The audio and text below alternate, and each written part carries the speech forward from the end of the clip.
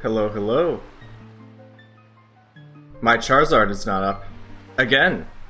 I really need to make sure that I fix this from now on. Oop. There he is.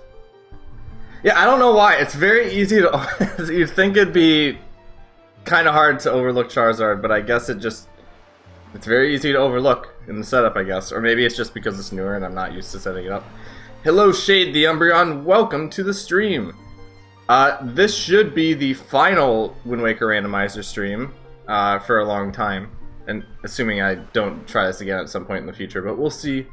I wanted to start on the title screen today because I realized something very interesting and very cool that happens when I start my save file. Check this out. We're on Minecraft Island. Oh, or I can fall down. Where's the sun? Oh, right there. That's the moon. Yeah, my save file starts right at the beginning of right at the beginning of sunrise. So I think it was a good place to, you know, start the stream. So that's where we are now. Okay. So last stream we figured out that the sword does not exist in this world. For some odd reason. It's the Wii, it's the cube. You just in time for the sunrise. Yes. Last stream, we figured out that a sword doesn't exist in this universe because I, improperly, decided that it would be a good idea to turn this into a swordless randomizer instead of a find the sword randomizer. So that is something that happened. You got too sidetracked with RP, I saw. I look into your guys' RPs occasionally. Usually that's like a general rule of mine in general, is just to... Whatever rooms have messages in them, I usually see them. There are very few rooms that are like that.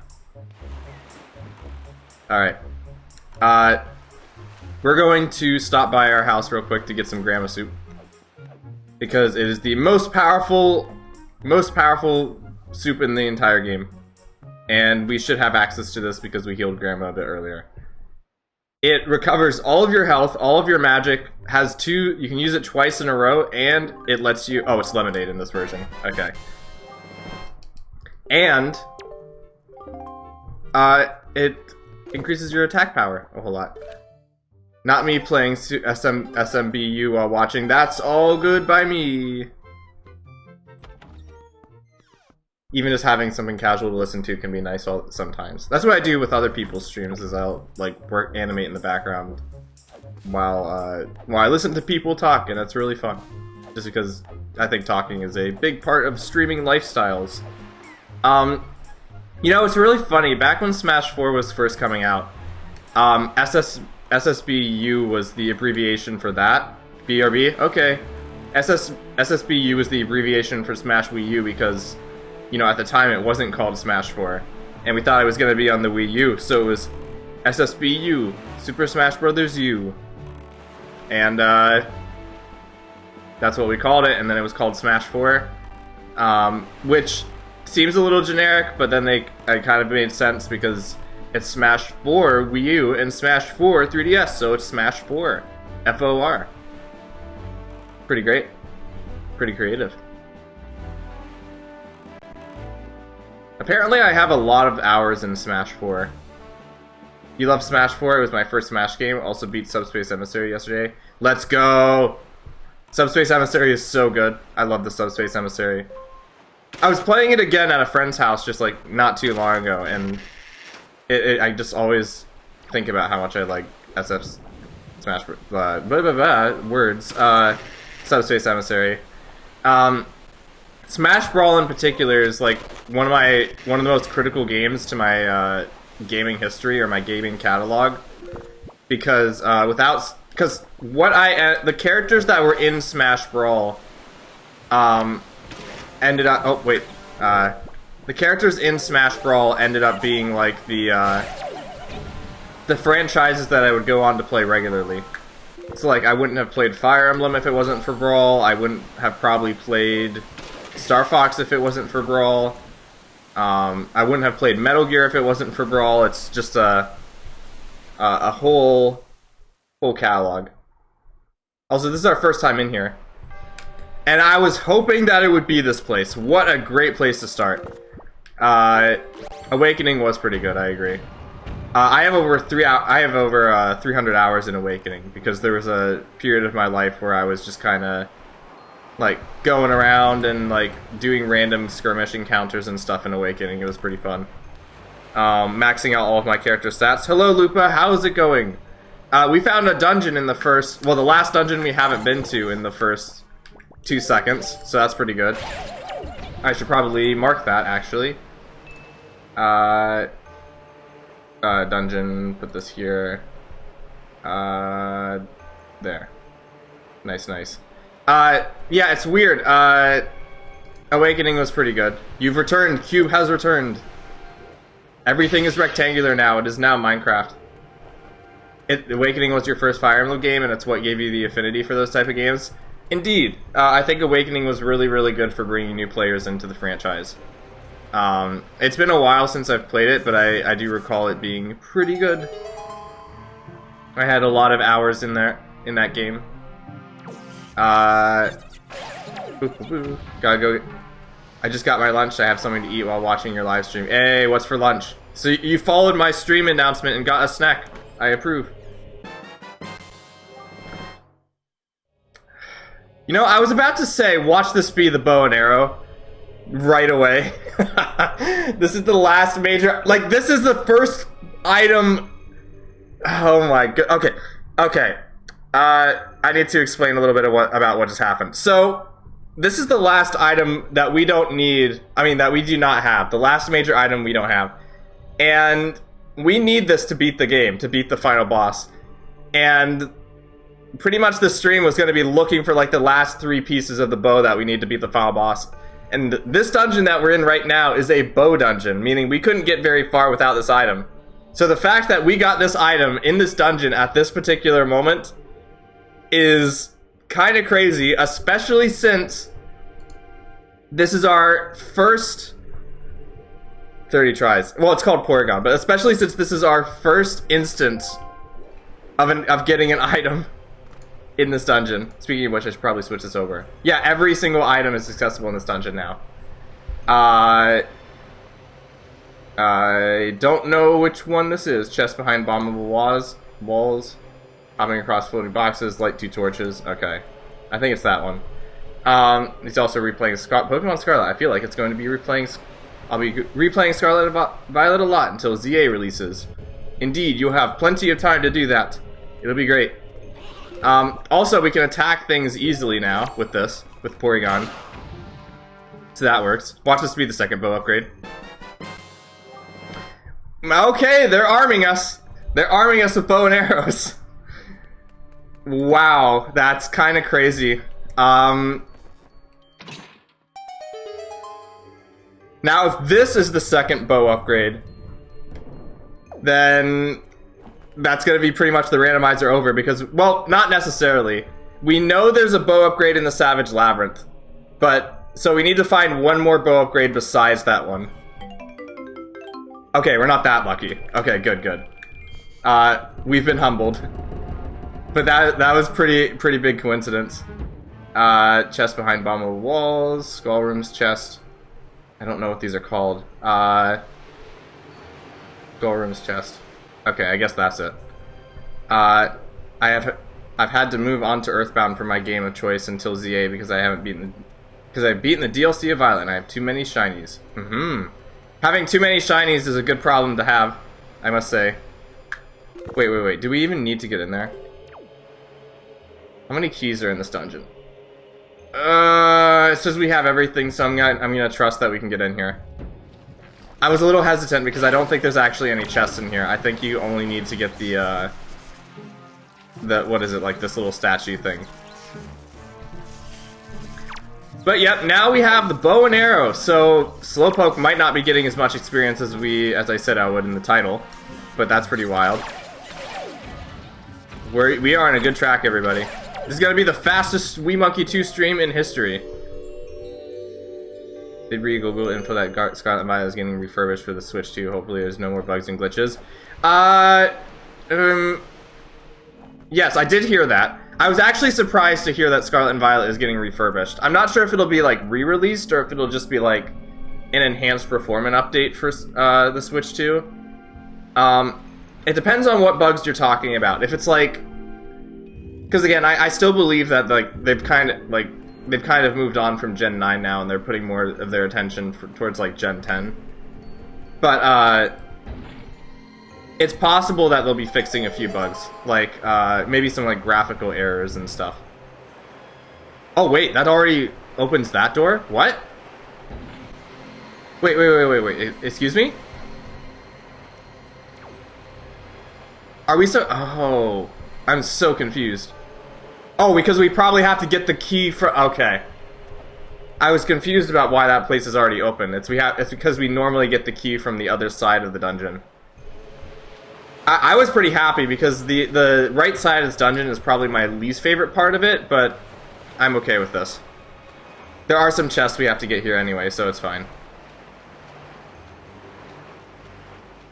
And Pikachu's going for a fun ride, as he usually does. And also the game randomly crashing out of nowhere when you're trying to get into the town. That I have been fortunate enough not to experience.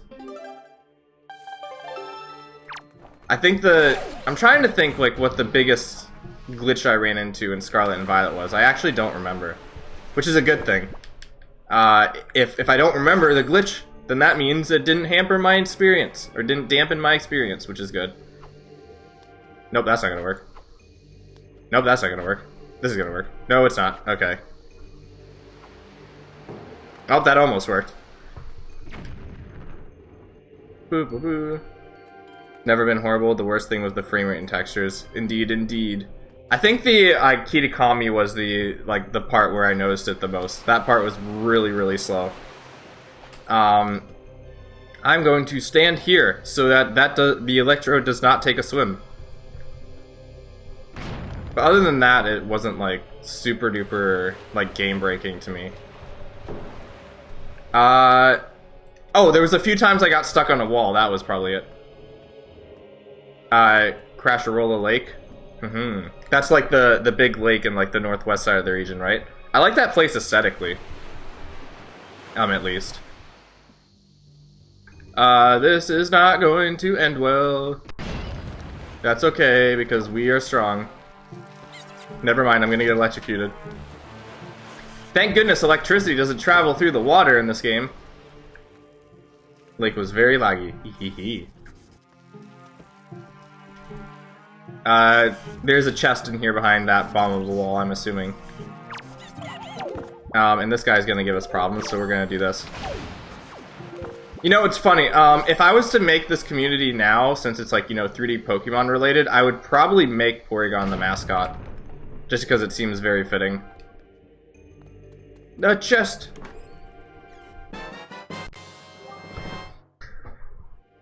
Alright!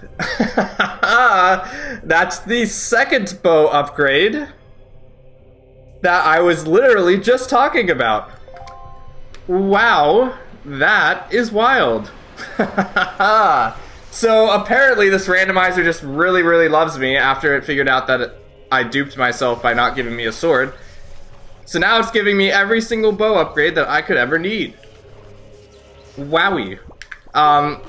And so you guys know. Also, thank goodness I checked this room. This lets me now set things on fire and freeze things. Which means we can actually complete the Earth Temple now. I should probably check this off, actually. Chest behind the wall. Do that. Now here's the thing. We now know where the last bow upgrade is, okay? It's in the Savage Labyrinth, which is like a dungeon full of a bunch of enemies. We know where that is. That is the last item we need to beat this game. Like, once we have that, we beat the game. Now, we got the bow immediately. We got the fire and ice arrows immediately, which is crazy. But we're not out. We can't say that we got a royal flush yet. I mean, we didn't get a royal flush because we got 50 rupees in between that. But if the last item I think we need to get to the bottom of the Savage Labyrinth and get that bow upgrade and beat the game is the Mirror Shield. So, I think the Mirror Shield in this version is called like Zacian's or like Zamazeta's Shield or something. If we can get that, that means we can go to the Savage Labyrinth, get the light arrows, and beat the game. So, if this next chest that we get in one of these next rooms is the Mirror Shield, then that means we will literally... the game will pretty much be done, unless we want to see what some of the other areas are. We will have the ability to beat the game. Are you playing on a GameCube version? I looked at the controller layout in the top right and I got confused. Yeah, it's the GameCube version. Like I'm playing on Dolphin Emulator, but this is the GameCube version of the game. It's the one I'm most familiar with, though it has some mods in it that give it some features from HD. Let us see if we can do this and get across before it goes away. Springatito and Quaxley are your favorite Paldean starters. Springatito is our top favorite. You don't like Fuecoco? Interesting. Why do you not like Fuecoco? Fuecoco is just a little guy.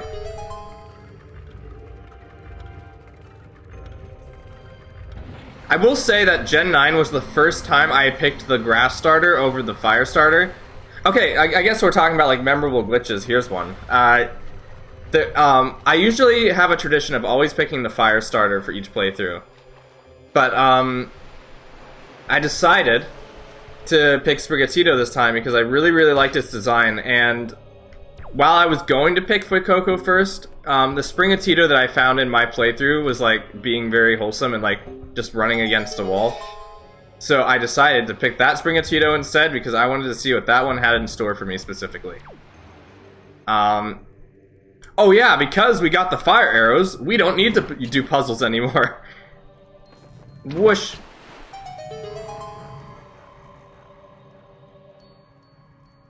Hooray for unorthodox solutions that cannot normally be performed in a game. Watch this be the Mirror Shield. Okay, it's not the Mirror Shield. We got some exploring to jelly. Okay. The reason I don't like Fuecoco because it broke the tradition of fire starters since Gen 1. Every fire starter is based off the Chinese zodiac. I guess so, but that was kind of like a thing that, like, it wasn't like an official trend. Was it? I don't think it was like an official like tradition. I think it was something that people noticed, kind of speculated about. It's kind of a shame though that it's not really true anymore though, which is unfortunate.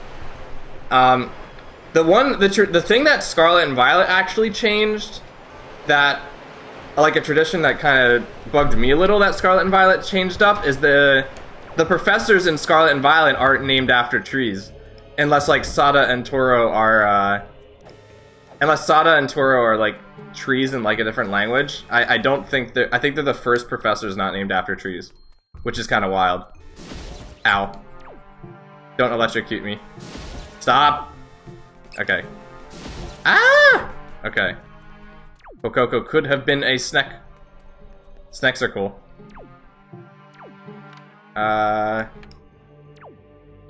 Fuecoco's a pretty wholesome... Toro is... Okay. Hold on. I'm gonna try not to get zapped here. I don't know the language, though. Toro's is future in a language and Sada's past. It's Spanish. A lot of characters in Scarlet and Violet are named after Spanish things because the game is based off of Spain. You know, it's funny, I had a relative who was taking a Spanish class at the time this game was coming out, and they were saying, like, they were giving me, like, a bunch of little Spanish facts about, like, the way things were named in Scarlet and Violet. So, like, I don't remember the exact names of the academies, but it was, like, they're named after the fruits in Spanish. I think there's a chest up here that we can get. So I'm going to drop an electrode. Where is an electrode? Oh, that's right. Yeah, that's orange and oh, I almost died. Rip. That's orange and grape in Spanish. Yes. Watch this be the mirror shield. Nope, we're just getting a lot of money. Okay. Oh, goodbye. I guess we're gonna see what's down there. Death is down there. Rip. I'm really hoping that the mirror shield is in, like, the ice island. Because that's one of my favorite islands in this game, and since we haven't had the fire or ice arrows, we haven't had the chance to go there yet. So, here's hoping. The only place that wasn't named after fruit was Kitakami, I think. Interesting. I'm sure. Ow! I keep taking damage. I'm sure Kitakami is like based off of some kind of place in Japan, maybe. I don't know what the history behind Kitakami is. I know the what's it? The academy. The Blueberry Academy is Unova, which is interesting.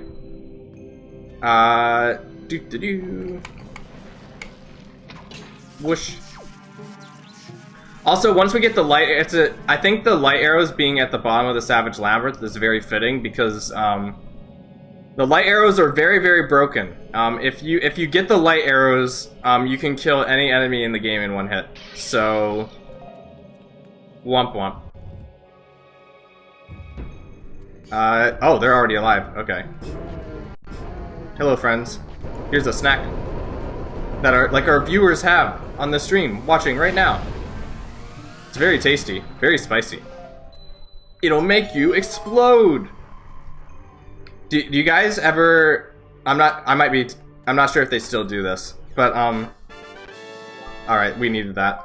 I'm not sure if they still do this, but there was a there was a commercial that used to freak me out when I was younger for like Airheads, this candy, where like people would eat Airheads and then their heads would turn into like a giant Airhead candy thing, and that would make like they would like explode or something. I was like, I never wanted to eat Airheads after seeing that commercial, just because it's, I don't know, I didn't want my head to turn into a giant Airhead. You remember those? I see. I don't know if they still do commercials. I haven't seen one of those since I was like, you know, like 6. So, yeah. You know, it's really interesting to think that like when you're younger, like you have a harder time distinguishing between like reality and fiction. So like scary things in video games are a lot scarier just because like you don't know that those things can't happen. It's like super spooky.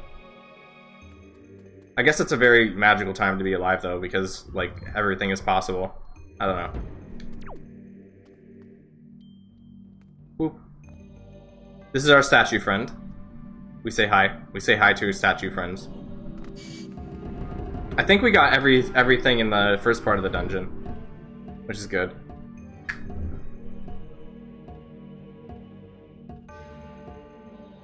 This is where we normally learn the command melody, but this time it's gonna give us the mirror shield, because if I can't get sharp, shiny objects, I'm gonna get sharp defensive objects instead, or shiny defensive objects instead. So this wonderful little tablet over here is going to give us the mirror shield, because it's very kind. It's gonna be like, wow, you're playing music so good. Here, take the shield, it'll defend you, because when you play music very good, people are gonna come after you. And you need something to defend yourself, even though you already have a shield. Doo-doo-doo. You don't have a sword? How did you make it this far? Light ring chart. That is not very useful, unfortunately. I did not mean to click out of that. Boop. How did I make it this far? By using Slowpoke. AKA the Skull Hammer. If I can pull that out. Our little Slowpoke friend here is our substitute for a sword, and we've used that to attack all the enemies in the game. I feel like Fuecoco's in the wrong country. Its evolution line is more close to Mexico than Spain. I guess so, but I don't know. Like, I think Spain, like, I'd need to do more research, but I think, like, there's some cultural overlap between Spain and Mexico. I'm not quite sure, though. I don't... I don't know the whole story, but yeah. Spain does have a lot of very, very culturally interesting stuff, though. Like, even since Scarlet and Violet came out, like, I didn't research this because of Scarlet and Violet, but, like, since that game has come out, I've done, like, a lot of well, a lot. I'm just, you know, Wikipedia searching and, like, word of mouth from some people who have been to Spain. But, like, Spain has some, like, really interesting, like, cultural traditions that I can kind of vibe with. Like, apparently they eat dinner, like, really, really late, and sometimes they take naps in the middle of the day. That's just, like, base level information, I think, but, I don't know. I kind of vibe with it. Assuming that's an actual tradition they have, and I'm not just crazy. I've never been to Spain, so I can't say for certain. I don't think I've met somebody from Spain either, actually. At least, like, in person. They eat guinea pigs in Argentina. I'm gonna do more research on that one. I'll do more research on that one first. Because that's kind of interesting. You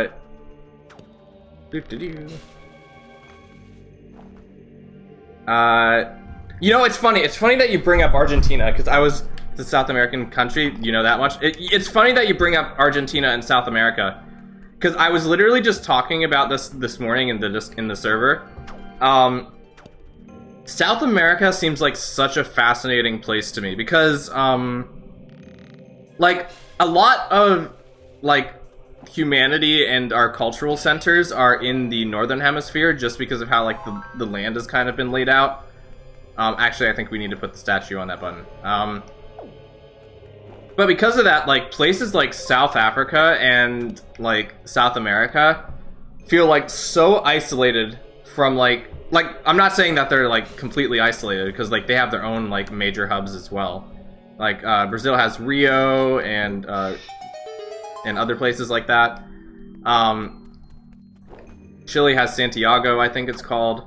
But, like, relatively speaking, like, it feels like the people in, like, southern South America are, like, so disconnected. Well, I say this in the best way possible. Like, not, like, disconnected as in, like, culturally, but, like, disconnected as in, like, physical land area.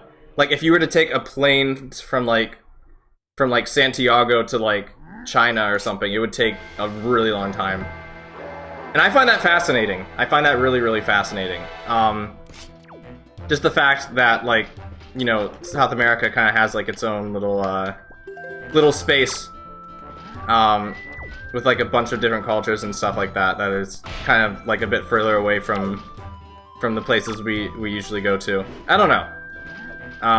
Very, very fascinating. They also have the biggest swimming pool in the world in Chile, which is cool. Don't whack me. That would be very rude. Oh, that's not good. Oof! Yes. So that's cool.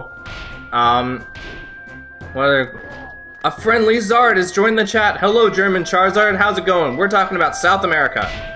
And we have gotten 2 bow upgrades in the first 30 minutes of this stream, and I have no idea how that's possible. Oh yeah, since we have ice arrows, we can actually kill this guy in one hit now. If we're smart about this. There we go. Nice. We're gonna want to keep that in mind for when we get to the Savage Labyrinth. Better, let's go. Yeah, I'd love to visit South America someday. It's just such a long ride to get there. Be the mirror shield, please. Oh, I guess that's one of the last heart containers we were missing. Nice, nice. Check that off. All the great food that tastes great with whipped cream from South America. Let's go. Hey DJ, how's it going? It is very... I hope you're nice. I hope it's nice. I hope you're getting some tasty food with whipped cream. It is very hard to aim with this Porygon thing. Yeah, you're gonna go now and need to entertain your friend.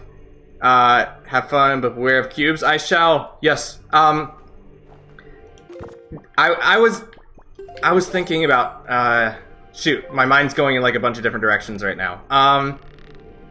Yeah, I was talking about South America, some really cool food that's in South America. I need to bring the statue here, actually. Oh yeah, whipped cream. I think you got this question earlier, but I'm like, I'm genuinely curious, like, if there's any food that you think doesn't go well with whipped cream. Like, does whipped cream go good with whipped cream? Should be fun. It would be fun if I did a SSBU stream sometime. Maybe I will again at some point. It has been a really long time. It's just, historically, I like kind of, I don't know. When I play Smash Bros, it's a lot harder for me to focus on the chat. There's a lot more to manage. Because then you have to, you know, like, I have to make sure that everybody's getting, like, a fair chance to play. Make sure that, like, you know, everybody's eating nice in the matches and everything. So, I won't count it out. Maybe if you guys really, really want it, I'll do it again. But we'll see. It is also, like, I've been eager to play Smash Bros again. Like, a little bit. So, that could be a good opportunity. Oop.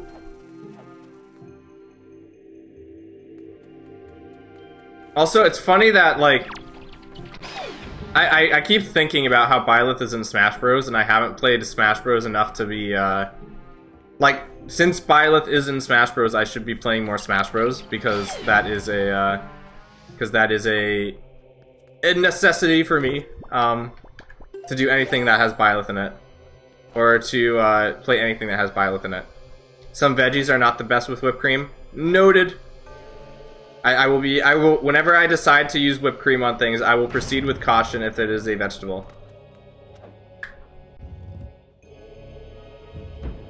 This is a room that's going to give us the mirror shield. Again, for everybody who just came in, the last thing we need to beat the game is the final bow upgrade, which is at the bottom of the Savage Labyrinth, and to get there we need the mirror shield.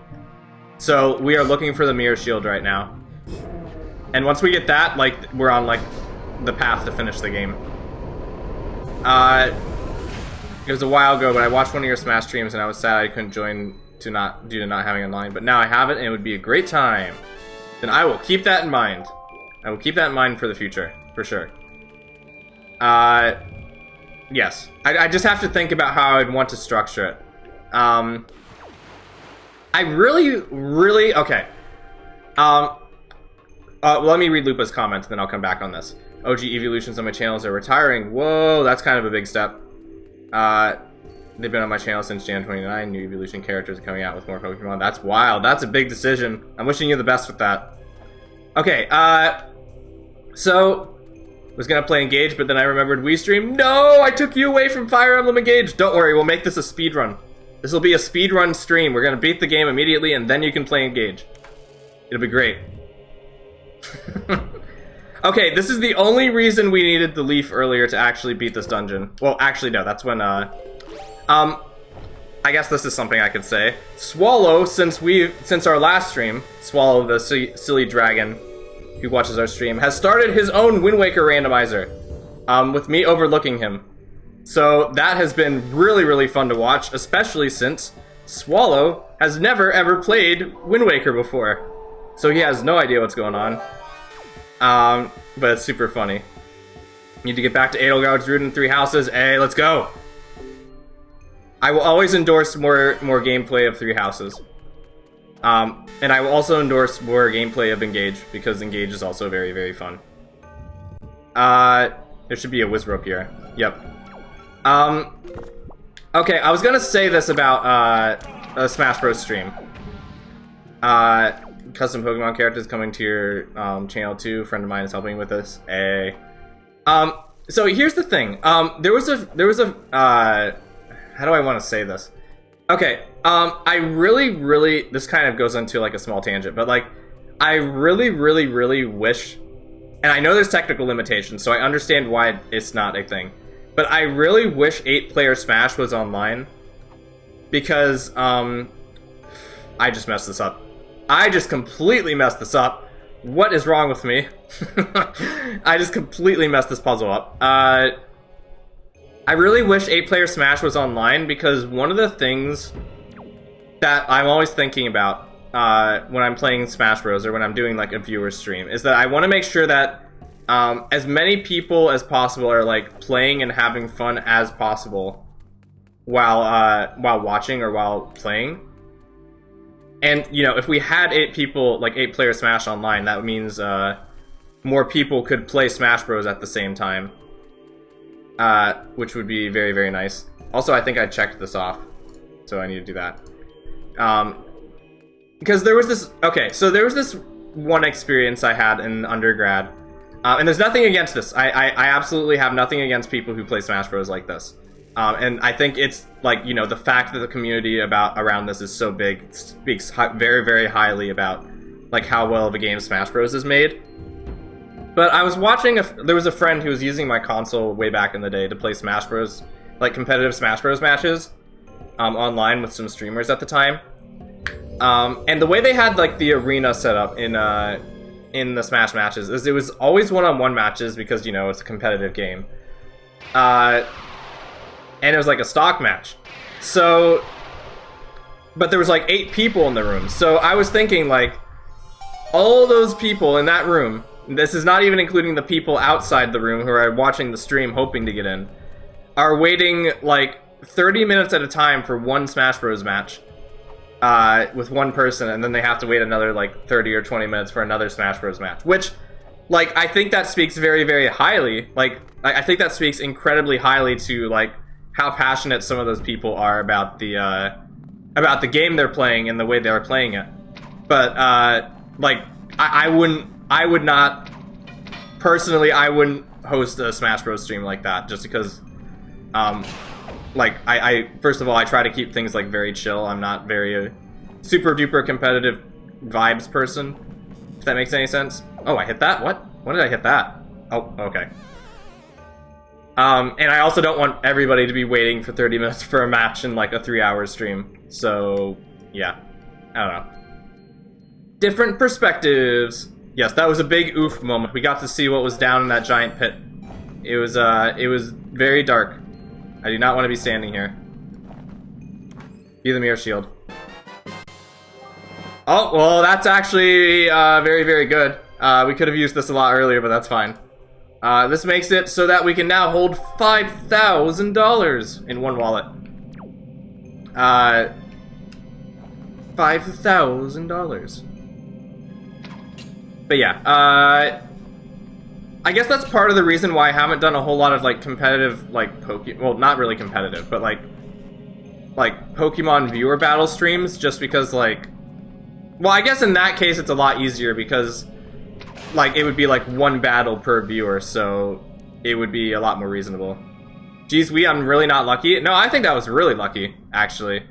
The fact that we got the big wallet. And that we got both bow upgrades in, like, the first 3 items that we started the stream with. Is kind of crazy. We found Pats at the bottom of the pit. No! Then I really don't want to fall in the pit, if there's a bunch of Pats in there. I will make sure not to fall in the pits anymore. $10! Okay, that was unlucky. You can say that's unlucky. $10 is unlucky. Unless in real life. If you find $10 on the floor, then that's really lucky. Also, this dungeon's a lot shorter than I remember. Huh. What was I gonna say? Yeah, Smash Bros. Matches. Has we found the sword yet? Oh, DJ, have you not heard about the sword story? So here's the thing about the sword, DJ. Sword is not in the game. Exactly. There are 2 settings when you start a randomizer. There is don't start with the sword, and then there's swordless. I accidentally set the randomizer to swordless, and I figured that out when I was able to hurt an enemy that I wasn't supposed to in, like, base game. Which means I have been looking all this time for the last 2.5 streams for something that does not exist. Which is a shame because the sword in this mod looks really, really cool. It's the, it's like Zacian's sword, which is like the doggo from Sword and Shield. It looks really neat. So I'm ashamed it won't be able really to show that off, but it's okay because this is an extra challenge that I've never attempted before. I haven't been paying much attention to the gameplay of the stream. I've been listening to conversations. I think that's fine. I think one of my favorite parts about streams, honestly, is less the gameplay and just more the person that's playing the stream. You know, that's why I think streams are really Like, that's why I think talking in streams is really, really good and important, because it, why is that door not open? Oh, maybe because I have to kill the statues? Okay. Because it, because I think ultimately something that's gonna set your, like, Wind Waker stream apart from somebody else's is, like, you know, your voice and your opinions on things and your kind of vibe. So, yeah.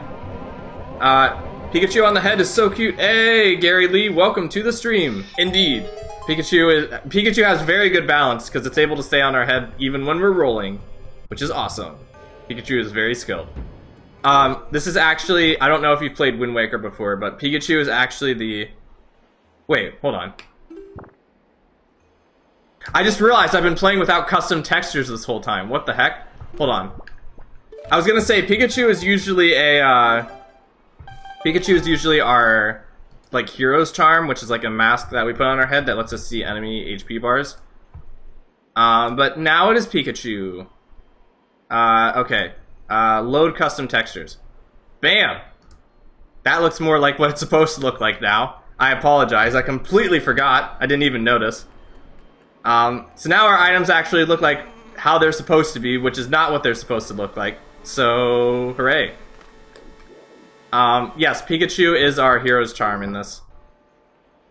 Which is pretty... Ow. Which is pretty epic. There we go. Just backflip over all the things. And I remember correctly, I think we can, like, jump over this. Yep, okay. Hello, Mandibuzz. Oh, well, Randabuzz just got completely destroyed. Rest in peace. Anyway, yeah, I hope you're having a fun day. Slowpoke has not gotten a whole lot of EXP. Oh, I already got the big chest key. Hold on, gotta check that off. So here's our boss of this dungeon, which requires the bow, which we got in this dungeon, which is crazy. So again, literally the only thing we need left to beat the game is the fire and ice arrows. Oh wait, what the heck? Okay, there we go. Electrode. This guy likes to send explosions if you wait too long, like this. He really likes to nuke you. I am so bad at aiming, apparently. Yes. What else was I talking about? I was talking about Smash Bros, Wind Waker Randomizer. I was actually talking about this even before, like, the Smash Bros U stuff came up. Brawl. I said that Brawl was like the, you don't remember this boss? This boss is the... Well, yeah, it's the boss of this dungeon. It's one of the only bosses in this game you can't refight, so it probably is a little bit least memorable. Like, not as memorable as some of the others. If I use fire arrows, will it do more damage? I'm actually curious. I've never tried this before. Don't nuke me, please. That's very inconsiderate. It does not. Rip. Better not waste magic, then. Reminds me of Inside the Pyramid boss from Mario Odyssey. It does kind of... I bet you they're inspired off of each other. I would not be surprised if they were not, if they were inspired off of each other. I will say... Well, I say as I get slammed. As soon as I get through this long cave with Groudon, I'm gonna take a nap. One of my dogs barked all night. Oof. Yep, definitely take a nap. Your dog was being very inconsiderate about barking a whole lot. Oof. What was I gonna say? Was playing Wind Waker Rando. Oh, Brawl.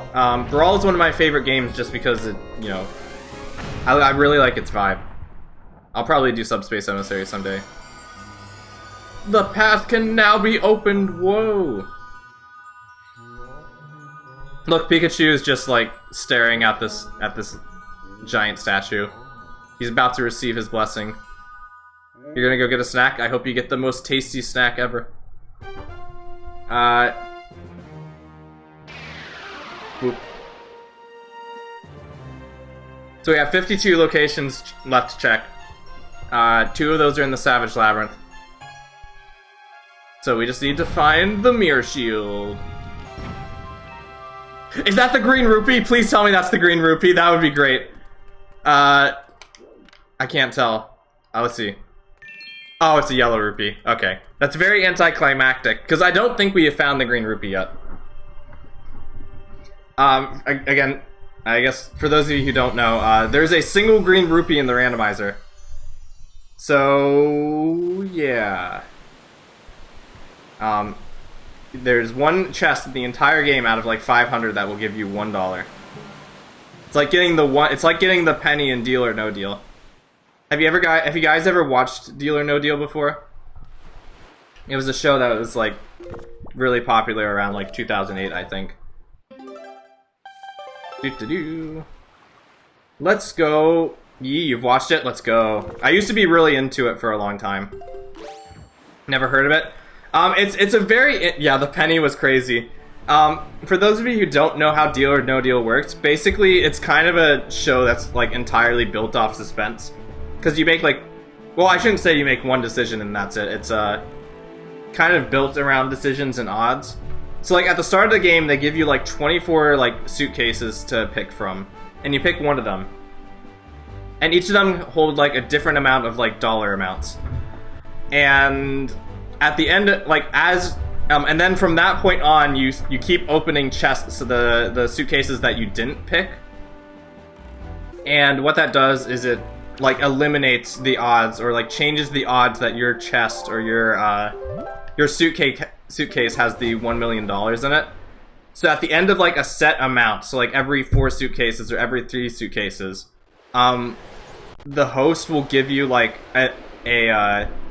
like an offer that will like average the odds between like you, like it'll average the odds of you getting a specific outcome with the like, it'll be like higher than, like less than like what you could get, but more than like what the odds could be, if that makes any sense. Not really sure how to describe it. But then like the guest has to like make a decision about like, okay, do I take this money and be safe, or do I reject it for the potential of like not getting the money later? Okay, thank goodness the game didn't crash. We're in the crash zone right now. Okay, never mind. Windfall is still dangerous. Don't worry, we have this. I did save, so we're not in trouble. We just have to stay away from Windfall whenever possible. There we go.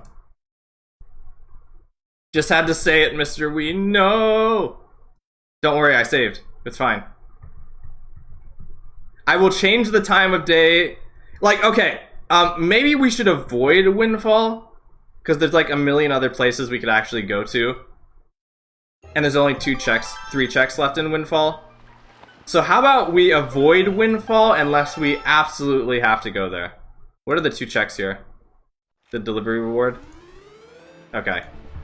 Yeah, let's stay away from Windfall. That sounds like a good idea. That will be our absolute last check.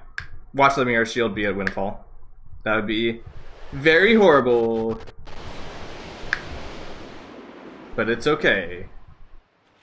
Because we have a new cave to check. I think we can access every single cave in the game now, if I remember correctly. We are going the right way. Yes, okay.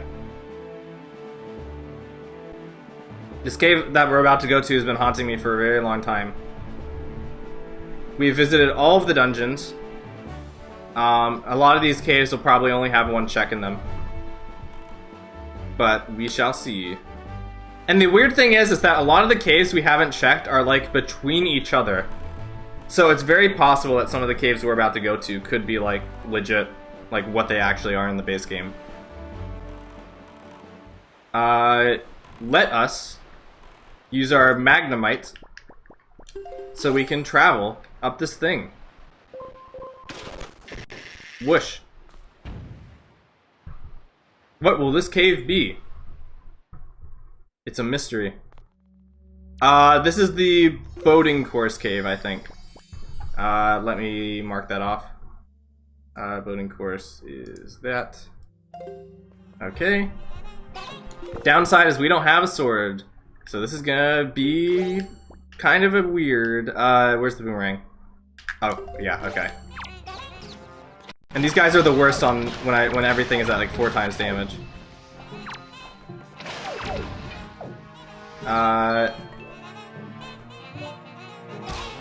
Okay. This is actually one of the caves that Swallow encountered in his rando. So this is my turn now. My turn to experience pain. Is that on a timer? $1 million question. Aw, oh, dang it, it didn't work. No! Oh, I threw it. Yes, let's go. We're getting there. Oh, that's a pretty cool looking chest. Why does it look like that? Why is it gold? Forsaken Fortress Compass, okay. The Tunnel of Pain! That is very much what this is. We can check off the Forsaken Fortress Compass, even though that is not useful to us anymore. Alright, I'm going to lay down. I'm going to be a cat person once these dogs pass away. You're a big cat person. I get that. I get that. Well, yeah. I'd say I get that, probably. It's, cats are very chill, and a lot of animators I know have cats, so it's a vibe, for sure. Where do we go next? Oh, we could go to the Ice Island. I love the Ice Island. Let's go there. Where's Lapras? Maybe Lapras could help Lupa get to sleep. Oh, there's Lapras. The Ice Island is one of my favorite islands in the entire game just because of how it works aesthetically. It's a very silly island. And it fascinated me a lot when I was younger.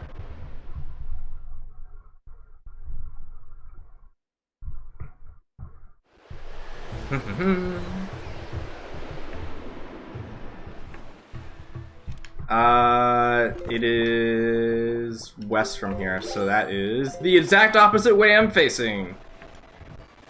This way. Getting a kitten from a shelter, hope to get it. Calico or Tori, both are almost always female. I didn't know that. Interesting. Very, very interesting. Cat facts. The internet is the best home for cats. Because they are, like, worshipped here. Okay, so what do you guys think about cool temperatures?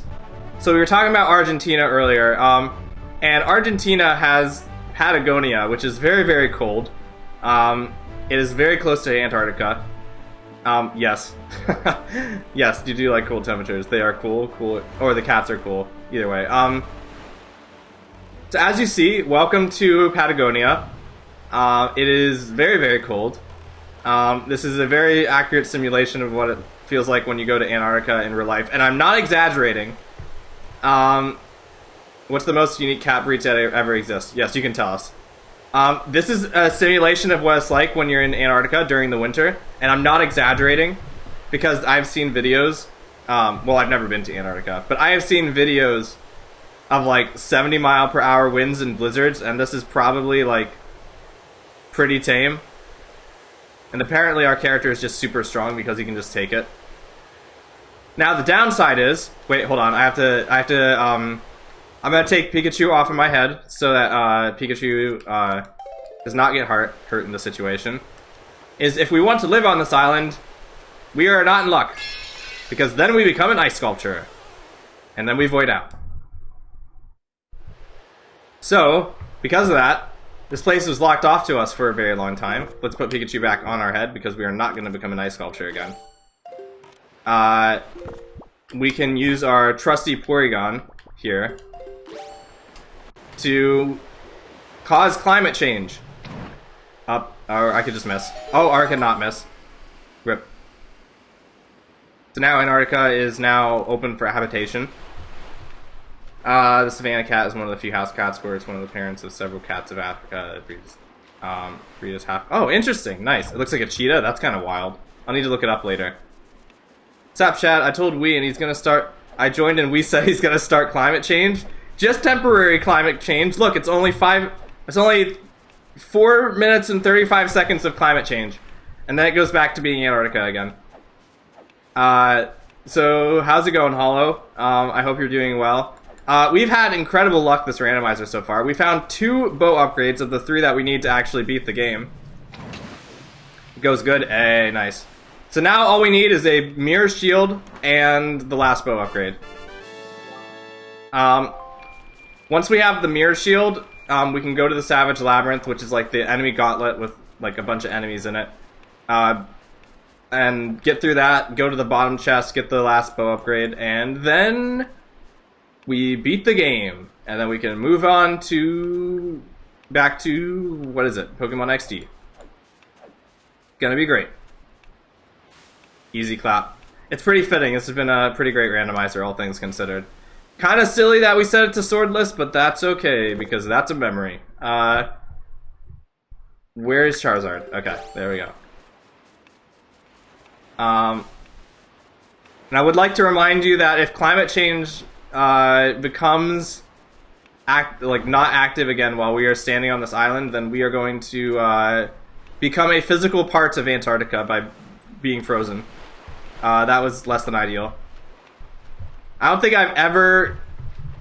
Well, it's a bit harder in base game because the timer keeps going in base game when you go inside the cave. In this game it doesn't because the cave is randomized. But, yeah. Usually you want to be in the cave, like, fairly soon.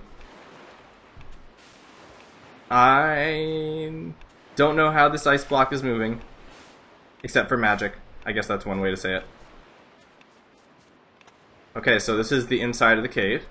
We're gonna see what HP Lovecraftian stuff is we're going to fight the aliens from Codename Steam.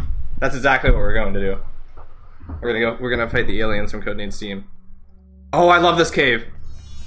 Mark this off. This is Needle Rock. Where's Abe? This is where Abe. This is like up beneath Antarctica. This is where Abe would be. We'd be buried. To the living, light the 6 torches. Dive down to this deep. And dive down to the sea floor. Guide the lost spirits of the boat that wander forever wander in the darkness. That's like the most ominous text in the entire game. So it's a good thing we have the fire arrows because now we have to play sniper, which is very hard with this graphic. Oh, the Puppet Ganon is going to be so much harder later. I also like how my pointer is literally just my trainer like pointing with his finger. Very spooky. I would vibe here. This would be like a good place to take a nap, maybe. I don't know.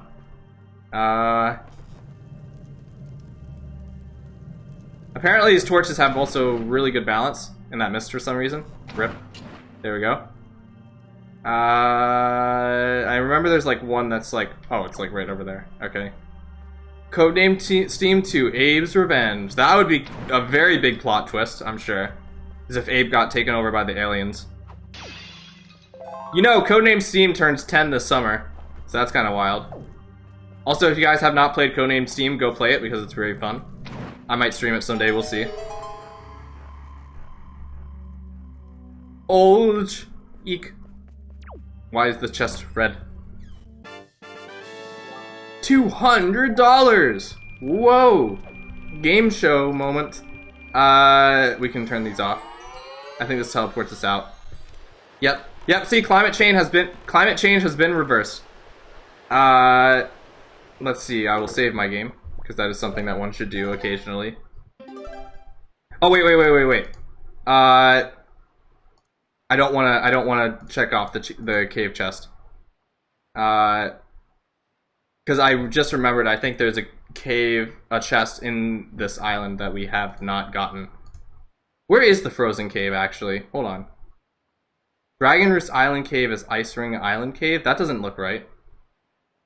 What? There's no way that's what it was. Really? I could have swore it was different. Cliff Plateau Island Cave. It's Dragon Roost Island Cave. Is it really? Me who's never played this game. Eee! I could have swore it was different. Hold on. Frozen chest. So we have that one. Inner cave chest. We do not have that one, I don't think. I'm going to, because now we have the fire arrows, I'm actually going to go back to, at least try to find where this frozen island cave is. Because I just remembered there's actually something we can get in there now. I'm going to trust that it's Dragon Roost, but I actually don't think it is Dragon Roost, which has me slightly concerned. Because we are gonna get lost, and then we're gonna have a hard time finding the mirror shield, and then this is gonna go on to like one more stream, and then then we're gonna have like another stream where it's like a 5-minute stream where I find the mirror shield. It's gonna be like crazy. I'll mod Henry into Charizard to you. Hey, that would be fun. If you created Hollow, if you like create like a codename Steam like mod for like that's Pokemon themed, I'd love that. Like that sounds like something I'd actually really like to play. Like, you could make, like, custom portraits and everything. It would be great. Time to listen to Codename Theme. Indeed, indeed. You has never played this game. It's Vi. Hello, Vi. Welcome to the stream. We found both bow upgrades in, like, 3 chests at the beginning of the stream. Now we're looking for the mirror shield.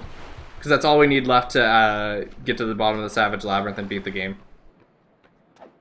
Please let this be the frozen cave, because if it's not, this is going to be very awkward, and I don't think it is, which has me concerned. I remember this being like a...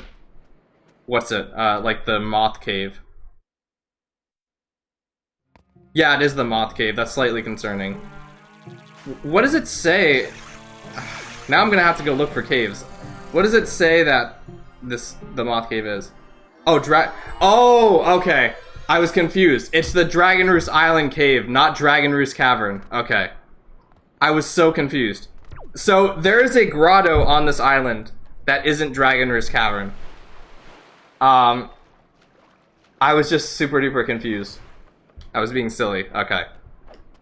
And they called the little grotto Dragon Roost Island Cave, and they call the dungeon Dragon Roost Cavern. So, yeah.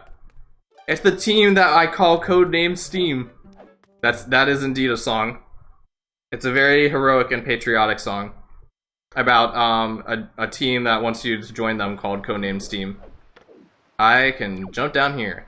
Yeah, so this is the cave that should be like the frozen thing. One of the most famous movies of all time. Frozen, which I've only watched like the first half of. Yeah. So this is where the ice cave would have normally taken us. But now we have this, we can go down this little cave. Whoosh. Code named Kids Next Door. Indeed, indeed. So these are a bunch of frozen Pokemon that we can say hi to. I am going to equip this since we have the ice arrows now. Alright. Switch this over. Oh, that's the wrong button. There we go. Whoa, disappearing act. That is an ice arrow. That is a fire arrow, which is correct. This is Slowpoke finally gaining some EXP. Water is super effective against ground. Strike team eliminating alien menace. But what if the aliens are not a menace? What if the aliens are actually just really nice?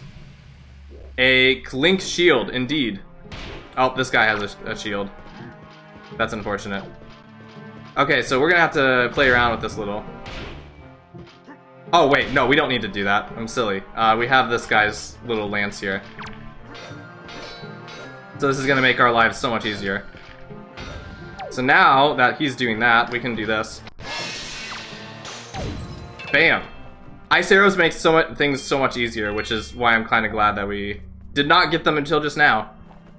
Fire arrows. Alien is just a matter of perspective. That's a good way to put it. Maybe to the aliens, we're the aliens. Have you guys ever watched, what is it? Planet 51? I haven't heard of that movie in a really long time.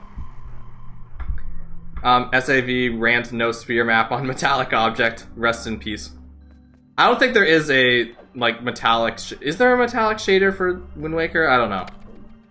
Because, like, I don't think the pots in base Wind Waker have it. Except, I don't know. Maybe I'm just being silly. Piece of heart. A pizza heart. What was I gonna say? Oh yeah, in Alien 51, in Planet 51, it's about like a human that like arrives on like an alien planet, and in that game, like, or in that movie, most of the aliens, you know, are like, you know, green people that are just walking around, and there's the like, you know, the human person, and everyone is calling the human person the alien, because in their world he is an alien. So yeah. This way, we're gonna go to a submarine and say hi to our wonderful friend Miss Magius. Pizza Hut Tower, indeed. Pizza Hut is very nice.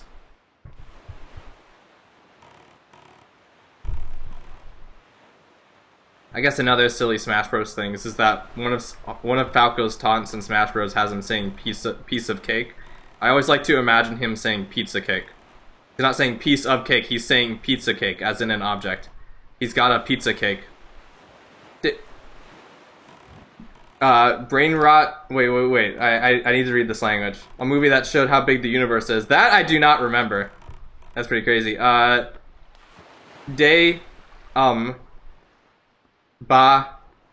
GPU was fire. Haha, hello fish, how's it going? We're saying hi to our friend Miss Magius. Hands off my prey. Hands off my bread. Falco side taunted to down smash. Eee! I am about to get on fire. Rest in peace. I cannot lock on to Miss Magius for some reason.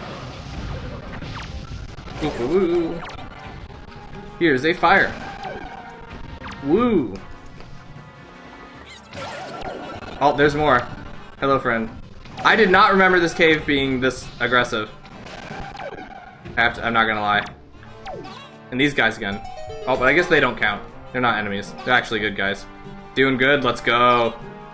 We've gotten really lucky with our randomizer, because we've gotten both bow upgrades in like the first 3 items that we need. And now all we need is the mirror shield, really.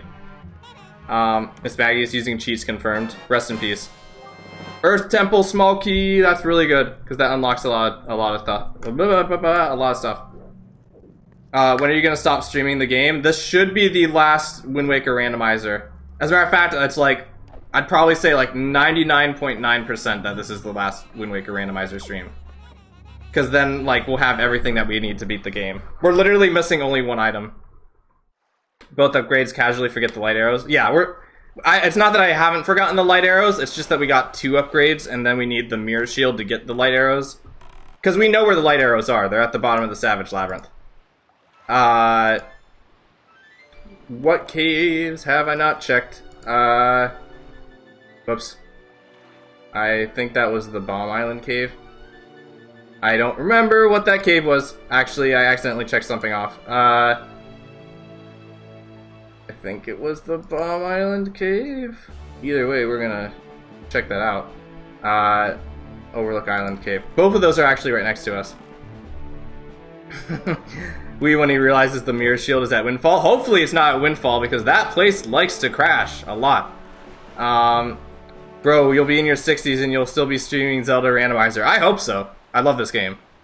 Unless, like, I don't know, like, I mean, like, hopefully it's a different play session of Wind Waker Randomizer, and I'm not playing the same seed. Because if that's the case, I don't know what I'm gonna have to say. You guys will have to abandon me. You'll have to lose all hope in my ability to play video games as a person. If I am still on the seed at 60. But yeah, I think there is, let's check the number, 47 locations left to check, and a lot of those are in a dungeon, so it's going to go by fairly quickly. If I do not beat this randomizer on this stream, I will be very sad. I will say that. It is very, very, very unlikely that I do not. Like, I'm at the point where it's like, you know, like, no matter how long the stream goes, it's like one of those things where it's like, you're so close, you might as well just beat it, you know? Whoosh! Let's see what this cave is. Windfall Island is also Crash Island. It is very much a Crash Island, unfortunately. So let's hope the mirror shield is not. Oh, this is a rock spire, I think. There should be bats in here, I believe. I guess we could use the stick. Or the hammers. There's going to be a bunch of bats in this room.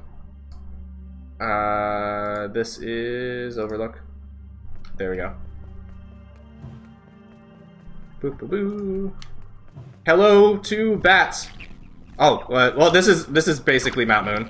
Okay. Welcome to Mount Moon, everybody. Bam. This is a repel. This is the stick is a manifestation of repel. So many Zubats, I know, it's just like the game. This is really a Pokemon in like... Oh, I can do this. Well, ideally I wouldn't use an ice arrow, but okay. This is just like real life Mount Moon. Doo-doo-doo. Bam. Get whacked by Porygon. There we go. We have cleared Mount Moon for the time being. Alright, see ya. Have a great day, Randfish. I hope you have a wonderful lunch or snack or whatever you decide. And I hope that it's the best meal you've ever had. Or the best nap you've ever had. Or the best activity you've ever had. Star Fox, this is a comment from a while ago, but like, Star Fox Adventures Randomizer, I do not know how that would work. Would that even work? I don't know. I mean, I have, like, kind of mixed feelings about Star Fox Adventures, but it is a game that is memorable to me, so that is something I might be willing to try someday. We have not gotten... Oh, Fire Mountain Cave is going to be... Oh, shoot. We're about to go to one of my favorite caves.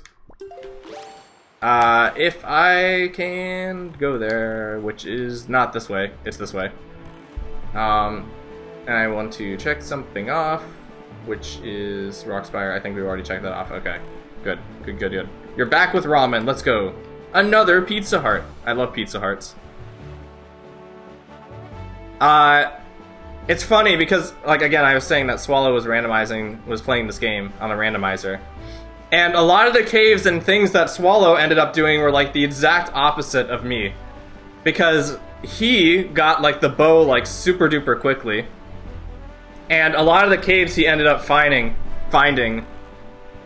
were, like, the caves that I have not been to yet. Wee's favorite cave involves fire? Not really.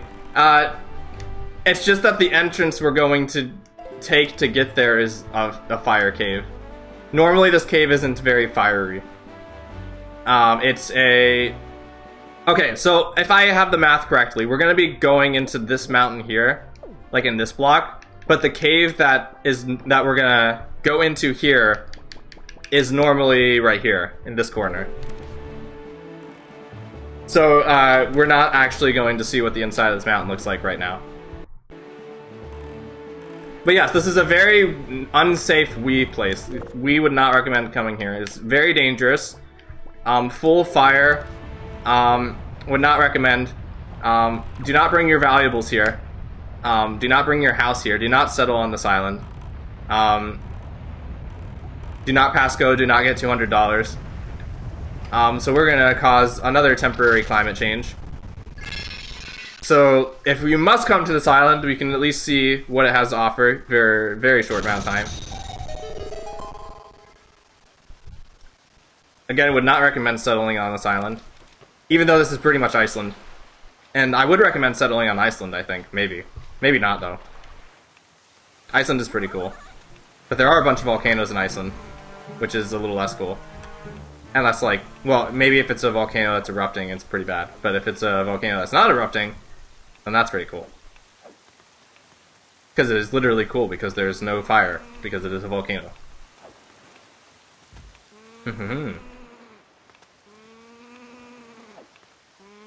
It is much easier to get into this island than the other island. I'm going to hope that this bird does not attack me.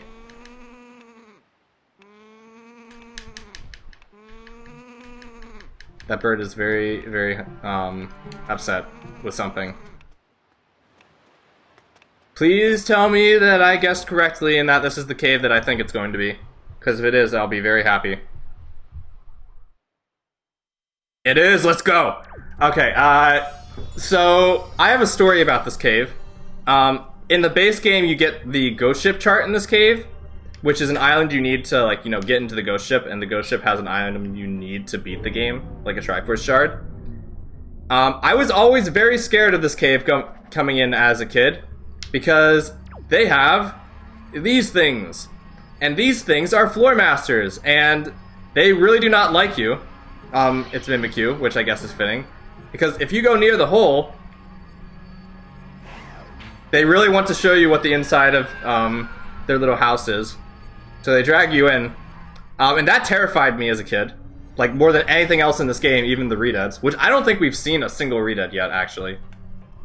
Or at least not that I can remember. So, as it turns out, I discovered this cave in my own time, and I didn't complete it because these guys scared me. But then my cousin comes over, and he's telling me to, like, look for the ghost ship chart. And he says, like, the ghost ship chart is in one of these 3 islands. And I'm like, oh no, please tell me it's not this one. And it was this one. And I was super sad. So my cousin went through and beat it for me. And then made me do it myself. So I could be brave. And that's what happened. And now it's one of my favorite caves. Because this is like the only place outside of a dungeon where you find these guys. I'm gonna save my game, actually. Boo-boo. I feel like there's a single cave, another cave I was thinking about that. Oh, yeah, I remembered. Okay, that's for later. A Pizza Hut, let's go. There actually is a trick that I learned just recently that lets you get past this place faster. I'll see if I can remember. I just saw Swallow do this, so I think I remember what it is. Actually, I think it's this one. Boop boop boop. It is this one. Okay, good. And then I think it's that other one. Usually I have a really hard time remembering which of these pots is the correct one. Okay, there we go. Hello, Mimikyu, another day. We're not about to see what's underneath your cloak. That would be very bad, because it would result in death. Go this way. Don't get grabbed. This is normally where the ghost ship chart would be. And it's a golden feather, which is not the most ideal item in the whole world. I actually have to set this to Fire Mountain. So now we ideally know where every single cave is. Anyway, there's a trick that lets you get up this place faster if I can do this. I'll show it off. So apparently, there is a thing where you can climb up. If I can get this right, go like this. If I can break this, just use a fire arrow, I guess. There we go. Where if you jump on the side of this pot and jump on this here, if I can do this correctly. Boop boop boo. Oh yeah, jump up here, go on here, and then you can just like climb up to this section over here. That helps you save a lot of time. Like skips like 2 pots that you need to travel through. Pretty great. Pretty convenient. Takes away a guessing element of this. But now let's go back to the surface. Fancy. It is very fancy. It requires a lot of balance. Wait, where is the Wizrobe Cave? It says Wizrobe Cave is checked off. That means I've been to Wizrobe Cave at one point. Hold on. Shark Island, where's Wizrobe Cave? Poverton Island, Wizrobe Cave. Okay, so we have to go back to Boating Course, which is where we started this randomizer. They should have randomized the pots. I know that some Ocarina of Time randomizers do that, where they literally have like a unique item in every single pot in the game, and you have to break every single... That would be a nightmare if you lost track of which places you've checked. That would be an absolute nightmare.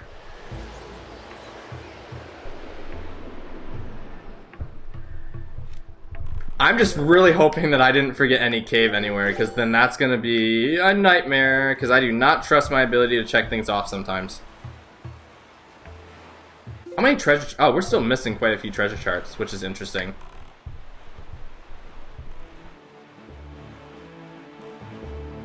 I recently learned of a troll in one of the Dragon Quest games.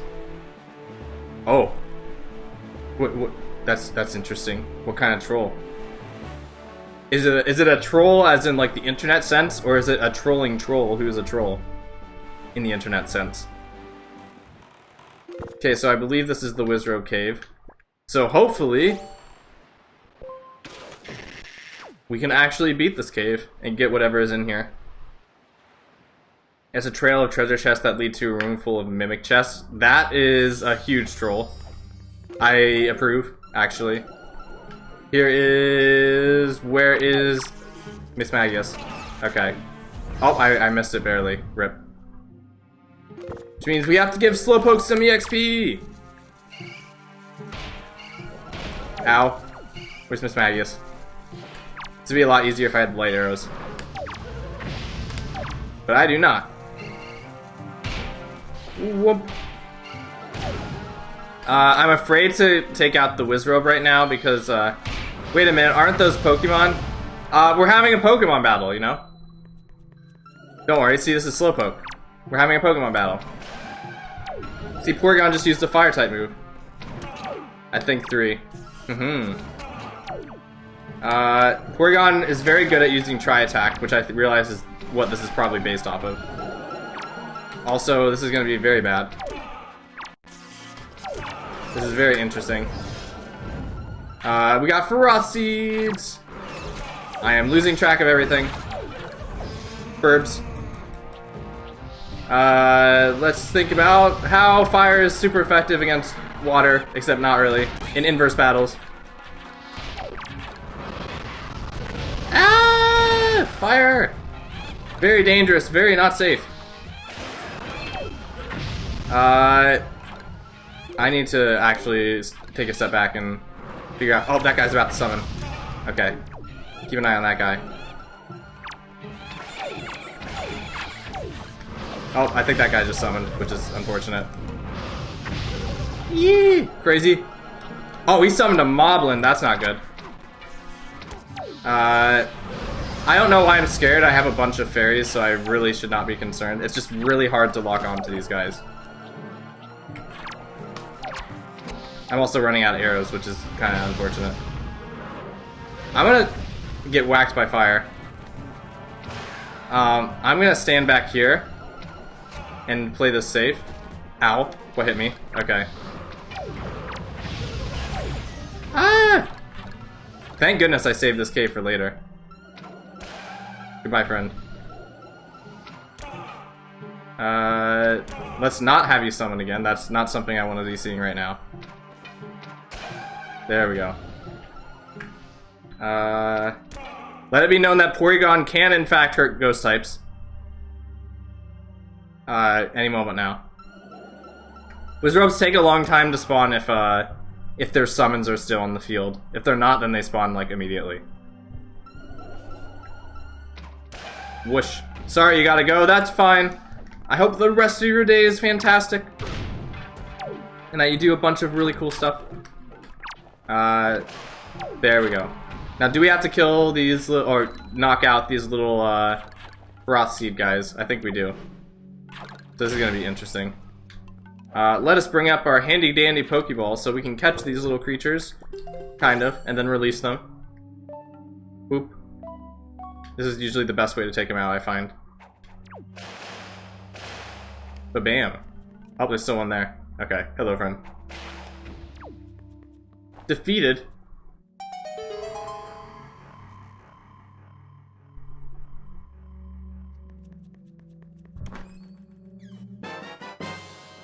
Dragon Roost small key. Yes, that means we could probably complete Dragon Roost now, which is amazing. I love Dragon Roost. Man, I really hope I really hope that their final small key isn't Dragon Roost. Or the Mirror Shield isn't Dragon Roost, because I love Dragon Roost. Dragon Roost Cavern is one I like. I'm not sure. It's between Dragon Roost Cavern and Wind Temple in this game for my favorite dungeon. Where is Lapras? Okay, right there. We could go and complete Dragon Roost now, which is amazing. I think we might go do that. Do-do-do. Because really, like, all the places we have left are, like, dungeons. Oh, wait, there's one more thing we could do here that's actually kind of important. Let's warp to Forsaken Fortress. There is a tornado guy that we can finally take care of that we have not done in a very long time, and I'm really looking forward to it because, well, not really, because I actually really like the aesthetic of the tornado just kind of being on the ocean, and once you do this thing I'm about to do, it kind of goes away forever.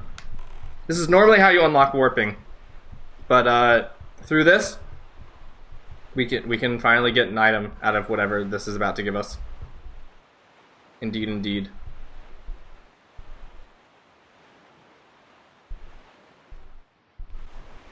And this is where exploding barrels are probably going to come up as well, because that's just what this place is like.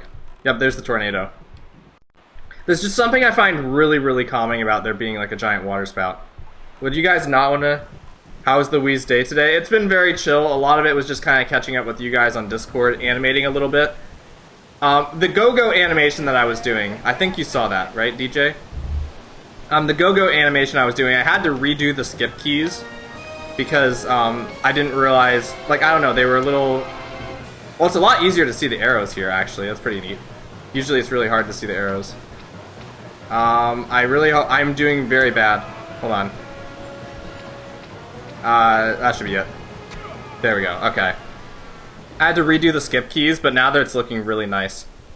The main thing, like, I can talk about this more later, but the main thing that, I'm trying to figure out is just kind of to, like, retime go-go, so it's, like, when it's, like, jumping down, it has, like, a believable, like, up again. No one's gonna understand what the heck I'm talking about, but, like, it's silly animation stuff, just to make it look, like, it more believable that it's not, like, floating around places. So I spent my morning, you know, catching up on Discord, doing that, and now I'm playing this. Red jelly, no, we could have left the tornado.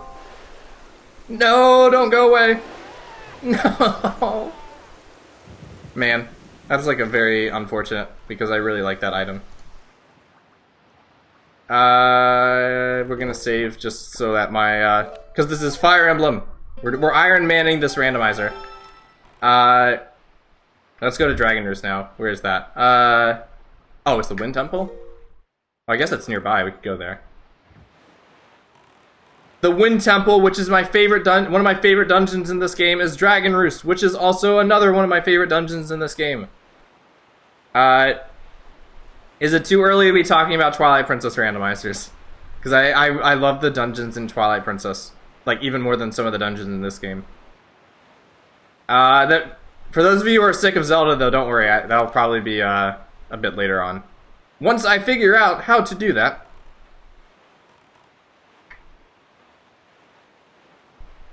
That is Windfall. I think we need to go this way. Insert cruel joke. Silly randomizer things. Very silly randomizer things. Randomizers as a concept is very, very silly. I mean, Chega Conroy is going through Twilight Princess right now. That is very true. It is also true that some people are playing Wind Waker like multiplayer right now, or Twilight Princess multiplayer. And there's like a bunch of videos I found that are like speedrunning videos of Twilight Princess. So apparently Twilight Princess is just everywhere right now. TP is so sick, you're making me want to replay it. Nintendo needs to port remake to Switch 2. Do it, you cowards, Wind Waker HD 2. We're getting normal Wind Waker first. Which means if we get a Wind Waker remake, wait, is that the Wind Temple? I thought that was Windfall, huh? Which means if we think about it, since we're getting the original Wind Waker ported to NSO, that means all of the people who played Wind Waker HD are now going to experience what it was like to play Wind Waker in 2003. When every single time you played a song, you had to watch the animation for it. Your boat was half the speed it is now, and the wind does not change at your back when you turn, which means every time you want to go to a different direction, you have to change the wind direction. They really want to emphasize that you are waking the wind. Anyway, this is Dragon Risk Cavern, one of my favorite dungeons of all time. I think I've said this several times, but to me, this dungeon is, this is Zelda Dungeon the Dungeon. So, like, whenever I think of Zelda dungeons, this is, like, or, like, the mascot Zelda dungeon, this is the one I think of. Again, that's probably just the result of me growing up with this game, but that is how it works. Don't remind you, E. Hey, don't worry, just playing original Wind Waker is going to be, like, a very humbling experience. It'll teach, what are some skills? Like, it'll teach the value of, like, being patient and appreciating the things around you. You can look at the ocean, and that's very fun. You can check your phone or whatever you're doing between the oceans, which I would not recommend. You just gotta chill. It's a time to talk with your friends if you have some friends next to you while you're playing Wind Waker Rando.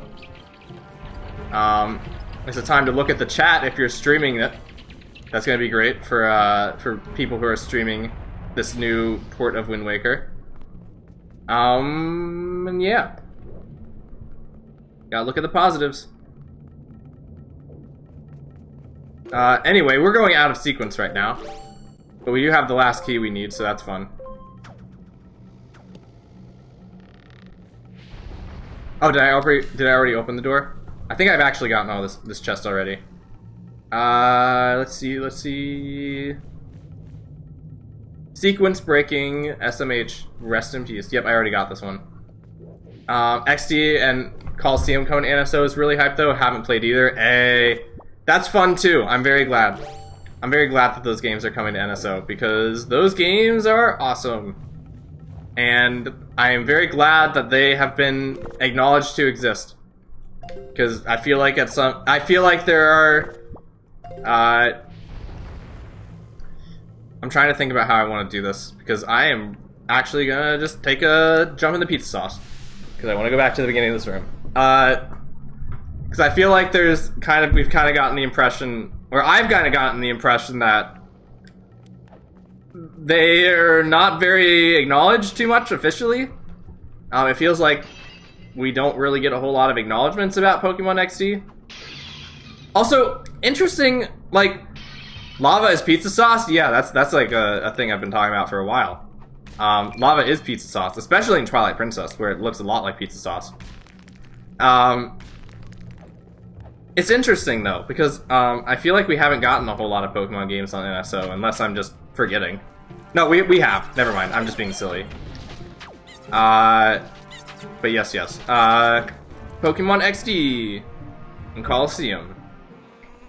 It's gonna be a fun time. You know the other interesting thing I thought about that teaser? Oh, goodbye, Link. We got both stadium games. Snap. Touche. I forgot about that. I am being silly because apparently I have a very bad memory. If you ever touch the pizza sauce, it's very much like lava. Exactly. So that's why you really don't want to fall in pizza sauce, because then it's gonna burn you very badly, and you might have to go to the hospital, which would be very unfortunate. What was I saying? Oh yeah, you almost never see this place at night because there's like really no reason to come in here. You should make more pizza. I want pizza. I ordered a pizza. Oh, this is something I could talk about actually. In a minute, once I'm done talking about XD, I think. You're gonna get some dough out of the freezer now. Let's go. Pokemon Puzzle League, which is rated T now, which is super jarring for a game that shows Ash and like anime characters. I always thought that was silly. Not main series. E. Let's see. What was I gonna say? Oh, Pokemon XD and Coliseum. Yeah, I feel like they don't get a whole lot of acknowledgement, which is pretty interesting. I remember what I was gonna say. It's weird, they showed XD rant stream Puzzle League next, maybe someday. But I don't know. I've never played it. It would be cool to maybe add that to my list. The interesting thing about, like, when they were showing off the teasers of, like, GameCube games they're gonna bring, they put Pokemon XD before they put Coliseum. Like, they showcased XD before Coliseum, which I thought was really weird. Maybe it's because they thought that showing Pokemon XD would be more marketable. like more people would be interested in like the box art with Lugia on it than I don't know what Coliseum had. I don't know.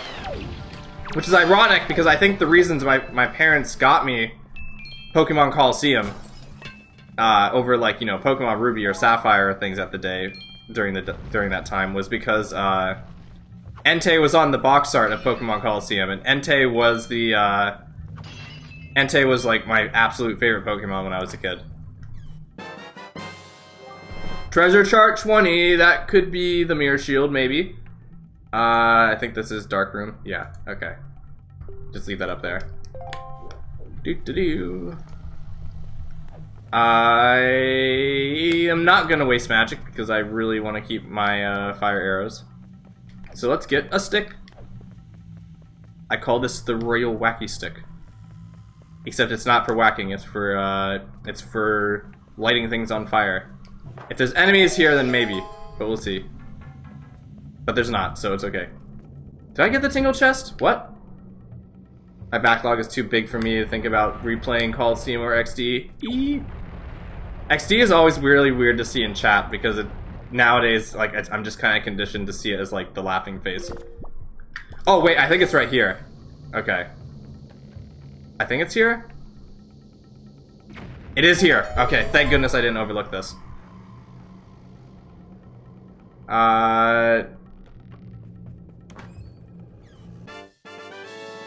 Pizza Hut.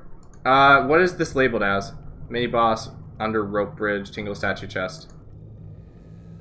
Oh, there's two.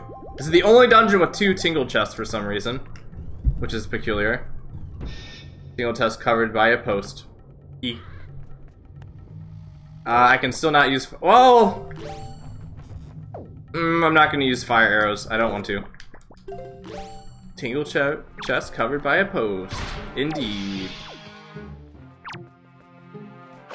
Super effective. Wah wah. Yeah, I've noticed now that people keep recommending games to me that I want to play that my backlog is actually like a backlog now and sizable. Also because I have less time to play games. Like, I started Fire Emblem Thracia last fall and I'm only still 6 chapters in, which is slightly concerning because of how slow I play Fire Emblem. But nobody has died yet, which, well, actually, yeah. Well, nobody's died yet. One of my units got captured, but, nobody is dead yet. Which is fun, I guess. In Thracia, at least. I know that Thracia has some really mean maps later on, though, which I'm slightly both afraid and very eager to get to.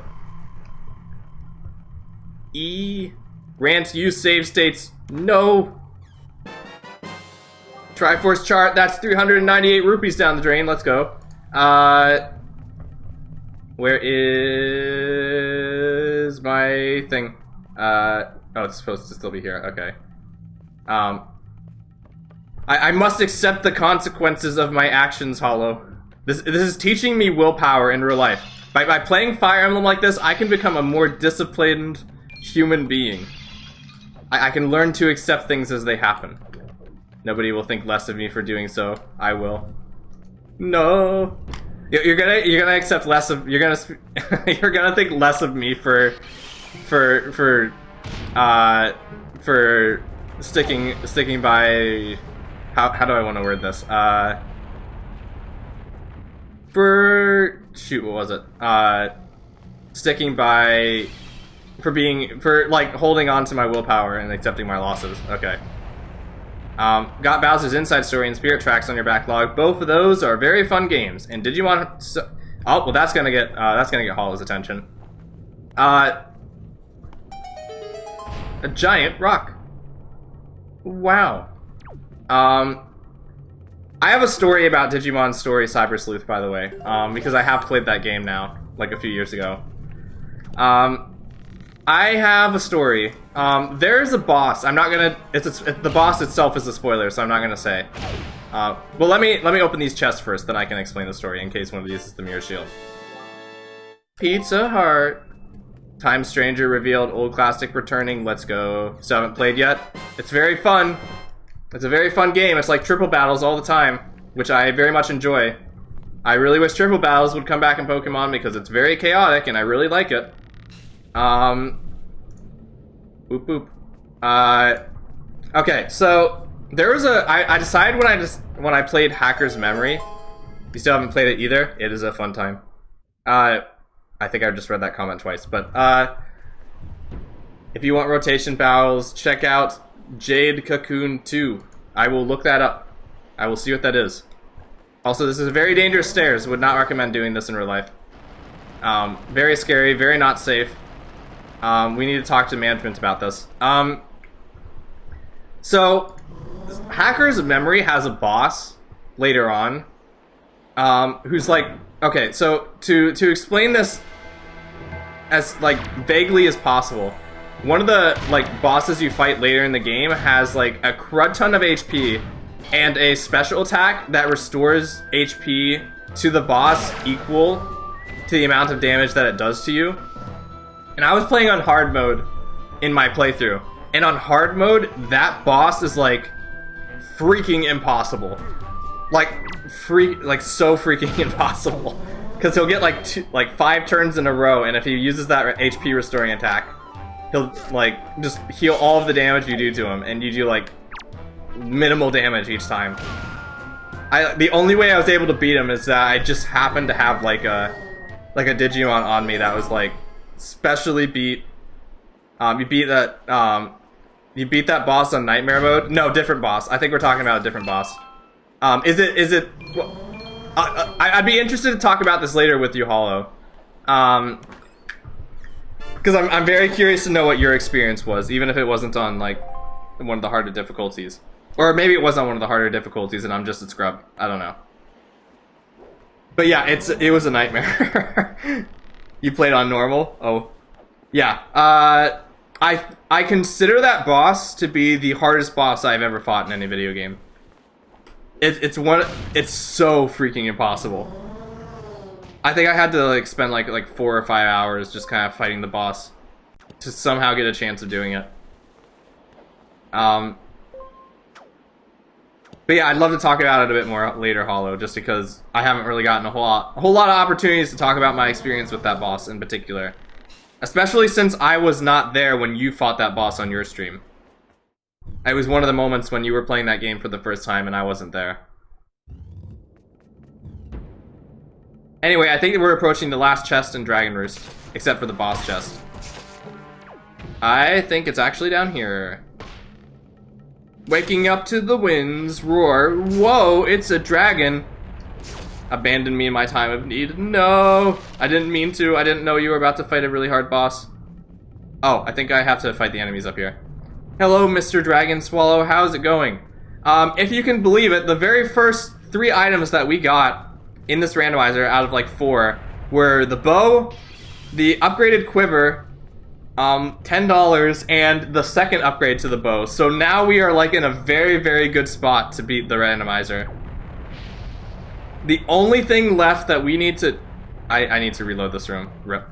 The only thing left that we need to get is the Mirror Shield. Because the Mirror Shield will let us get to the bottom of the Savage Labyrinth. And the last bow upgrade that we need to beat the game is at the bottom. So we have had a very lucky stream. Unless the Mirror Shield happens to be on Windfall Island, in which case, rip. Because that is Crash Central for some odd reason. Boop, boop, boop. Anyway, I hope you're having a wonderful day, Swallow, and that everything is fantastic. We've been talking, I talked a little bit about your little misadventures. Mirror Shieldless run. Scary, silly dragon roar. At what point is a dragon roar considered scary, and what point is it considered silly? It's a mystery. Break the bridge. There we go. Interesting to watch the struggles for items with the context that I've gotten them instantly. I know, right? And I just earlier I went through some of the caves that you went through, so that's pretty funny. I need to reload this room, and I also need to bring this back up. So now we just have to fight the boss. Not gonna lie, I replayed Partners in Time recently, lost the final boss, and I was like, well, good enough. Not doing that again. Mario Luigi's bosses are great, but the... Okay. But the final bosses are also always crazy difficult. Blessed seed on my soul. Indeed. I think I called this seed the, like, in the menu it'll say something different, but I think I called this seed the, what did I call it? I think it was called, like, the cabin seed or something.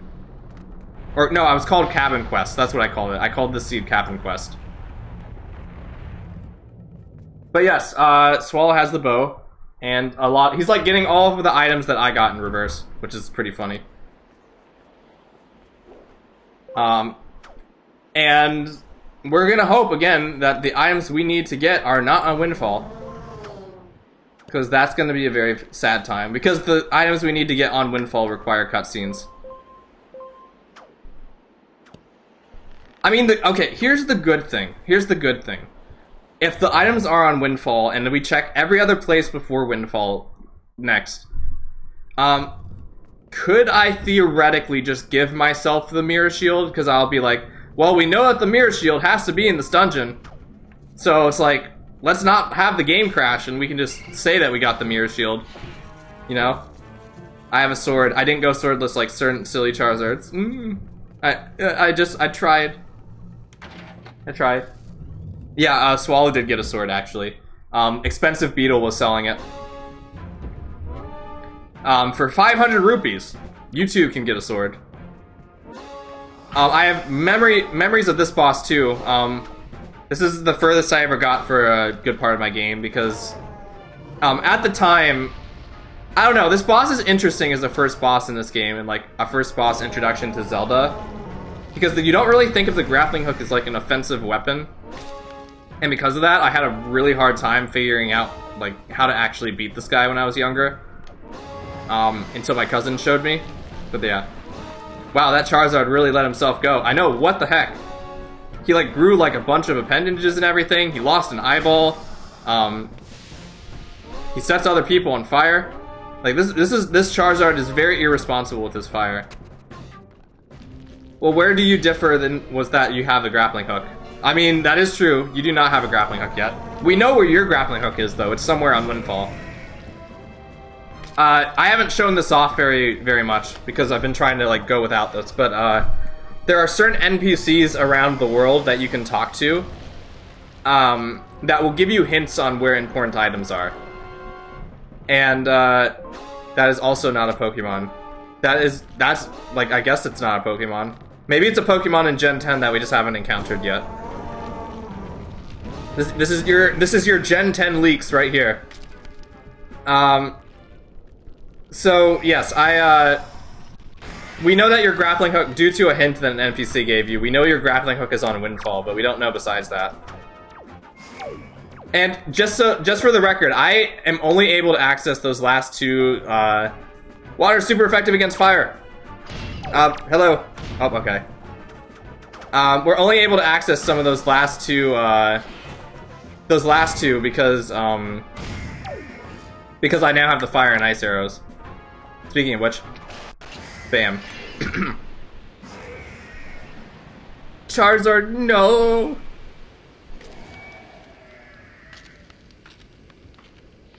Assuming you were talking about the final boss, my strat was a bunch of buffing and debuffing.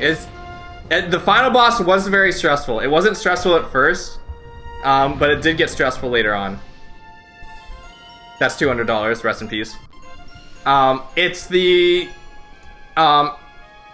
let's just say it's the boss against a particular character. How do I describe this in like the most vague way possible? A particular important character who decides that he's having a very bad day. Yeah.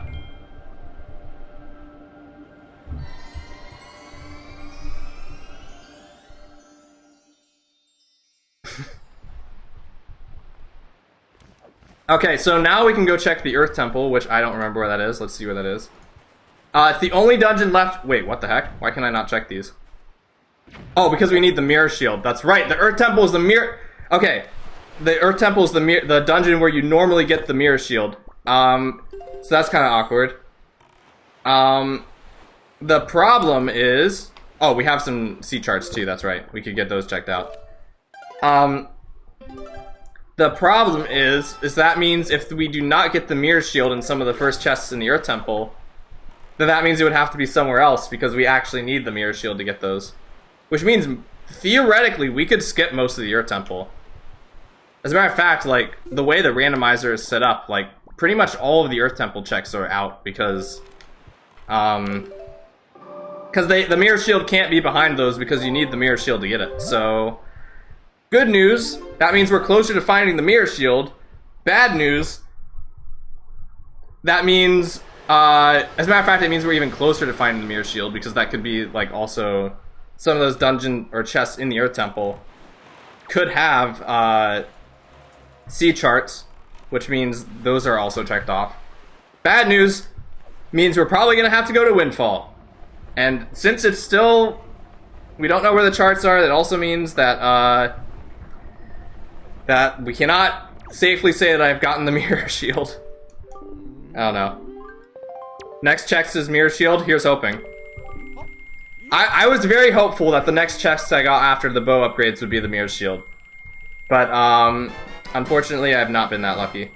Also, we cleared the Wizrobe Cave, so I can check that off. We have 35 locations left, including the ones that will not be in the Earth Temple. So, theoretically speaking, the next chance we have of the dungeons of the items being the mirror shield are very high. And I also would like to leave open the possibility, because I think that I did mention this last stream. I would like to leave open the possibility that the second item in the Savage Labyrinth was a treasure chart. So theoretically, the chest inside the Savage Labyrinth could be for the mirror shield, which is literally, like, not exaggerating, out of everything that the mirror shield could be in this entire game, anywhere that the mirror shield could be, it would be the worst, because it would be the only place out of every single randomized location in Wind Waker that would require you to go 30 floors down the Savage Labyrinth and then leave the Savage Labyrinth and come back up, get the mirror shield and go back down the Savage Labyrinth again. I would not be surprised if this game hates me that much. I will die if the mirror shield happens to be in that treasure chart. That would be so mean. I am not going to put it past this game, because this game has clearly established that it does not like me. Or at least this seed has established that it does not like me. We're going to the boating course, though. You just gotta believe. I sure hope so. Here's hoping. Is it weird that a part of me kind of wants that to be the case, because it would be really funny? The cool thing is that we're going back to the boating course, which is where we started this whole seed. So it would be very, very fitting if this was the mirror shield. Like, we start at the beginning, and then, it comes around full circle. As a streamer, you do prefer content, indeed. It's the streamer's... Like, people talk about the streamer's curse all the time, but I don't think the streamer's curse exists. It's only the streamer's blessing, because every curse is a blessing when you're on stream. Also, the mirror shield could theoretically be in the maze, which is interesting. Okay, that's just $100. That's unfortunate.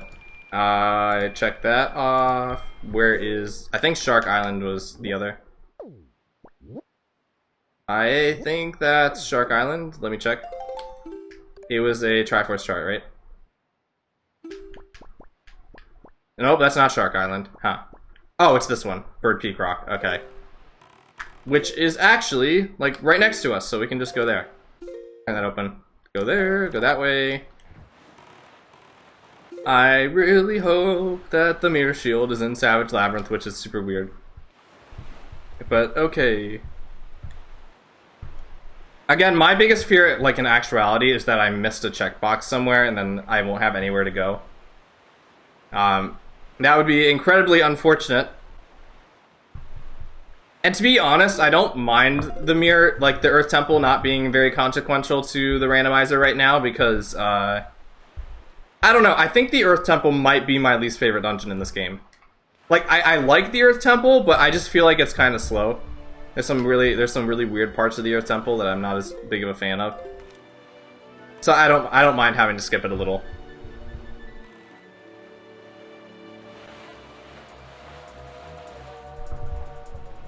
At this point, you could just ask one of those NPCs if you think you missed one. I mean, we could. We could ask one of the NPCs. I want to see if I can get through without asking an NPC first, though. Maybe? Oh, actually, yeah, that's right. If in the off chance that, like, I get messed up and I, like, can't track the rest of my items, or, like, I mistracked, then we could start asking NPCs, because one of them might say, like, the mirror shield is here, and then, like, I'll be like, oh, okay. There's also, like, a generated spoiler log, so, like, it could tell you where the thing is located in, like, worst case scenario. Like, I could look at that, and that would solve the problem. Look, guys, it's the mirror shield. Nope, that's just $20. Rip.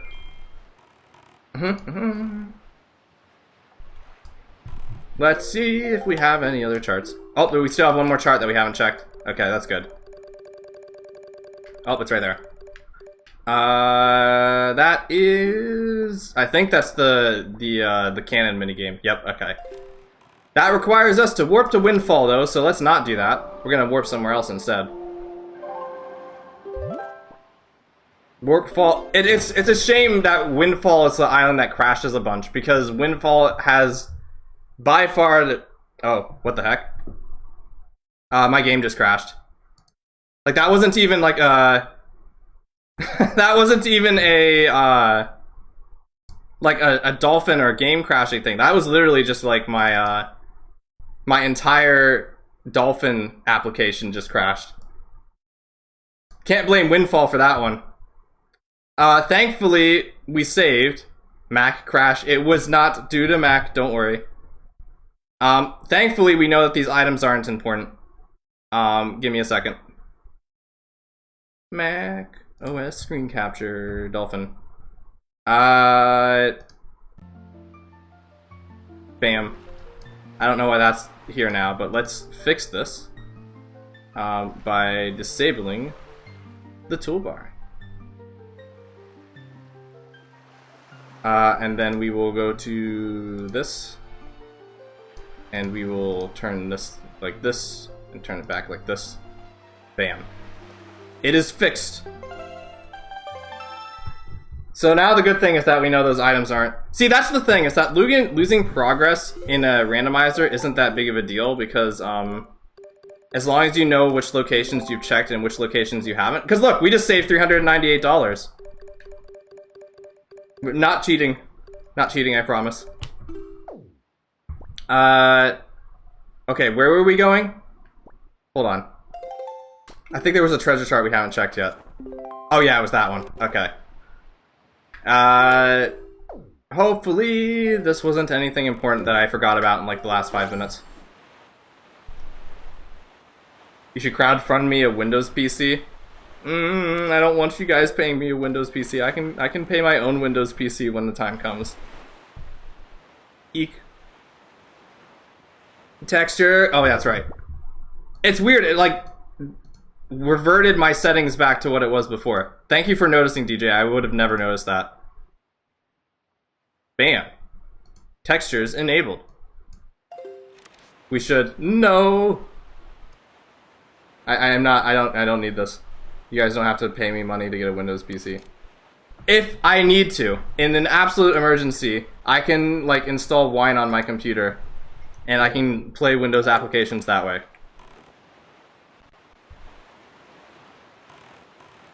Let's see if this is the mirror shield. That would be fantastic. If the game crashes halfway through this... You know what? Actually, Hollow, you were talking about save states earlier. Save states in the Savage Labyrinth might actually be a good idea. Because if the game crashes for whatever reason inside the Savage Labyrinth, we have to do the whole Savage Labyrinth again. So let's keep that in mind. That's cheating, why would you listen to me? I mean, I did that last randomizer, remember? When I was on the last floor and I died. So you guys didn't have to wait 30 minutes for me to go through the whole thing again. The Moblin letter, whoa! I can't believe it. That is an interesting item that requires us to go to Windfall, actually. Rest in peace. I think we are going to have to go to Windfall, guys. I hate to break it to you. But first, let us mail this letter. It has no address written on it? What? Oh, okay. We actually have to deliver this in person. Okay. You can do it. No! I'm scared. Let's go during the night, actually. It's about to be daytime, which is not good. We're gonna stay out of the perimeter, the waters of Windfall. And then we're gonna stop our boat, we're gonna make it nighttime, because there's less NPCs around during nighttime. And then we're gonna try and not die. There it is, the scary Windfall Island, or Vermilion Island as it's called. We forgot your address. Rest in peace. Let us save our game. Mia's gonna go doing other things for now. I'll catch you all around. Okay, Mr. Swallow. Hope you have a wonderful rest of your day. Do something amazing and fun, and eat something tasty and take a nice nap. That would all be very great. Okay, Windfall time. Hopefully we don't die. Thankfully, I think the first check is inside. It's inside, which means that we have less risk of exploding.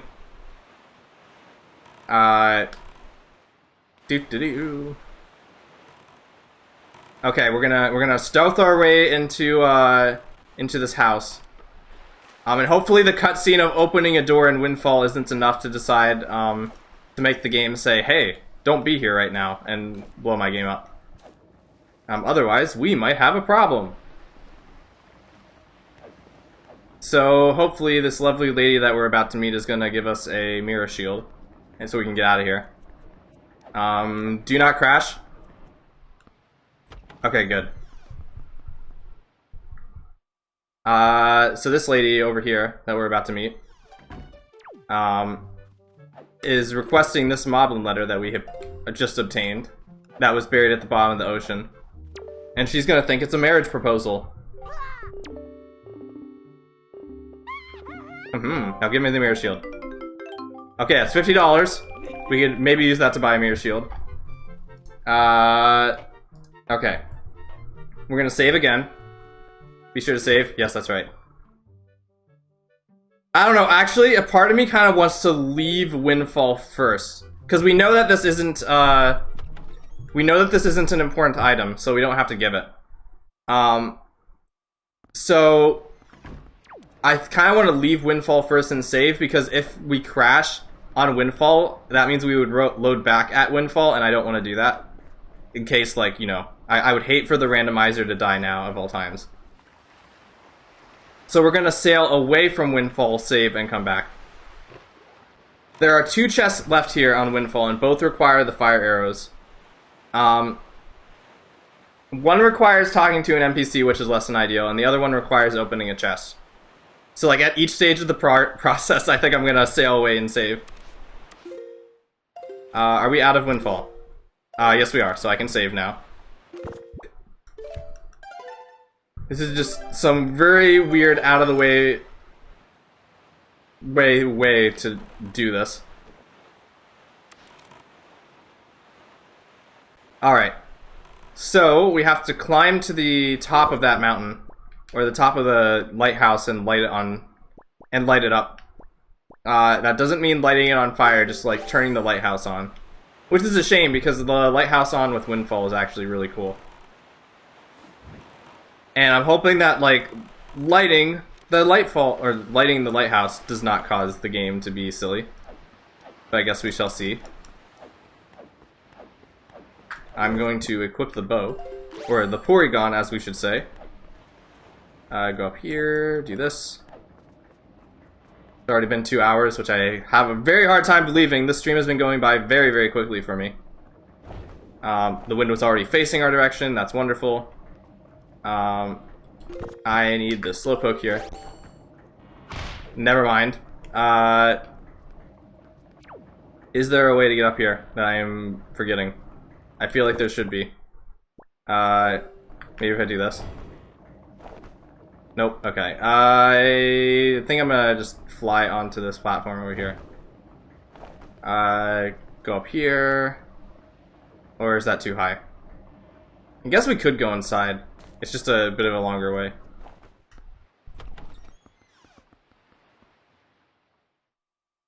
Doo-doo-doo. Ouch. Do not roll upstairs, that's not healthy.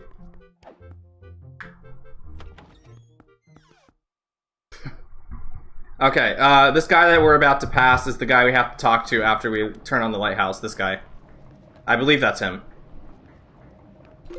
So let's equip this guy, and we're gonna turn on the lighthouse, and hopefully this isn't like the nuclear button of Wind Waker. I think you're supposed to light it up from here, but I'm just gonna go up there, because I think that'll be safer. Do-do-do-do. Okay, I almost jumped off. That would have been really bad. I think this is how I did it originally. But why not roll up the stairs? Isn't danger the part that makes it fun? Kind of, if you want to take that risk. Maybe it's not as safe as it might be otherwise, but, if you're looking to maybe have an interesting experience, then maybe you could. But I wouldn't personally recommend it, because I think the things you would gain from rolling up the stairs are a lot less, are not as good as it would be if you had not rolled up the stairs. The risk outweighs the reward, I think. Okay, there we go. Don't crash. Let's go. The light's here. Chess cutscene. Okay. Howdy, howdy. Hello, RSDJ. We are very rapidly approaching the end of the randomizer. The mirror shield is very likely to be in these last two chests, which will let us get to the last chest we need for to actually beat the final boss. I am going to sail away and save again, just so we don't have to light the lighthouse again. Again, I don't know if any of these things are going to be weird. I'm just being very careful. So yes. When the moon becomes like half, then I can... Okay, now I can save. Alright, transparent chest. We're going to check that one first. Yeah, now you can actually see like the lighthouse in the distance. It's really cool. Is Ganondorf a Pokemon in this? I think Ganondorf is Giovanni, if I remember correctly, from like what footage I've seen. Which is interesting. Because like, some of the reefs have like rocket flags and things. Hello, Beetle. I do not think I can actually reach here. Rip. Sweet. Indeed. I wouldn't get too excited though. I think it's just Ganondorf with like a Giovanni head placed on him. Whoop. That is not a very... There's a lot of those. Wow, okay. So we know that's not anything useful. So that's interesting. I swear to gosh, if the mirror shield is in the 30th floor of the Savage Labyrinth, that's gonna be so bad. Let's see. I guess we gotta go talk to this guy now. Boop, boop, boop. Maybe he's a shield collector and we just don't know it yet. What are the mailboxes things? Bronze and gold membership. Okay, that's not anything we need to worry about. What's number 3? Oh, there's a... Oh, wait, no, that can't be. I was gonna say there's a letter you get for beating the Earth Temple, but you need the mirror shield for that. So that's not gonna be something we can get. Wait, what? Oh, okay. Now he's gonna give it. Okay, so Windfall does not have any important items. Noted. That means that it is very likely that the mirror shield is actually in the Earth Temple, which is a pretty big coincidence. It also means that we do not have to go to Windfall ever again. Which is great. Let's go to... The Earth Temple. Where's the Earth Temple? Earth Temple is Rockspire Cave. Alright. And that is this way, I believe. Yep, right there. Okay. Means it is very likely that the Mirror Shield is in the Earth Temple. Which is pretty good. We have almost every item we... It looks like we don't even have the dungeon map for the Earth Temple.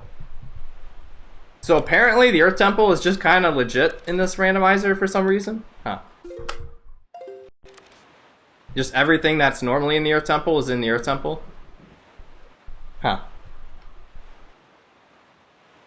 There's a few spots we haven't checked yet in terms of treasure charts. There could be a few more treasure charts we're missing.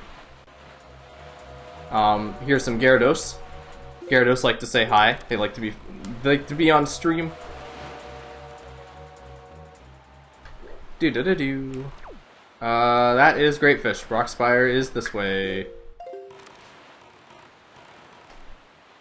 Anyway, how's your guys' weekends been? Have you been doing anything interesting or fun? Go to any cool events? Any cool plans for next week, maybe? Because I think next week's is like Easter, which I know some people celebrate, which is cool. Indeed.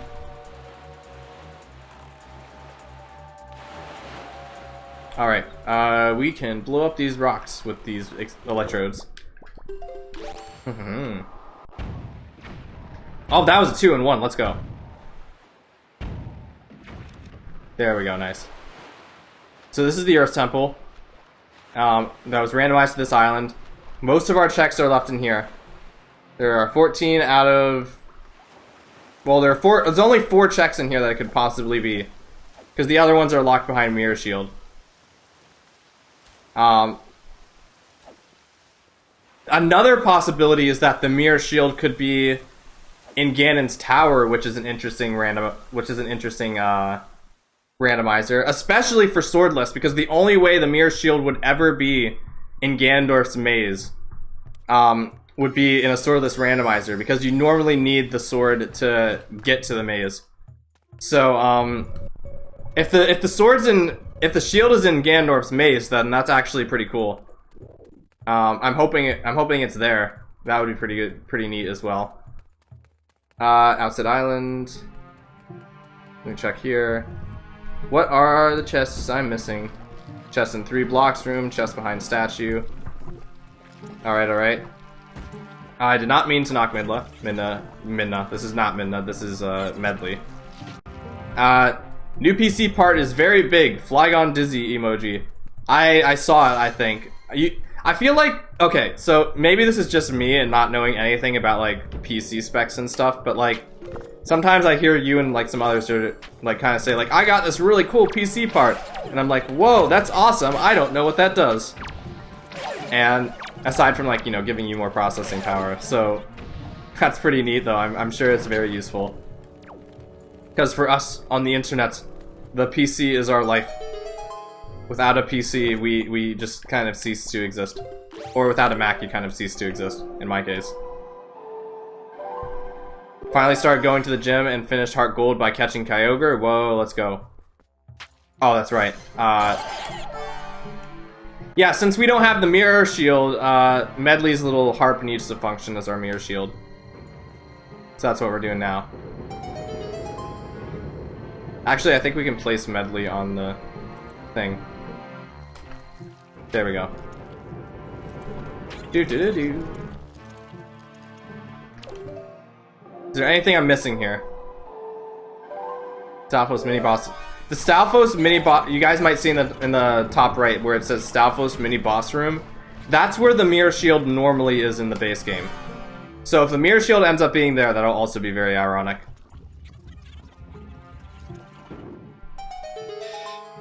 Also very interesting that it's taken us this long to find the Mirror Shield. I don't know. Gen 5 will never properly be remade. Despair. Never say never unless you're telling people to never say it. Maybe someday it shall. I'm gonna wait, actually. I still have to catch some remaining legendaries on Platinum, which is a pain since there's 5 roamers. I see. Wait, there's 5 roamers in Platinum? Wait. Oh, yeah, Articuno, Zapdos, Moltres, Mesprit, and I forget what the last one is. Maybe one of the Lottie twins? I don't remember if they're in that game.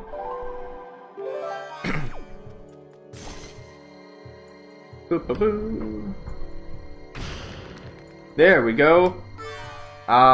Chest in 3 blocks room. I hear Giratina roams around. That would be wild. Oh, Cresselia, that's right. That's right. Man, Gen 4 really liked its roaming legendaries. Oh, yeah. That's right. I forgot about that.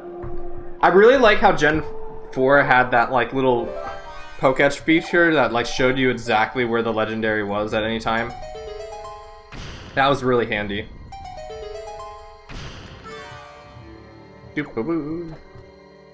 Go this way. Hello, Medley. There's one of the chests, the 4 chests that I could be. Chest behind statues. Oh, okay, that's in a different room. Okay. It's very likely that this is going to be the Mirror Shield, or at least I'm hoping that it is.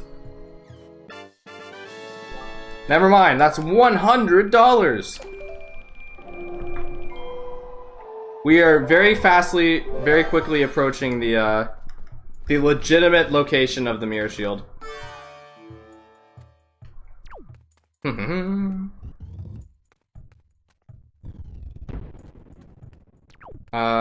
gonna save so that we don't have to do those puzzles again. If I remember correctly, we have to fight these enemies. I'm so used to going through this dungeon when it's already cleared that, like, having it not cleared is kind of weird. Oh, well, I'm on fire. Rest in peace. I've told the story about Platinum, right? For some reason, I decided to get punched in the face by a Gramble. I decided to, buy Diamond over Platinum. Even though by the time I got Platinum, or the time I got Diamond, Platinum was already out. So that was silly. I really joined the game late, actually. The main series Pokemon games, late. Took me 11 years. Okay, this inverts my controls, but that's not big of a deal. SMH. Eee! You can defeat these guys, but them possessing you also counts as defeating them if you just wait for them to do that, so that's what I'm doing. So behold, inverted controls. This would be so freaky in real life. Okay, so that should open that down. Yep. Do you guys have, like, a favorite of the legendary birds?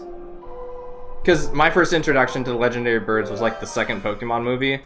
And I always thought they were pretty cool. At least at the time. Even though, like, most of the movie has them getting captured, I think they did a very good job of making them seem like legendary Pokemon. Chest behind... Is Lugia bird? Lugia is bird, I think. Oh, if Lugia counts, but, like, not counting Lugia, what would your favorite be? Heart piece, that's going to be very, very useful. We are 3 heart containers away. And I do not actually think we need Medley anymore. So, that's okay. I've been feeling the urge to rewatch movies 1 through 3. Yes. I keep saying this, but I've been waiting for a really good opportunity to talk about my history with every Pokemon movie. Because I have some kind of history with each of them, to an extent. Like, some kind of memory I can associate with them at the very least. That is not the Mirror Shield. Okay, that means we can leave. Or that guy can just... Oh, we have to kill these guys, okay. Goodbye, Hypno. They're so scared of Slowpoke that they scream when they see it coming towards them. Probably Moltres, I guess. I got the crane look. I got the crane look going on. Oh, that's true. These are redeads, by the way. Those are normally redeads. Okay, so if it's not in the place that it's normally in, that's gonna be kind of awkward. But I guess we'll see. Because that means it could be in the Savage Labyrinth. And that will be wild. Watch it be the freaking Savage Labyrinth. That would be so funny. Yeah, but whenever, like, I've been waiting for a good time to talk about my history with each of the Pokemon movies. If you guys want me to talk about that, I can talk about that. But if not, I can save it for another day. Ow.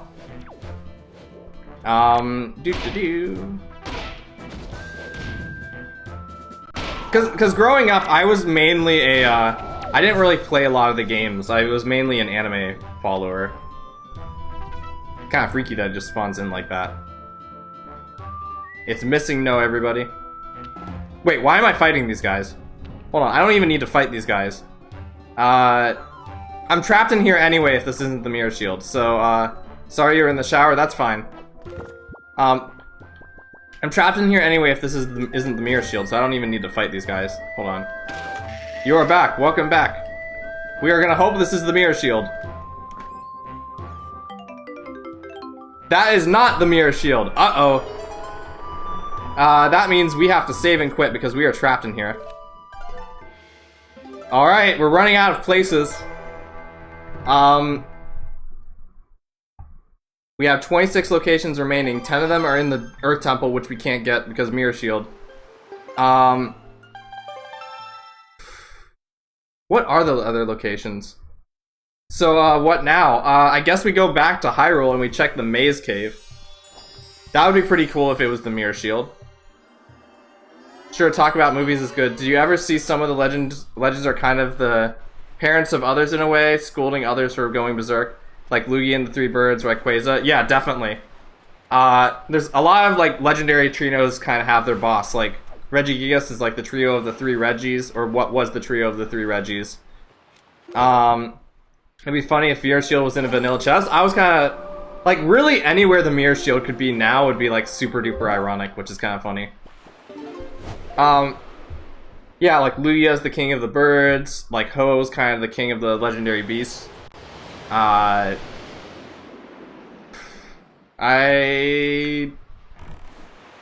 it's just, there's some very cool dynamics. Keldeo's like less of like a king over the legendary,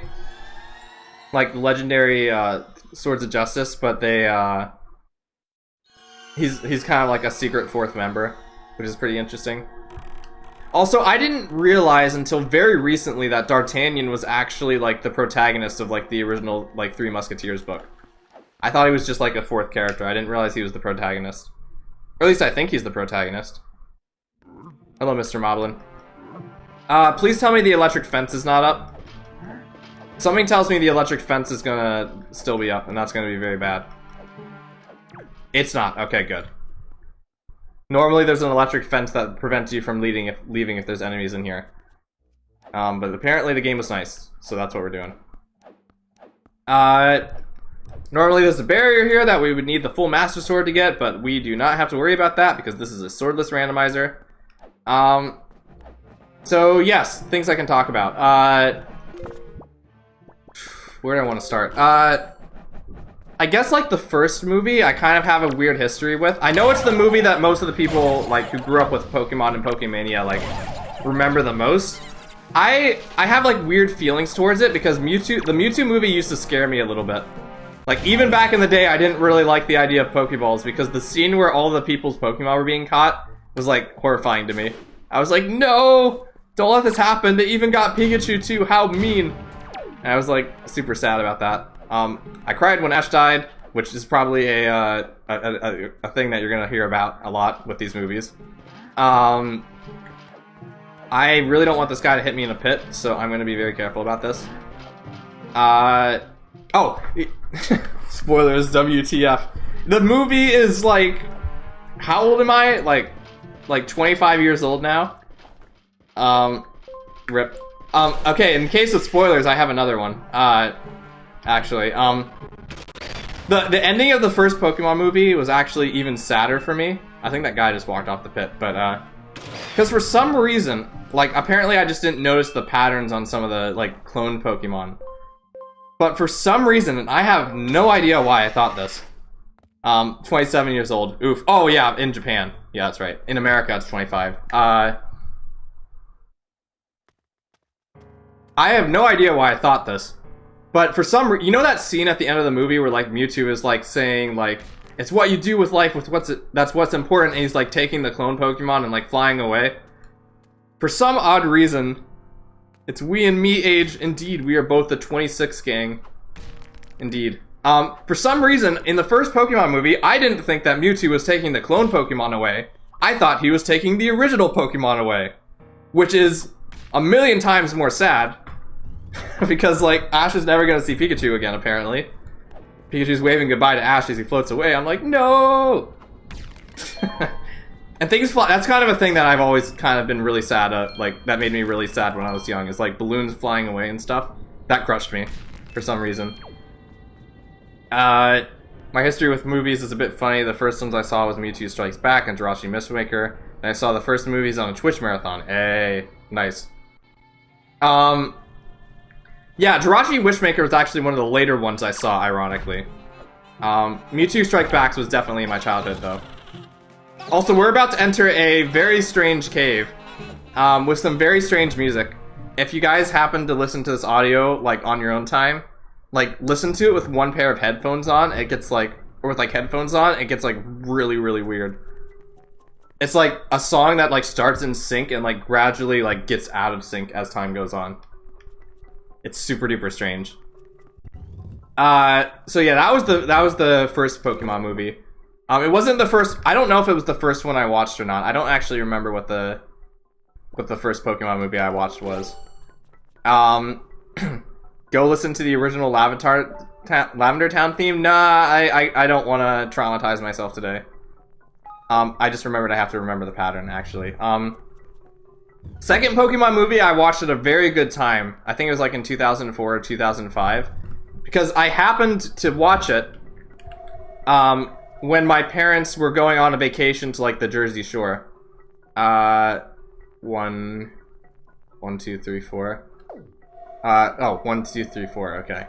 Hopefully I remember this. Hope I didn't mean to do that.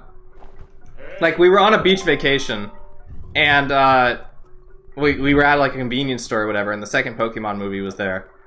And we watched it, or like they brought it back home, like to where we were staying at the time, and I watched it there, which is like perfect because like, you know, the second movie takes place in like an archipelago, so it was like very, very thematic for when I was watching it. It was a great time.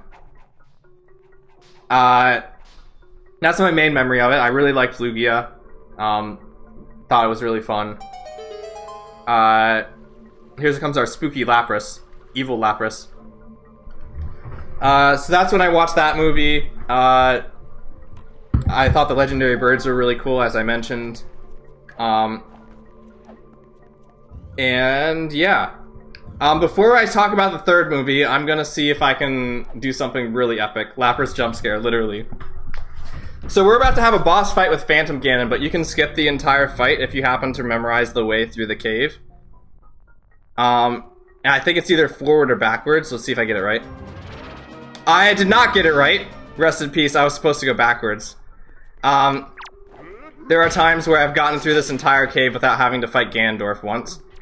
Because the way this fight works is that Phantom Ganon, also, this is a very rare room that not a lot of people in Wind Waker know about, so, appreciate it while you can. You fight Phantom Ganon, and then you hit him, and he drops his sword, and his sword points towards one of the doors that you're supposed to go through. But the activation, like, for going through the door doesn't actually, like, load in during that moment. You can go through the door at any time. So, like, you can memorize which way you're supposed to go. And I remember, like, the first few steps, but the steps after that are a bit more foggy to me. And I want to see how far I can get. Evidently 0, because I walked in here. But, let's see. I think it's forward, left, and then, like, forward, forward, if I remember correctly. So it's here, then we go left. And we go forward. I think it's forward. Okay. And then we go left. Alright. And now it's either forward or right. I don't remember correctly. I think it's forward. It's not forward. Rip. Here's another rare room that almost nobody will ever see in this entire game. And this one is actually super special because these are very unique variants of Darknuts with capes, and this is the only place in the entire game that these guys respawn. You have to come here, in a room that almost nobody knows about. Also, they do 4 hearts of damage, which is very scary. Those aren't Pokemon either. They are Pokemon. They're Machamp. See the arms? I have to figure out how I'm going to beat these guys, though, is the question. This would be a lot easier if I had the light arrows. I'm going to equip this and hope that it saves me. Ow! They have shields, which is a problem. Luckily these guys do not block me if I'm not locked onto them, so that makes this a whole lot easier. Machamp does not wear armor. Maybe this is a Machamp that was fighting in a war during that Lucario movie, and that's what's happening. It takes freaking forever for this guy's armor to come off. What the heck? I would normally be dying right now. Okay, there we go. Now we can do a thing that's really silly. So this guy's gonna come after us. We're gonna equip this, and hopefully he does not whack me.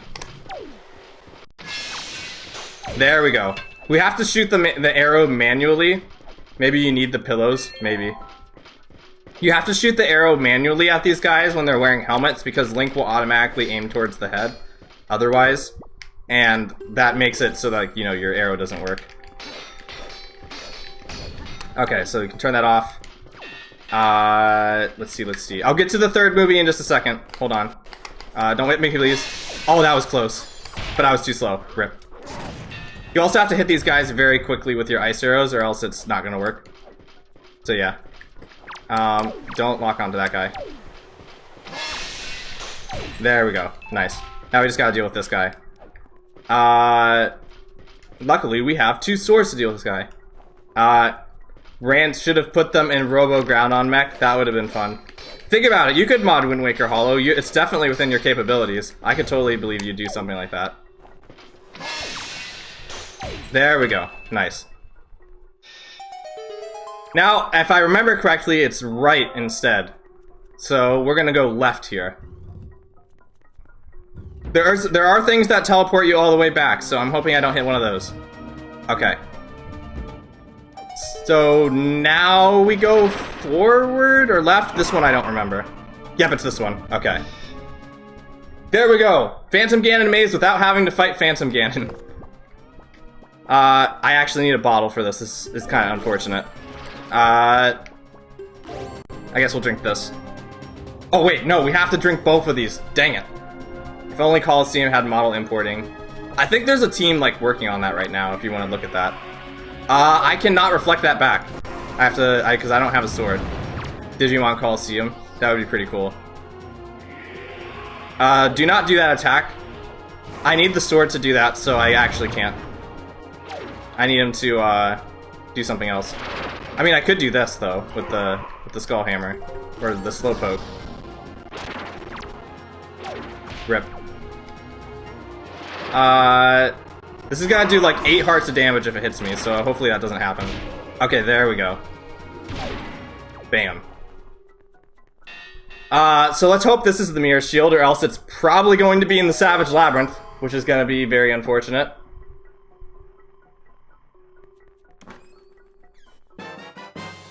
It's Treasure Chart 12! That means it could be the Mirror Shield. Okay, I guess we're going back up. Anything else I can talk about? Movie 3 I've talked about a whole lot, I think, in the past.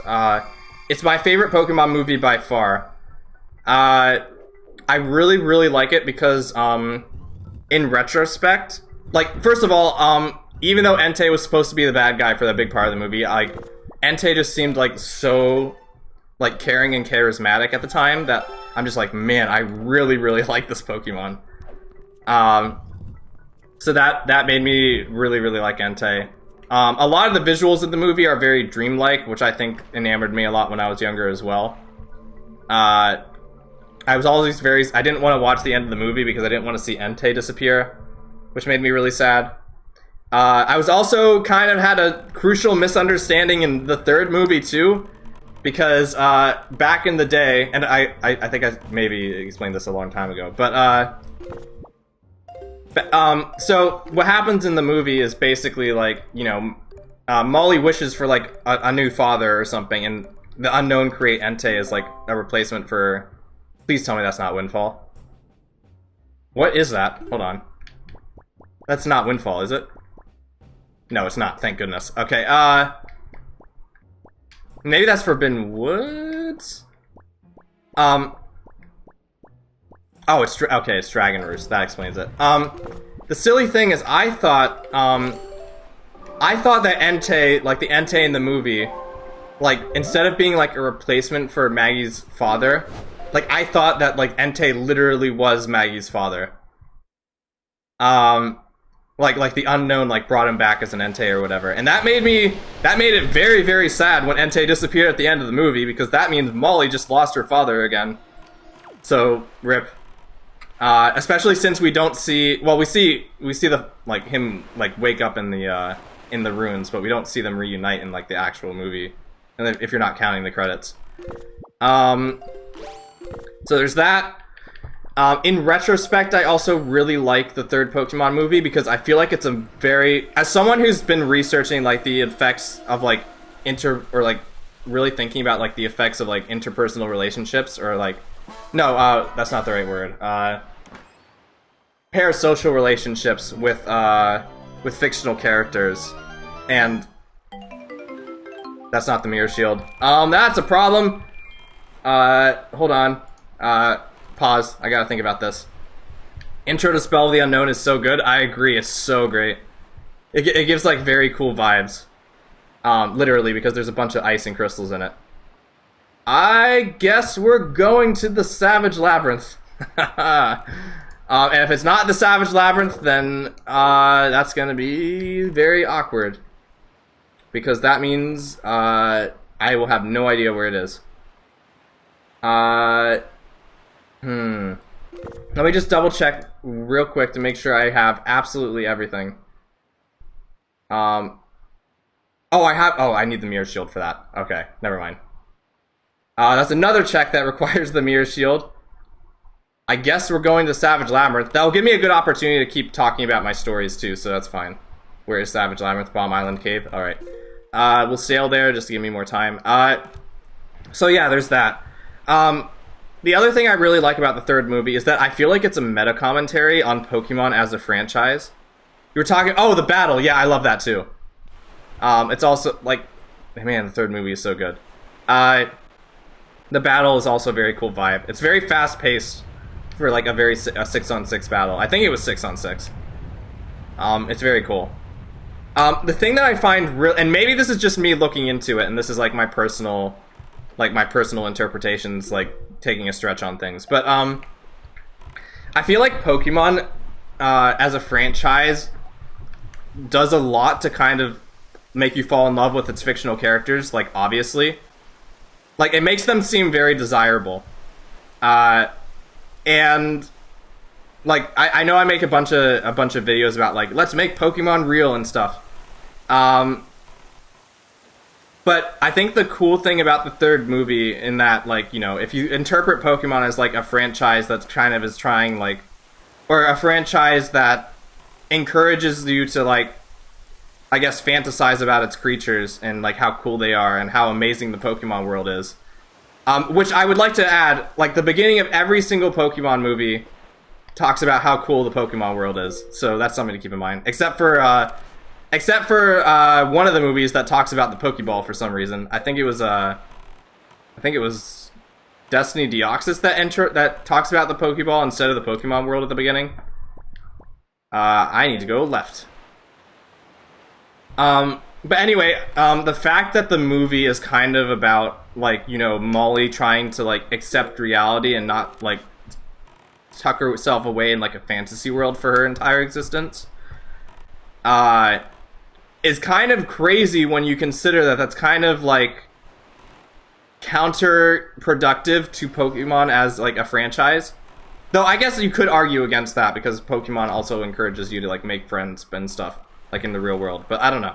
It's interesting to think about that, like, a franchise that like, puts so much positive spin on its fictional characters and how cool they are, has a movie about going out and, going out and making friends in the real world. It's such a cool dynamic. At least to me personally. I'm not sure if I explained that the best way, but that's kind of, Oh wait, I want to go get grandma soup.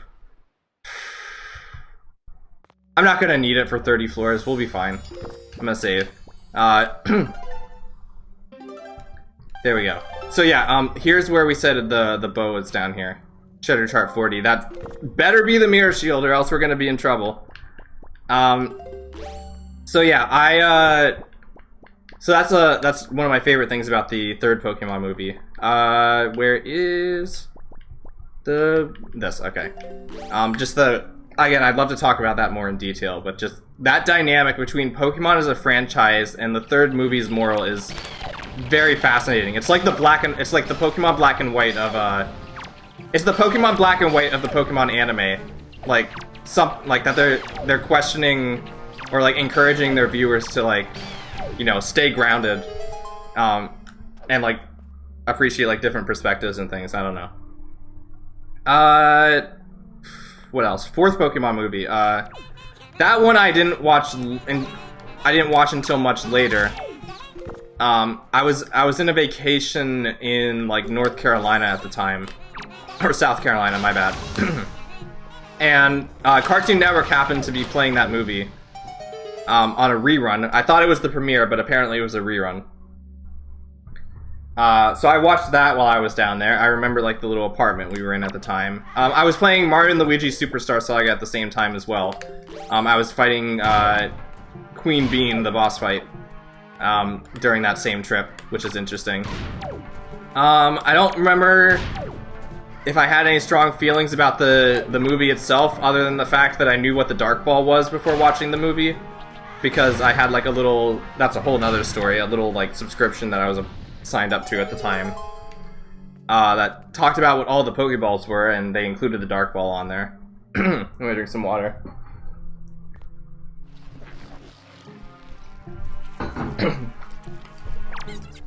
So that was interesting. Fifth movie I didn't watch until much later, but it became one of my favorite ones. Like, for the longest time, the fifth movie was like one of those Pokemon movies that I just had on my backlog for like a really long time.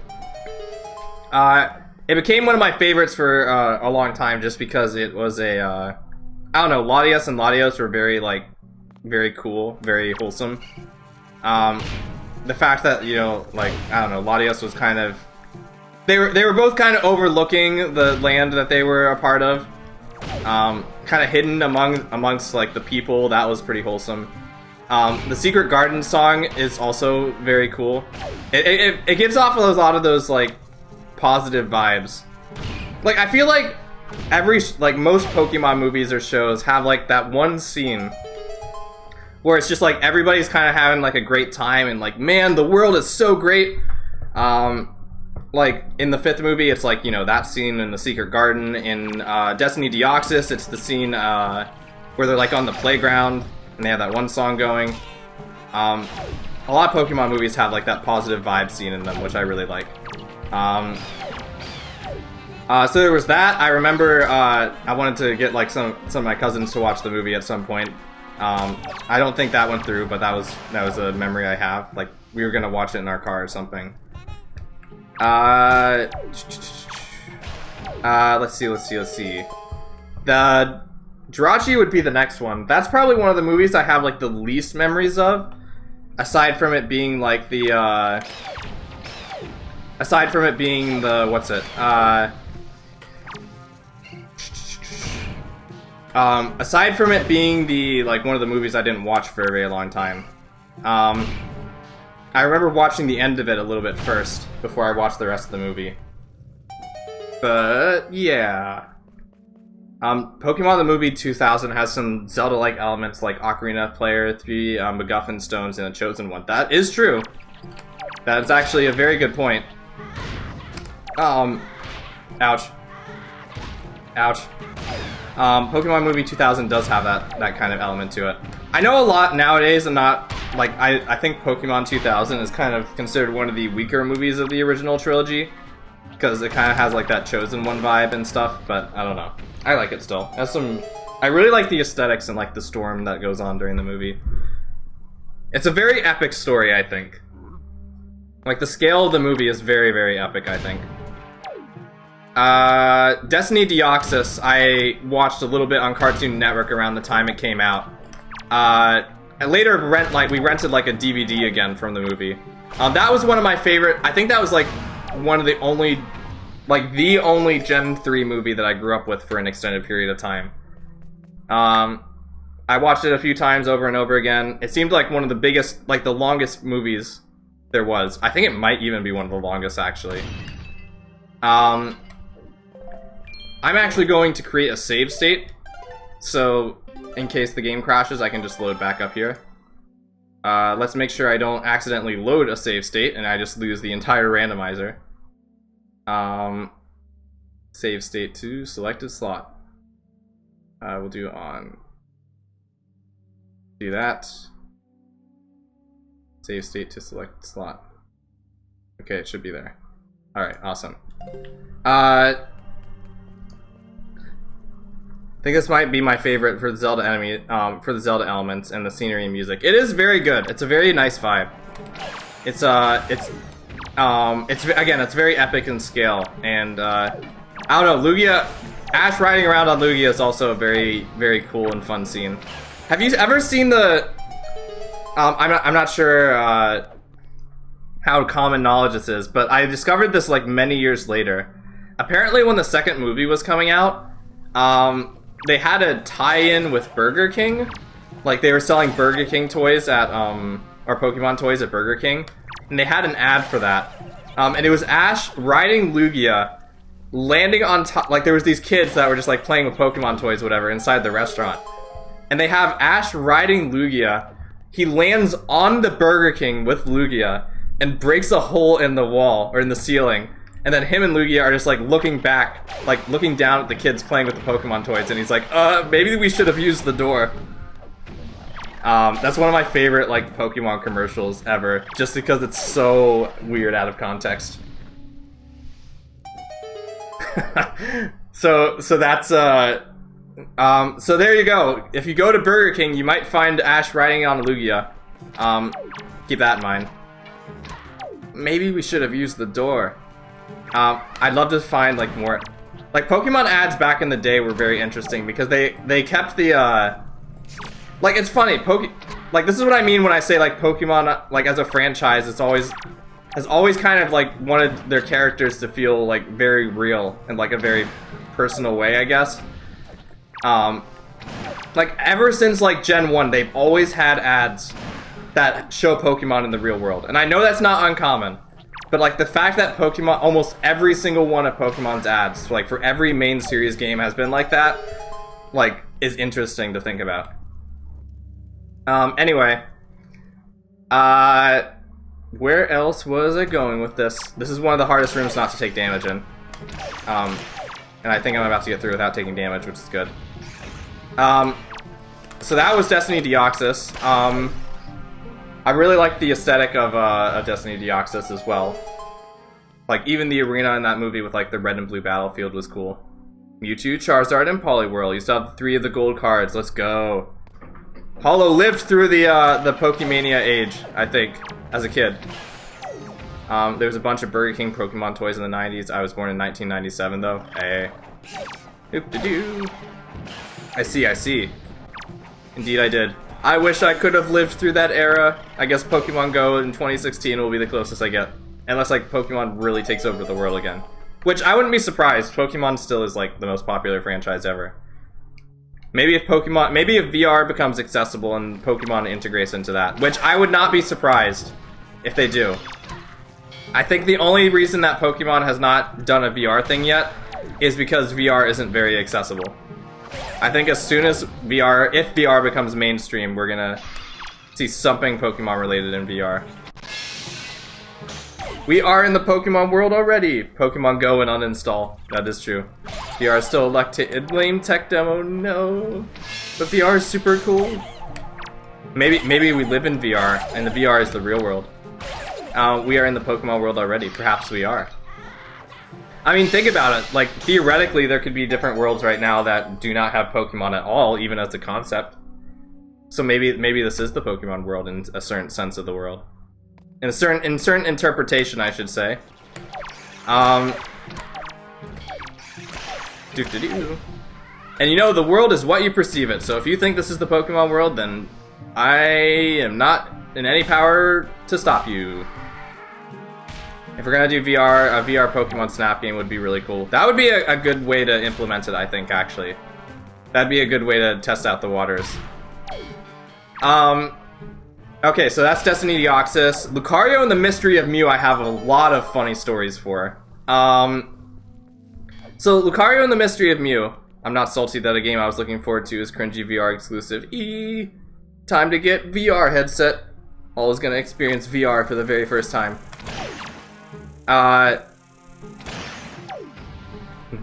Maybe I could lend you mine. We'll see. So, Lucario and the Mystery of Mew was an interesting story because I first watched that movie around 2008, like 3 years after the movie came out, on Cartoon Network. And I started watching halfway through the movie, just like, no! Sad. I respect your decision. I shall respect your decision in that you stand by your values, which I respect. So, Lucario and the Mystery of Mew is very interesting, because I watched that movie for the first time halfway through, because it was airing on Cartoon Network, and I happened to be searching through Cartoon Network, and it was on, and I started watching it.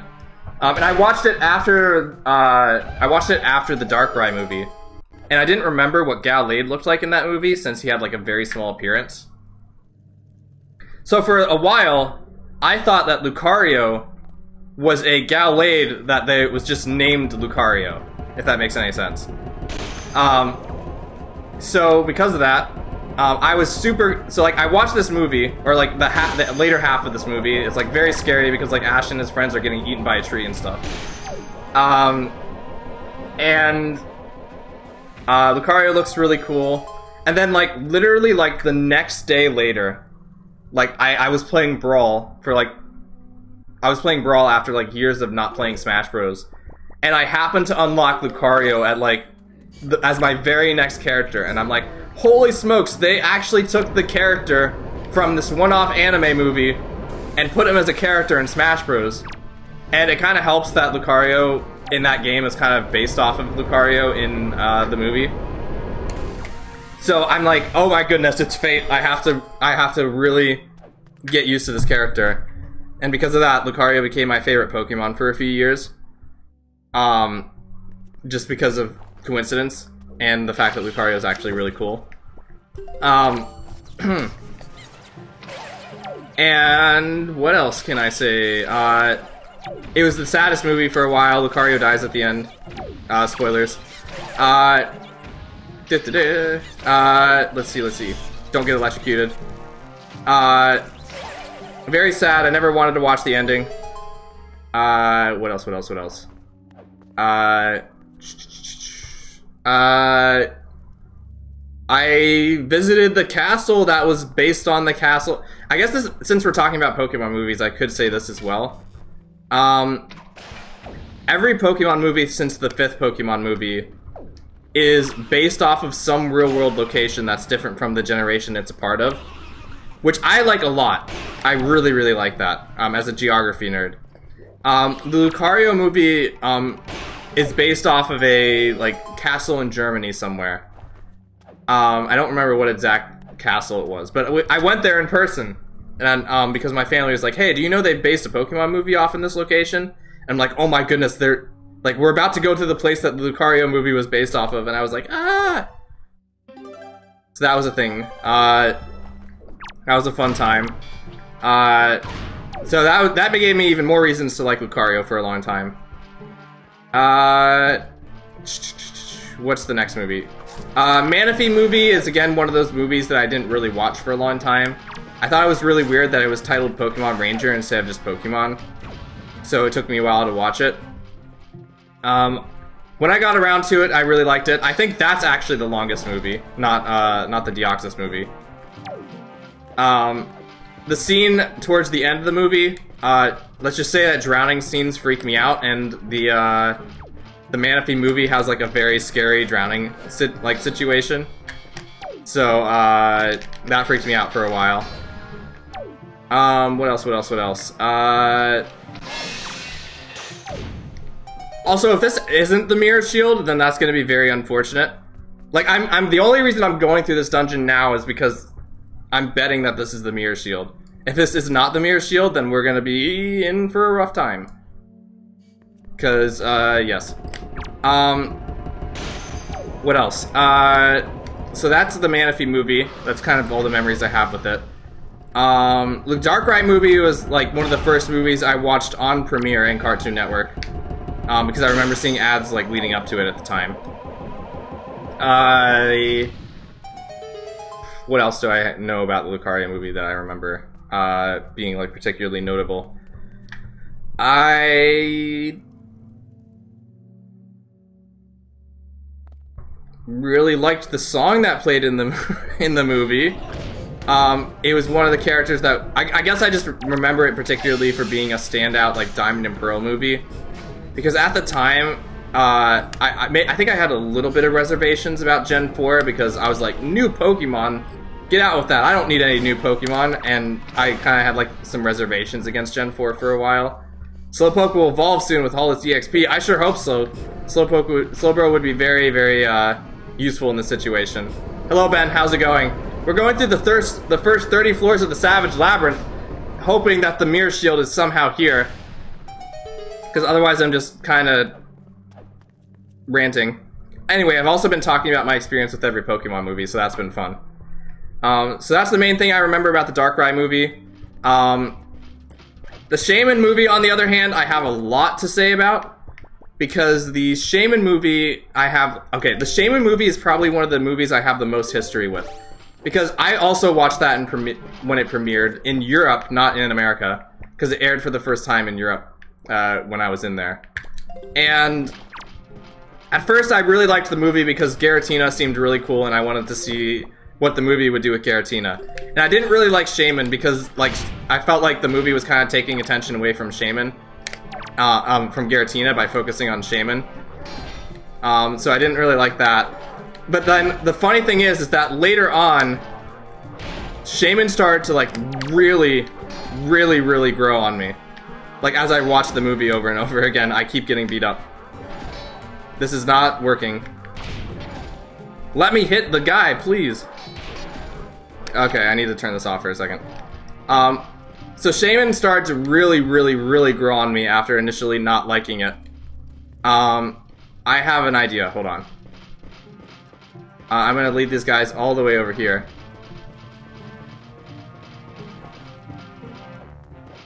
And then I'm going to try and hide behind one of these things. There we go, nice. Now they shouldn't see me. They just forget that I exist. So yeah. Shaman started to really grow on me, and then it became one of my favorite Pokemon for a very long time after that point. I rewatched it on a daily basis for a long time, even after coming back from Europe. What else? So that was fun. I still think it's one of the best Pokemon movies. I also didn't think much about it for a long time because it's kind of like the interlude movie between like Arceus and between like the Arceus movie and the Darkrai movie. I don't know. So I liked that. I think Shaman has the same voice actor as Tails in that movie, so that's fun. Like Tails from Sonic. And yeah, what else can I feel like there should be more I should say about the Shaman movie, just because I really like it. It's based off of Norway, like some fjords in Norway, and I really want to go there, because it looks, like, beautiful. And I also want to film MPW there. Arus... I don't know what that is. I do not know what that is, but I will do some research. and maybe come to a conclusion about what that is. Okay, so that's the rest of the Savage Labyrinth. We need the mirror shield to get there. And that would be great if this was the mirror shield, but this is a treasure chart that could potentially contain the mirror shield, which means we have to go through those first 30 floors again, maybe. Well, we're gonna have to go through anyway, but it depends on whether or not this chart is the mirror shield. And if it's not, it's gonna be very awkward, because that meant I went through here early. Treasure chart 40. Alright. Save this. Oh, Arceus. Okay. Oh, you're right. I see. Arceus is Japanese name. I see what you're trying to write there. Hollow. Wink, wink.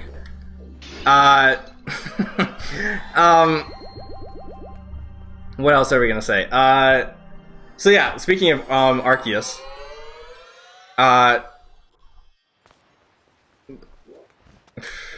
I'm thinking about whether or not I should be nice to Hollow. You know what? I will.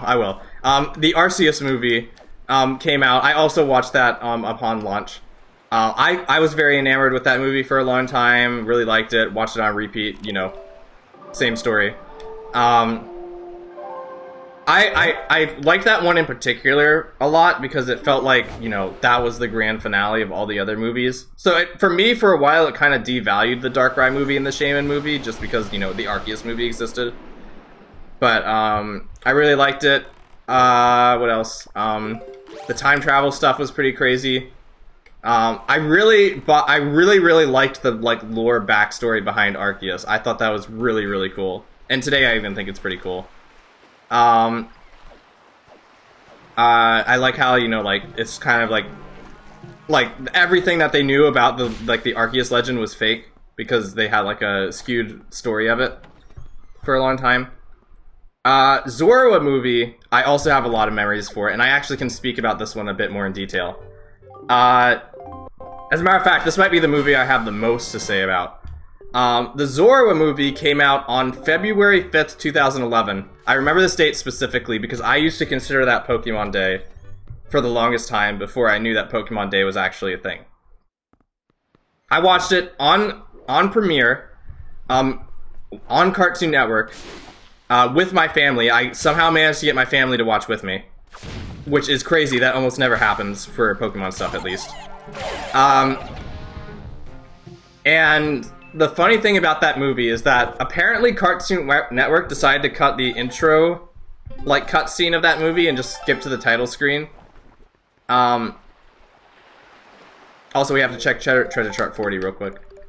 So, I often watch the movie without that intro cutscene before the title sequence because that was the copy I had for the longest time. Just the Cartoon Network version. That is Southern Fairy, I think, or Western Fairy. This way. Yeah, Eastern Fairy, okay. Hope and pray this is the mirror shield. Otherwise, we're gonna be in trouble. What else can I say about that? So yeah, we watched that. I remember my family having like some really cool comments about it. What else? It's based off of Amsterdam, which is awesome. And I got enamored with Zorua for a really long time because this was around the time I started researching Pokemon news regularly. So the fact that Zorua and Zoroark were in this movie for the longest time, like before Gen 5 came out, made me super enamored. I love Zorua's personality and design. I thought it was very wholesome. It became one of my favorites for a while. I thought its shape-shifting ability was really fun to play around with, so I used to do a lot of really fun stuff with that. Let's see if this is the mirror shield. If not, we're gonna be in an interesting situation. Let's see. Go here. Please be the mirror shield. I really want this to be the mirror shield. I want to know that the game hates me that much. If this isn't the mirror shield, I might have to take a moment to like reevaluate what the heck I'm gonna do. Please be the mirror shield. It is the are you kidding me? It is actually the mirror shield. Wow, this game hates me. I love this game. I really like this game. Well, I guess it's time to go do the first 30 floors of the Savage Labyrinth again, because the game literally put the mirror shield in the worst possible spot that it could be. Like, there is no spot in this entire randomizer between like the 300 spots that it could be. There is literally no worse spot in the entire game than right there. Like, not even the mirror shield, like, in the dungeon. Like, if it was in the cave, it would be fine, because we could just use the mirror shield and continue on. But no, this one forces you to replay the first 30 floors because you have to go out and dig up the mirror shield.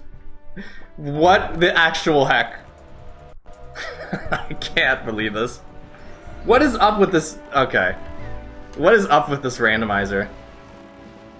Apparently I just need to stream this game all the time so all the weirdest quirky stuff can keep happening. I won't actually. I'll save it maybe for like another time, like 6 or 7 years from now, maybe again when I'm like 33 or 34. Okay, continuing on with our stories. So I really liked the Zora movie for that reason.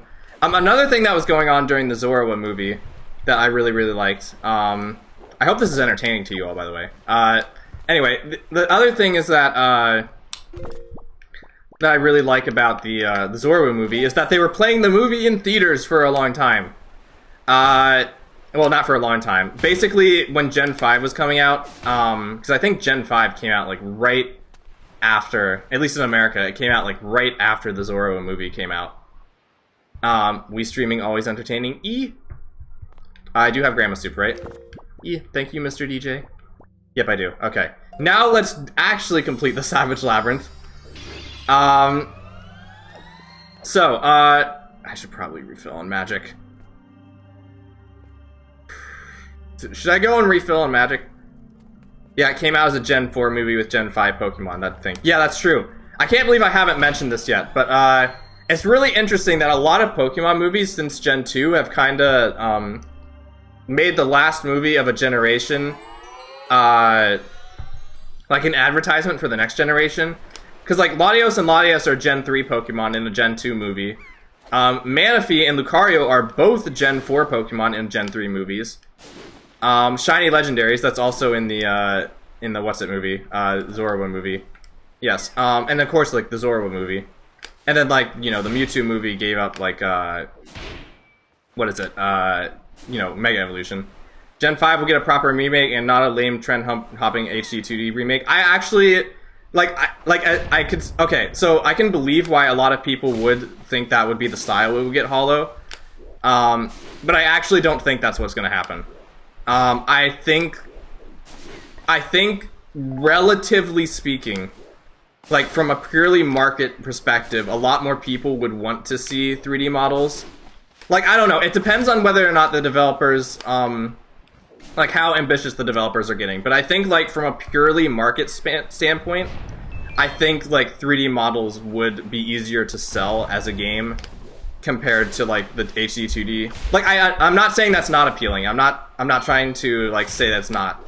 Because I actually do think it's very stylistic. I just think, like, if you're going from a purely market, like, perspective, and you're, like, the Pokemon Company International, and you're trying to, like, sell a game to as many people as possible, I think that they will opt to go with models instead of sprites. I think that's something that's going to appeal to more people. Whether or not you think that's a good thing is up on you, but that's personally what I think will happen. Here's your question, Zarude. Zarude is... I always get Zarude and Zygarde confused. Zarude is like... What is Zarude? Oh, Zarude is the monkey Pokemon. I'll get to them eventually. I'm still going through in chronological order. Ho and Togepi and Indigo Leaf. Oh, that's right. They've been doing it since Gen 1 as well. It's true. Gen 3 had a lot of Gen 4 advertisements in it, which is super weird because I didn't see any of them, even though I grew up in Gen 3. Oh, Zarude Sandstorm. That's also true. Forgot about that.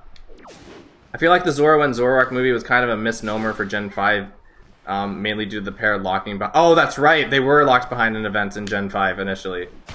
That's right. Thankfully, I was able actually to get the events that would let me get them in my main playthrough. Bad news is I didn't discover until after I beat the game, so that was kind of sad.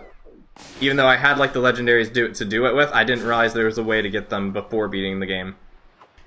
I'm just going around looking for magic real quick. Because we are in the home stretch now. And I have some time. This will give me more time to talk about Pokemon movies. So, when the Zorua and Zoroark movie came out, they had a limited time run in movie theaters. Because I'm not sure you guys know this. The first 5 Pokemon movies aired in theaters. Because Pokemon was a lot more popular back then. Even though it is still crazy popular right now. For some reason, like, there was a mall event going on around the time that, like, Gen 5 was coming out, and they had, like, a bunch of... Like, I wanted to go to it so badly, but I wasn't able to. They had, like, a mall event at, like, certain select places where you'd, like, go around the mall and, like, collect stamps and things. And then you'd find, like, advertisements for, like, certain Pokemon and stuff. I included a picture of one of them in my Pokemon Are Real video. One of the picture of, like, Gen 5 merch was one of those events. Anyway, one of the things they had in that event is they had limited time runs, like theatrical releases of the Zorua movie. Again, I really wanted to go to see that movie really, really bad. Here's the Zacian shield, by the way, if you didn't get a good look at it. Munchlax and Bonsly were also in pre-Gen 4. Yep, didn't see them, because I wasn't watching the Gen 3 anime regularly at the time. So I didn't get to see the Zorua movie in theaters like I wanted to, but I did get to have a nice memory with, like, my family watching the movie, so that was nice. So, Pokemon the game. Pokemon the game. The best game ever. What else was I saying? XD now being, emoted. Oh, your Pokemon. Oh, I see the thing. I was so confused about what was going on. I'm like, that's an interesting face. XD is being emoted for you? I have no idea why that's happening. Good question. Autocorrect moment. So anyway, I didn't get to see that movie in theaters. So, when the Gen 5 movie, the Keldeo movie, came around, I was like, oh my goodness. Wait. Before the Keldeo movie. Actually, there's a different movie. The Pokemon Victini movie. That actually aired the same year as the Zorua movie, I think. I think the Zorua movie was, at least in America, it was early 2011. And the Victini movie was late 2011. Autocorrect smokes something, that's for sure. Oh my. So I went to watch... So I think the Victini movie also... It didn't have, like, that special mall event, but the, I think there was 2 versions. There was Victini White and Victini, like, Black, those 2 movies. And, they were airing, the white version of the movie in theaters. And I wanted to go see that, even though I liked Reshiram a bit more. And... Where was I going with this? I didn't get to see that one in theaters either. I think that was only airing for, like, 2 days in December. You don't remember the last time you saw Pokemon movies in theaters? Not surprised. It's still very, very hard to find them in theaters. There is a good ending to this story, I will say. Kind of a good ending, actually. Kind of a mixed ending. But, basically, I think I have enough magic now. Basically, I didn't get to see that movie in theaters either. But I did watch that, like, with my sister at the time. I think the black version of the movie aired on Cartoon Network, and then the white version aired later. And I watched both eventually, but I watched, like, the Reshiram, the black version first. And where was I going with this? I liked that one. I thought that was a really cool movie. I don't remember having any, like, super standout memories for it, except, like, the way that Ash almost dies at the end of that movie is very, very, traumatic. And kind of scary. And made me scared of space for a while. They typically show them on Twitch nowadays. I see. You only really saw Detective Pikachu in theaters? Oh, yeah, that's right. I forgot that was in theaters. I haven't been including Detective Pikachu in terms of, like, the main release of Pokemon movies, by the way. But, I guess that does count, because it is a Pokemon movie. I've been more talking about like the anime movies. So that one I really liked. I watched both eventually. My sister, that was kind of like a, that movie was kind of a, like, because like a lot of my favorite Pokemon that became my favorites, you could probably tell this, were because of the movies and the anime. Like I really like the ones that, that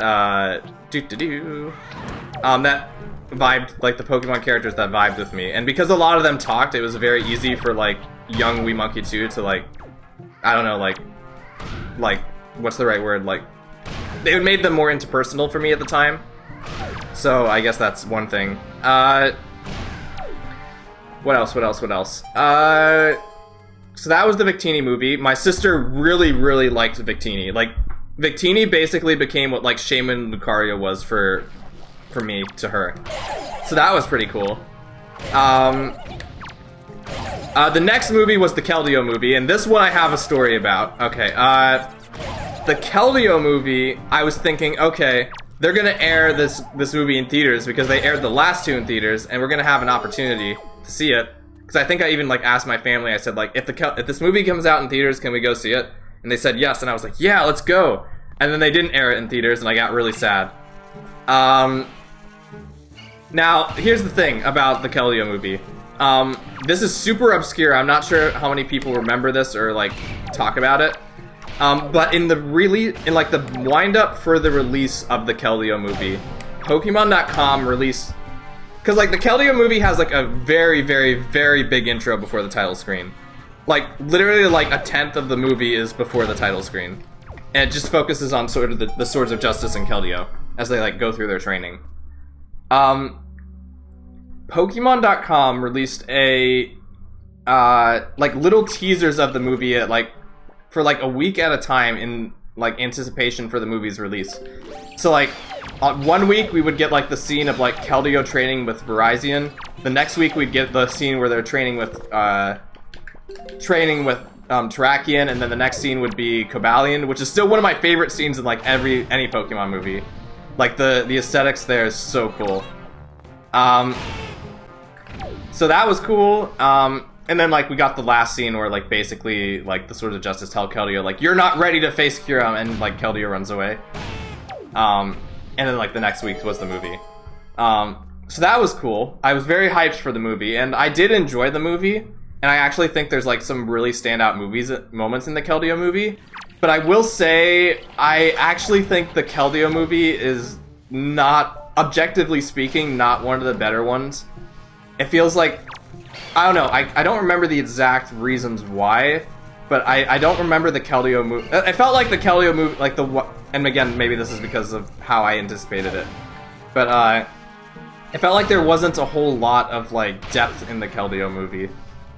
It's like Keldeo like escapes the mountain, goes down, meets Ash, goes back up to the mountain, like loses to Kyurem, and then the movie ends, and he becomes the Swords of Justice. But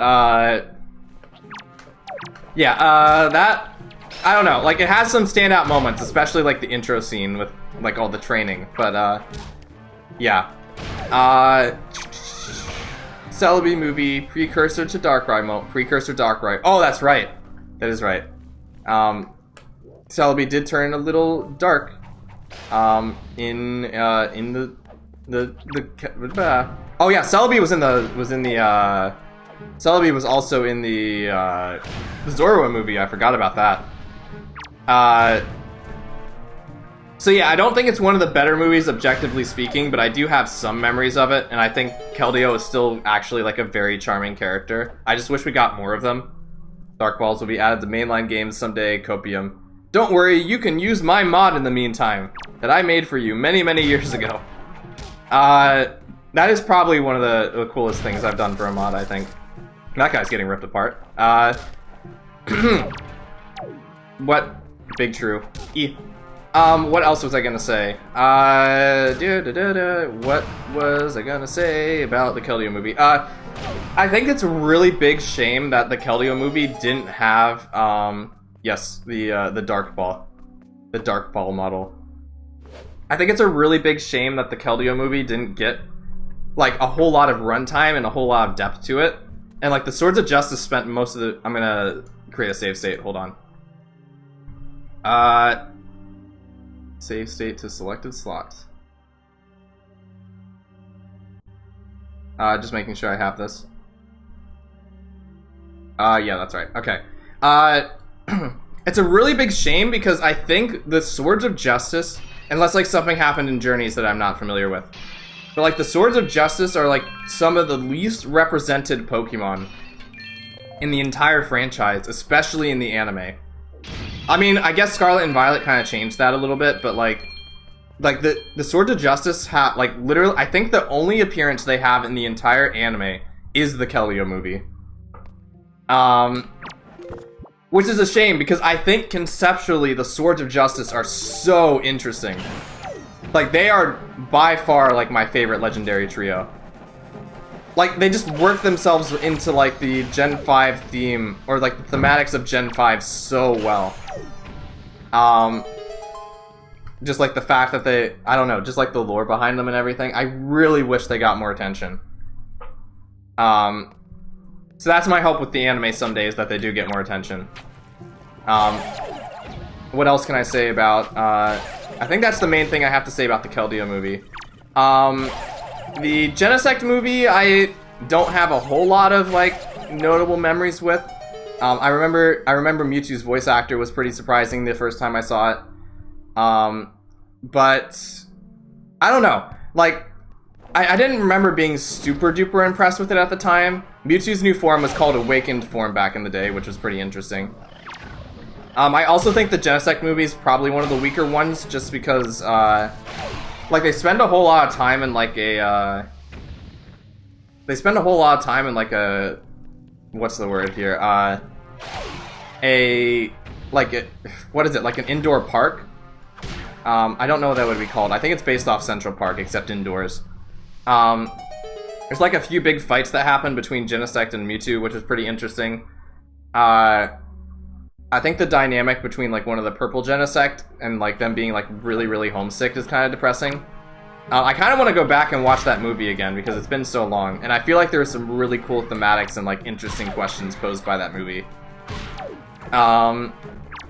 What else? That's one of them. The Diancie movie I watched at the time. Here's a really fun one actually. The Diancie movie I watched when it came out. That one I think was interesting because they made like the Kalos starters, or like the final evolved forms of the Kalos starters, antagonists. Like everyone was just trying to get Diancie and all that. Watched it with my sister. I think there was some really cool scenes in that movie. Yveltal was characterized. This goes into the whole we likes philosophy thingy. That's a whole other tangent I could go on. Okay, temporary break. I've noticed this recently that like while I think characterization is like really important for like movies, obviously, like a base level understanding of like character motivations and who they are and like why they do things that they do and that they make sure that, you know, it makes sense for their characters. I've noticed recently that like the thing that always enamors me the most in stories is like things you can think about like on a deep level, like philosophically. So like sometimes like I guess Metal Gear is kind of like that, where it's like you don't know why this person is doing this thing, and the reason that this person is doing this thing makes no sense, but like wow, it means this symbolically, because this connects to this, which connects to this, which talks about like the nature of like consciousness in the universe or something. And I find those things really interesting. So like sometimes I can overlook if something doesn't really make a whole lot of sense, if it's like, you know, interesting to think about like philosophically or thematically.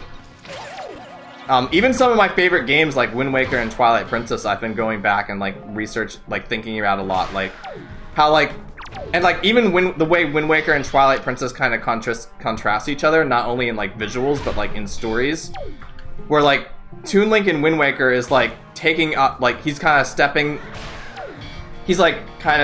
in his maybe this isn't the best way to put this, but like the interesting thing between like Link in Twilight Princess and Link in Wind Waker, at least as I interpret it right now, which to be fair I haven't like completely thought this through yet, but like Wind Waker Link is kind of like he's not chosen, he's not really anybody special initially. He's just like somebody trying to save his sister, but like through a lot of like grit and like hard work and determination, Wind Waker Link is kind of, you know, he makes himself a hero through like that type of commitment, and he becomes a legend through that effort, which I think is a very cool story. And the fact that like there's also the fact that, you know, like the legend is something that's like super old and not like doesn't really relate to his generation, so it's him also kind of making a name for himself, like both in conjunction and apart from that legend, which I think is pretty cool. And then you contrast that with Twilight Princess Link, where Twilight Princess Link, whereas like Wind Waker Link seems kind of like, you know, eager to get out. Like when you see him, he's kind of like all drowsy, he's like, whatever. He's eager to get out and explore the world. Twilight Princess Link seems very, very content with his position. He's about to be like the next mayor of his village. He's like herding goats. He's very like, he seems very content with life. But unlike Wind Waker Link, he is chosen. He is forced to take up the role of like the legend in order to save Hyrule, because like the gods chose him and he has to be the one to do it, or like Hyrule literally dies. So I kind of see Twilight Princess Link as him like, you know, like putting him being selfless and putting his own needs aside, and his own desires aside for like a certain life, for the sake of other people, and he's doing something that he doesn't necessarily like want to be doing. Not to say that like, you know, like Twilight Princess Link doesn't have a sense of adventure, because like the credits do show him leaving Ordon, which I have mixed feelings about, but that's kind of how I interpret Twilight Princess Link's character, is like he's somebody who was dragged into into something like that he didn't necessarily was like asking to be a part of. And the reason that he's like Wind Waker Link I find very admirable, because like he's, you know, he's like a really hard worker and he gets what he wants at the end because of his hard work, whereas like Twilight Princess Link is putting like everything else that he would rather be doing aside, and like foregoing all of that to like take up the, like, you know, like do what he needs to do to save the world. I don't know. It's interesting to think about. He's not related to Link from OOT from what I recall. He did get chosen by the Triforce of Courage at the end. Indeed. Exactly. And he, Wind Waker Link you're talking about. Yeah, Wind Waker Link isn't related to OOT Link. Like he has no according to the King of Red Lions, he has no relation to Ocarina of Time Link. And, but again, like, he had to, like, it wasn't like think about this, for example. Link has, I don't remember if it's the Triforce of Courage or just, like, a mark of the Triforce on his arm. But, like, Twilight Princess Link starts with that, like, mark on his arm. Wind Waker Link doesn't. He has to, like, go out and get all the Triforce pieces to get the gods to recognize him. Which is really interesting to think about. I don't know. You want to know what really makes you think? What makes you think? This is a very big thinking stream. And once we're done with this, I'll go back to Zelda movies. And hopefully I don't die in the meantime, because that would be very bad. Because we are gonna have to fight Dark Knight again. Thinkies. Zelda movies. Zelda movies are something that's going to be happening soon. That might give us things to think about. We're not quite there yet, though. Aside from, like, you know, the short teaser movie that IGN did for Zelda movie back in 2011. That was pretty interesting. You said I'll go back. Oh, I'll go back to Zelda movies. Oh, we don't have enough Zelda movies to talk about yet. We do have the Zelda animated television show, though, which I have watched. I actually my family bought the CDs, or the DVDs from a library way back in the day, so I have watched the Zelda cartoon in its entirety. I barely remember any of the episodes, aside from the fact that Link very rarely hits things with his sword in that show. He usually just fires swords beams at things. So, that was interesting. What else can we talk about? So I think that's, like, my Zelda tangent. Back to Pokemon movies. Yeah, Genesect movie wasn't my absolute favorite. I think it was kind of slow. I was talking about the Diancie movie. Yveltal in the Diancie movie is kind of crazy, just because like he literally petrifies everything that he attacks, which is horrifying, very, very horrifying. Yveltal is they did a very good job of making Yveltal scary in that movie. Pikachu almost gets turned to stone at the end of that movie, which is kind of a reversal of what happens in the first Pokemon movie, where Ash almost gets turned to stone. Well, he kind of does get turned to stone. They both get turned to stone. They just come back from getting turned to stone. So that's pretty cool. And this is the most random thing of all, I would say, about the Diancie movie that has stuck with me. There's a scene where one of the characters, because like, okay, the people that are like trying to steal Diancie, one's like a witch and the other one's like a ninja, or they're like both thieves or something. Oh, there's a Wizrobe. That's not good. And there's a scene where they like meet one of the other like characters in the movie at the time, who ends up being like, you know, a plot twist character. She's like a girl. I don't remember her exact name, but she has like a chest knot. I think that's what it's called. The evolved form of Chespin. They meet up with like the other two characters who have like the two evolved Kalos starters. And I don't remember exactly what one of the people asks her, but she goes like, "Have you seen Diancie or whatever?" And then she goes, "Maybe so, maybe not." And that has stuck with me. Like, I say that all the time in real life now. I always say that, like, maybe so, maybe not. And it's from that movie. So that's pretty silly. So if you hear me say maybe so, maybe not, that's where it comes from, is the Diancie movie. My expectations for the Zelda movie aren't very high, to be honest. It's going to be very bad to be just one movie, and it's going to be very bad if it's just one movie in celebrity casting. Let's hope it gets the Mario movie treatment then, and that it actually ends up being pretty good. I'll hope for the best. Hope for the best, prepare for the worst, I guess. I don't know why I'm trying to pick this up. I have bombs. Yes, so that's the Diancie movie. Hoopa movie, I have opinions about. I consider the Hoopa movie to be the weakest Pokemon movie. Like, not like both from like an objective standpoint and a subjective standpoint. I consider the Hoopa movie to be really, really not good. To put it a little bit bluntly. Like, that's not to say that the Hoopa movie doesn't have its like benefits. Like, T-Rex really likes the Hoopa movie, so like there's definitely things to love about it. If you like Godzilla movies, then I think there's a lot to like about the Hoopa movie. I just think from like a story standpoint, the Hoopa movie is like very, very weak. There's also the thing about Hoopa itself in that movie that I'm not a big fan of. So like, I know that some people really don't like Shaman and really don't like Zorua because they think that they're very annoying. And I can definitely see why that might be. Oh, that's not good. I can see why some people might not like Shaman or Zorua for those reasons, because they're kind of childish.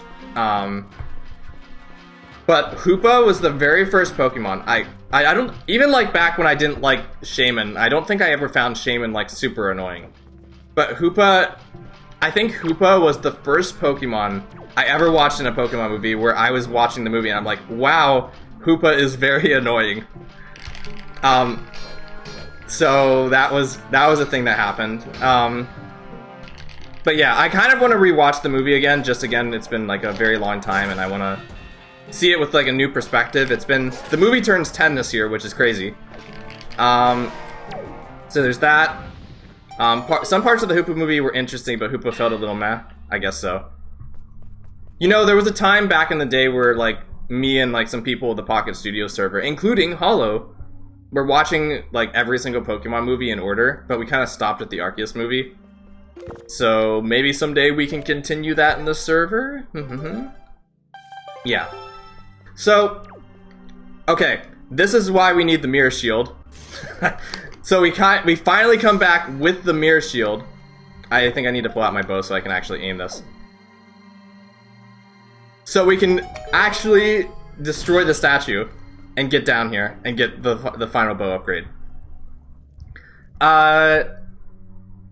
Okay, the next movie is the Volcanion movie. Volcanion movie I actually think is really good. Like, I know like there's kind of a reputation that some of the later Pokemon movies aren't as good. I actually think the Volcanion movie is actually, like, really, really good. It has some very tragic moments in it. Volcanion, I guess, expresses that he really doesn't like humans maybe a little too much. You enjoyed that one? Let's go.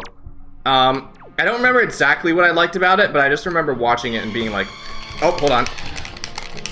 I just remember watching it and being like, wow, this movie is much, much better than some of the ones we've gotten in a really long time. It's probably in like my top 6 or 7, I would say. If not higher. But, I'm gonna let this guy walk into the light and stun himself. Hello, Mr. Hypno. So I really liked the Volcanion movie. That was, oh, that hurts him? Okay. That one was pretty fun. I thought the scene where, like, the Pokemon Paradise in that movie gets rated as, like, super tragic. Where they're basically just, like, telling Diancie it's like, give up yourself, or, like, we're going to, like, torture all these Pokemon. And I'm like, wow, that's dark. Let's see, what else?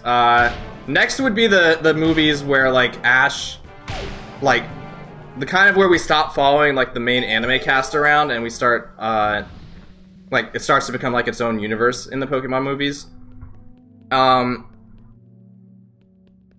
So the next one would be, like, Pokemon I Choose You, which is, you know, the movie adaptation of Ash's first, adventure. That one actually aired in theaters, and I was able to go see that one in theaters, thankfully. I think it only aired, like, once in some, like, one-off location. I don't remember exactly where. Yo! You like that one? Do you like that one? Or, like, the fact that I went to see it in theaters? That one I have a lot of fond memories for.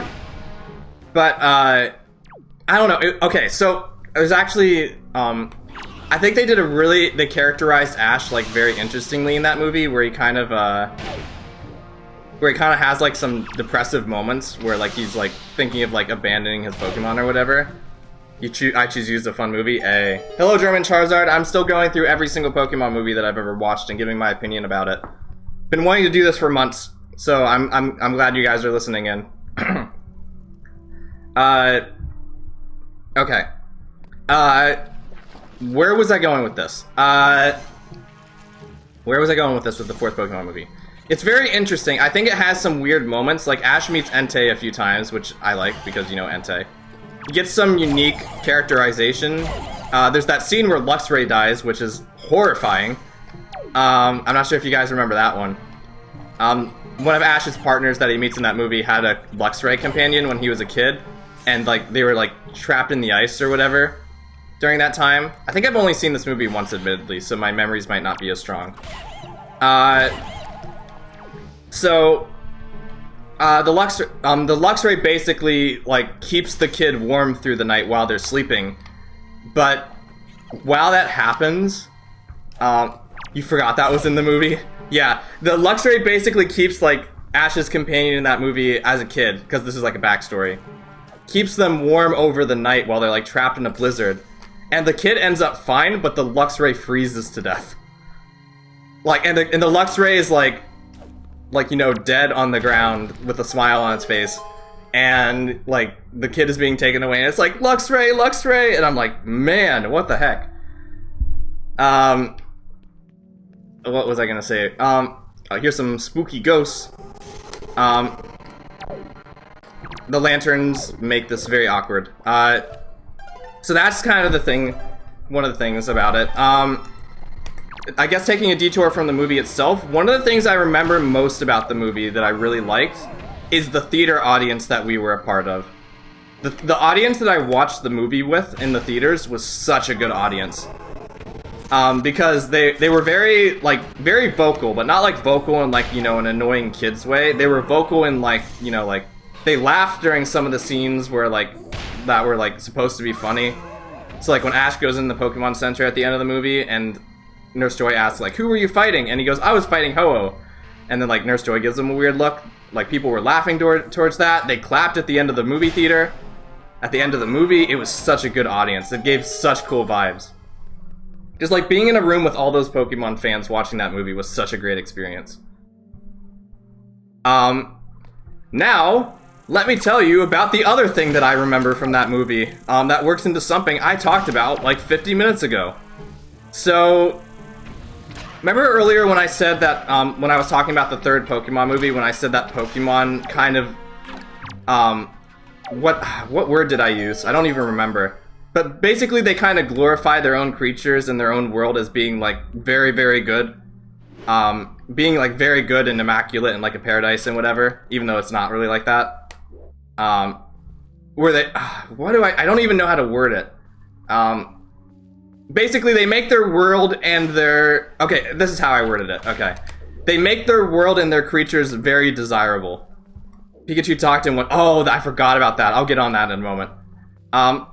When I said that Pokemon as a franchise really likes to make its world and its creatures very desirable, like, it could be from, like, a marketing standpoint, but also just from, like a connection standpoint. Like, they want their creatures to feel alive, which, you know, props on them. I think that's a really good thing to aim for, but it does have some downsides that, you know, I think are worth considering. I think the biggest example of that being the case in any piece of Pokemon media that I have ever seen is in that movie. Because in that movie, in the I Choose You movie, Ash has there's a scene where, like, Ash loses a battle to his rival, and he, like, is starting to, like, contemplate about, like, whether or not it was a mistake to pick Pikachu or whatever. And he goes and sleeps under a tree, and Marshadow gives him a nightmare, in that scene. And that nightmare is Ash living in the real world. Ash has a nightmare about how he's living in the real world. Whereas, like, his, like, bed is, like, full of, like, doesn't have Pokemon things anymore. It's not, like, race cars.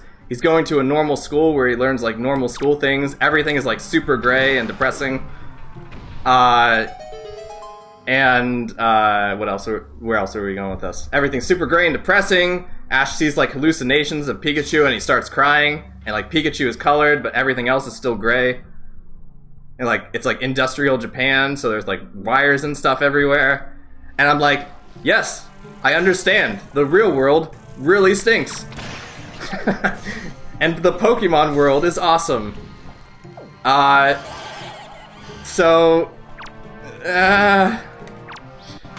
Like, okay, I think I'm really glad that scene exists, but that kind of goes to what I was talking about earlier when I say that Pokemon kind of, at least from my perspective, kind of tries to glorify its world and its creatures, maybe to, like, an extreme extent. Okay, here's a good way to put this, okay? Here's a really, really good way to put this. Because this is actually what my thesis film... What the heck? Oh, my OBS is just acting weird. For a second, I thought my game crashed. Hold on. Hold on. I'll reload this and then I'll talk about what I was going to talk about. We have to load PNG. Load that. There's PNG. Pokemon rubbing in how better the Pokemon world is. Yes, I'll have something to say about that and why I think it's because, like, I'm literally I was gonna talk about this way earlier, but I'll get back onto that in just a moment. Do this. Yes, so I think it's very important. Like, I'm not saying that what Pokemon is doing is bad.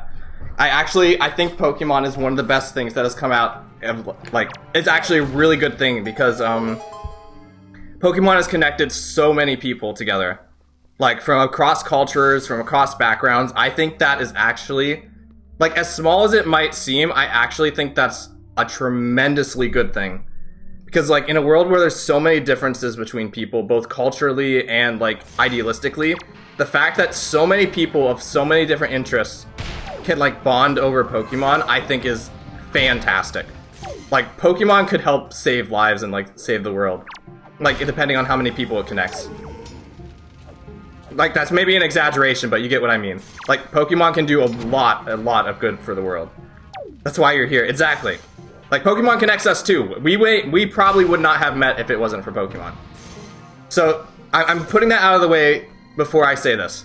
Okay, so my concern with that scene in the 20th Pokemon movie, and why I think that might be, like, a bit of an extreme for, like, what Pokemon does. So when I say that Pokemon tries to glorify its creatures and its worlds to an extent, that's kind of what I'm talking about.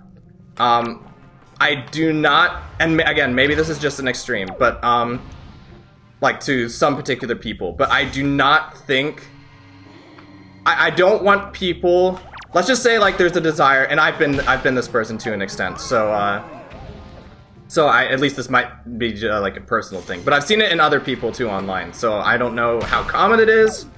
I don't know if I'm just crazy and the other people I was seeing were crazy who were saying this, but it is something that has crossed my mind. It is very, very, very important that people do not hinge their happiness on the franchise.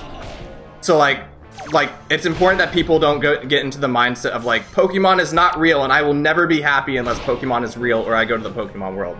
Because like obviously that can't happen. So I think it's, again, really important that, I don't get hit by a giant spike club by missing no. It's really important that people don't hinge their happiness on Pokemon as a concept or as a franchise. Just because, like, you know, they shouldn't think that the world stinks just because Pokemon don't exist, if that makes sense. And I feel like some of those scenes, like the ones in I Choose You, kind of, like, promote that mindset that the world stinks and it doesn't exist. It stinks because Pokemon don't exist. I don't know. I do live action Pokemon content, so I think about this stuff a lot. That's actually what my thesis film is about. So for those of you who don't know, I talked about this a bit on Discord, but I haven't actually gone into a whole lot of detail. I'm currently working on a thesis film for my graduate program, and just last Monday it got approved.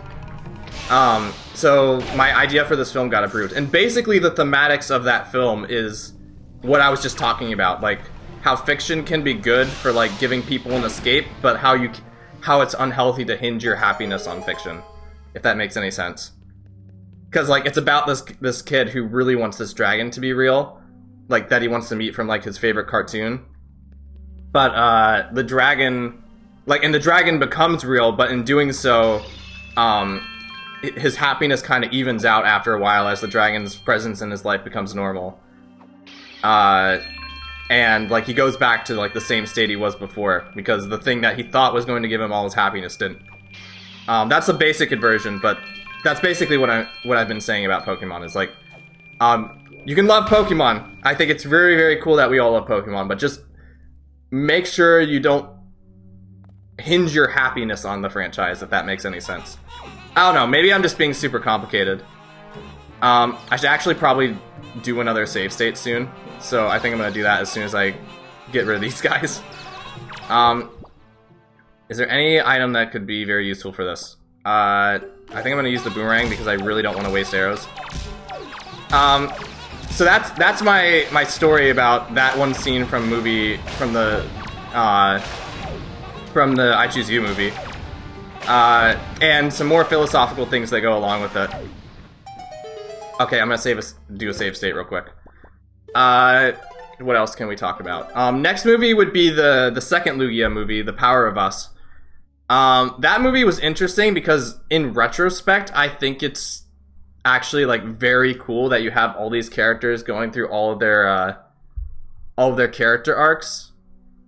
And like they each kind of coalesce towards the climax. I don't remember the exact details of each parts of the movie, but I remember it being like pretty cool.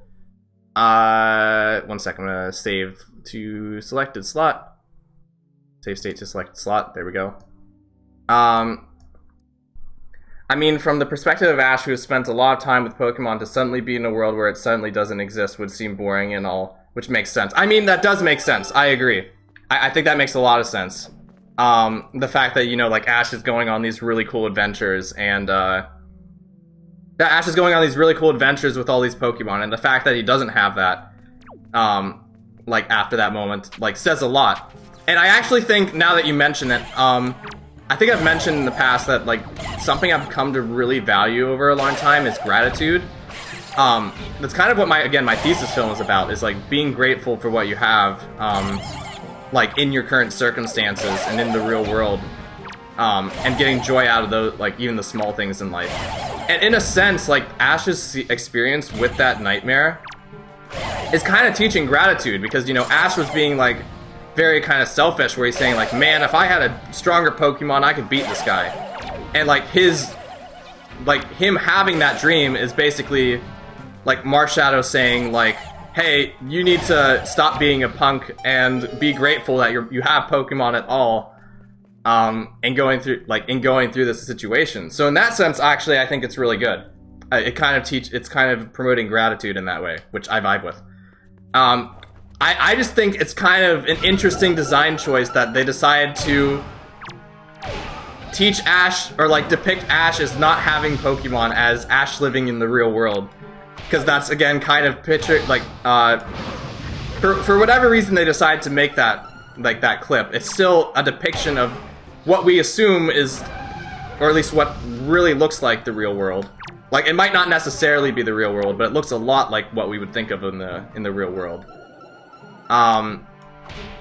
And that's how they decide to, like, you know, depict Ash without any Pokemon. Like, they don't show, like, him in Pallet Town, or in anything, like, or, like, in any familiar Pokemon locations, but, like, Pokemon don't exist. Like, they show, like, kind of what, like, urbanized Japan looks like.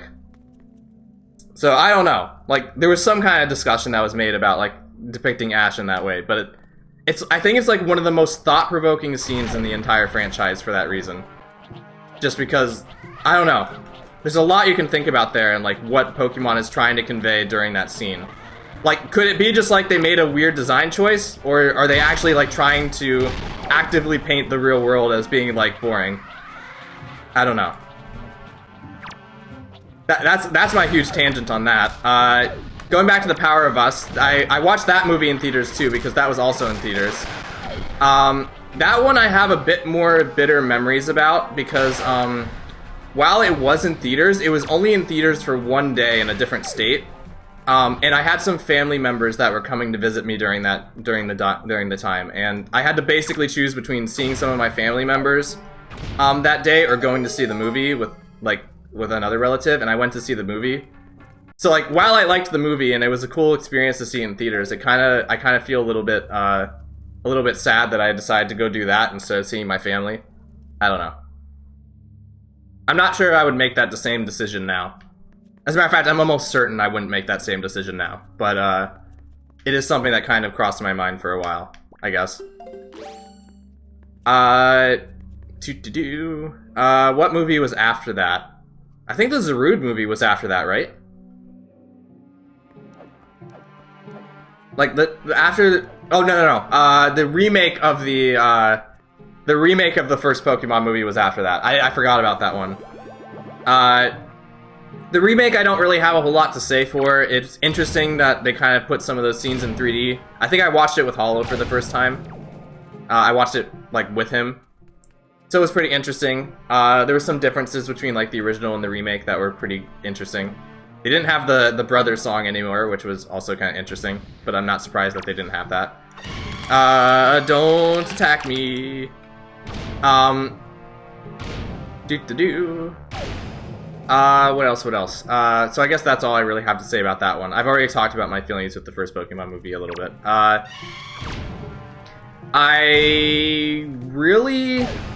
I guess the Zarude movie is also really, really good. I think it was, I didn't expect, like, I don't remember the character's name, like, the person who was raised by Zarude. Coco, that's what her name was. I didn't expect Coco to, like, not speak throughout the entire movie. Like, there's scenes where, like, you know, Coco is speaking to Zarude, like, and we hear it as if it's English, but, it's them speaking through their own language. Like, Coco doesn't learn a whole lot of English from what I remember.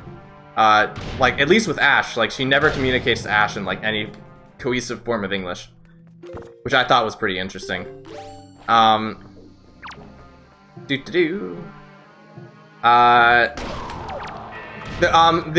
other interesting thing, this might be more interesting this would be very interesting to T-Rex, but, the main antagonist of that movie, is voiced by, what was his I don't know how to pronounce his last name, this is gonna be so weird, but Billy, like, it's like the same guy who voices Ferdinand in Three Houses and, voices Maruki Maruki in Persona 5, who's like someone, like he passed away a few years ago, which is kind of sad, but he's like he was a really talented voice actor, and he played like a lot of really cool characters. And he also plays the antagonist in that movie, so that was pretty neat. What else? There's a very funny GIF at the end of the movie that plays some cool credits music. It's like Cramorant like doing a little dance. I've been wanting to add that as a GIF in the server for a while. Ow. I got punched. The Cramorant, indeed. I guess this is a good opportunity to bring this up too. Like the endings of these Pokemon movies. Each of the Pokemon movies have like their own credit songs that you don't usually, or at least I didn't hear them a whole lot growing up. Because when I watched the movies on Cartoon Network, usually like when the movies end and like the credits are rolling, they would play the scenes in fast forward, like on the side, without any audio, because they'd be advertising the next thing that's coming up. So they'd be like, come watch this next movie or this next television show that's going to be airing the next 30 minutes. And then they'd show like the movie credits on the side. Don't hit me, please. Okay, good. So because of that, I never really got to hear the songs that play at the end of some of these movies, but some of them are like really good. Like really, really cool and wholesome. Like definitely my vibes. They're kind of like, you know, like very like friendshipy as magic stuff. And some of them are, oh, that was almost very bad. I do not want to do spin attacks any of these guys, I forgot. But yes, I remember like the one at the end of the Victini movie, the one at the end of the Shaman movie, and the one at the end of the Zorro movie, and the one at the end of the Volcanion and... Wait. Hold on, let me start over, because I was just kind of throwing words out there.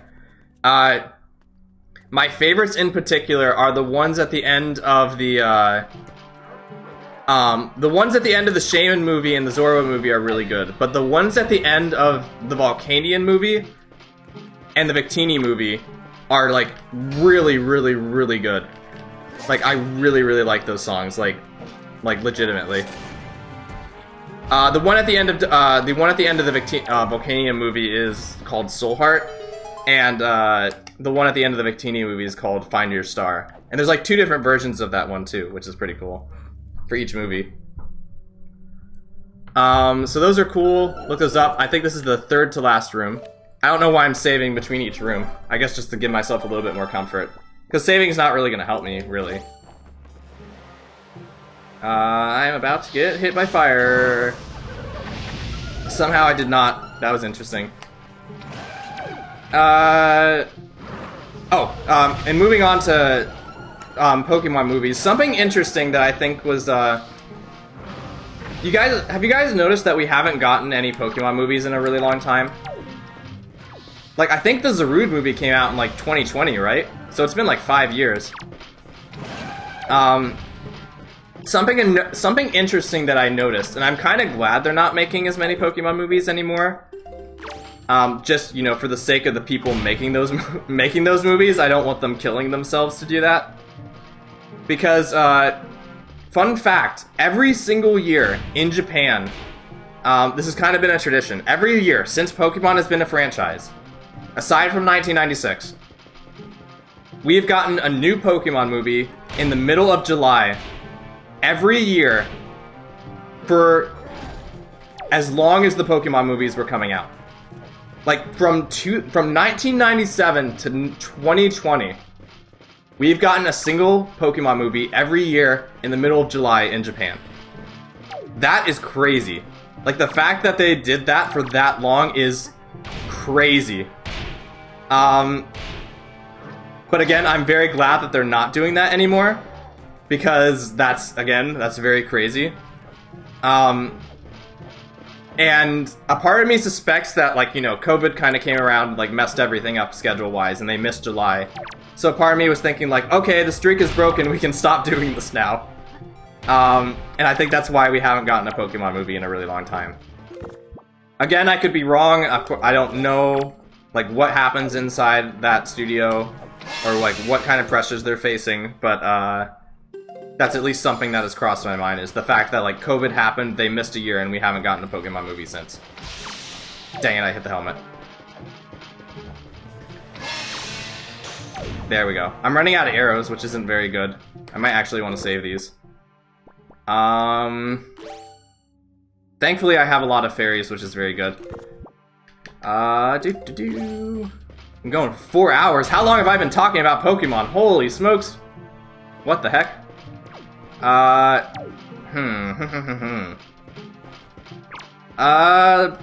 Is there any Pokemon movie thing that I'm missing? Because I think that's all of, like, the anime movies, at least. We talked about Detective Pikachu. Detective Pikachu, I obviously had a lot of hype for. I've only watched it twice, interestingly enough. And there's something about Detective Pikachu that really surprised me towards the ending, but I can't mention it because it'll be important later. I'll explain someday. But, yeah, it was a cool movie. I liked it. Live-action Pokemon is cool. Always love to see it. Apparently we were gonna get a sequel, but that didn't happen, so that's sad.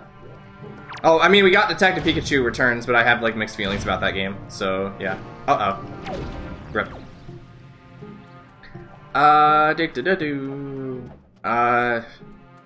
What other Pokemon movie things are there?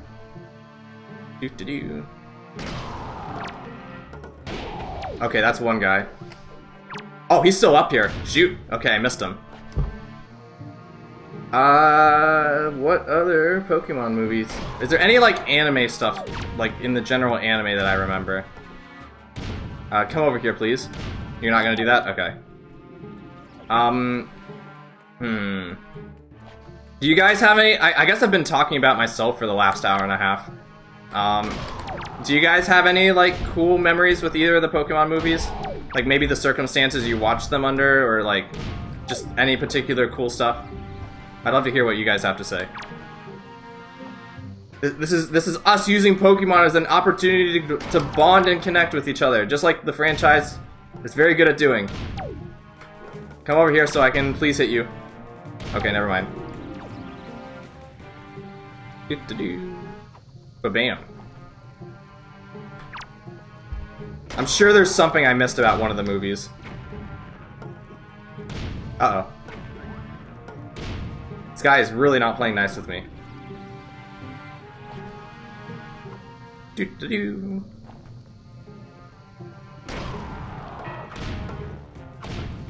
Hold still! Okay, thank you. I mostly watched the Zarude movie because Rockruff was in it, but overall I thought the movie was very good. Nice. I think, I only watched the Zarude movie once, so, I don't remember, like, the exact details of it, but there was a Rockruff in there, which is pretty cool. Okay, this is the scary room. This is the room where scary stuff happens. So I'm gonna try and get behind this guy and take out his armor. Hold on.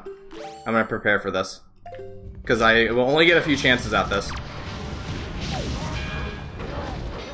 That was a lot of damage. Yeah. Maybe someday again we can watch through the movies together, but we'll see. Okay, that's one of them. These are some of the strongest enemies in the game. They do 4 hearts of damage, so we have to be very, very careful here, and I do not want to go through all these floors again. So let's hope that does not happen. Ah, fire! I'm going to equip my armor. As a matter of fact, this actually might be a good time to... No, I'm gonna save that. I was gonna drink the thing, but I'm gonna wait. Let's see...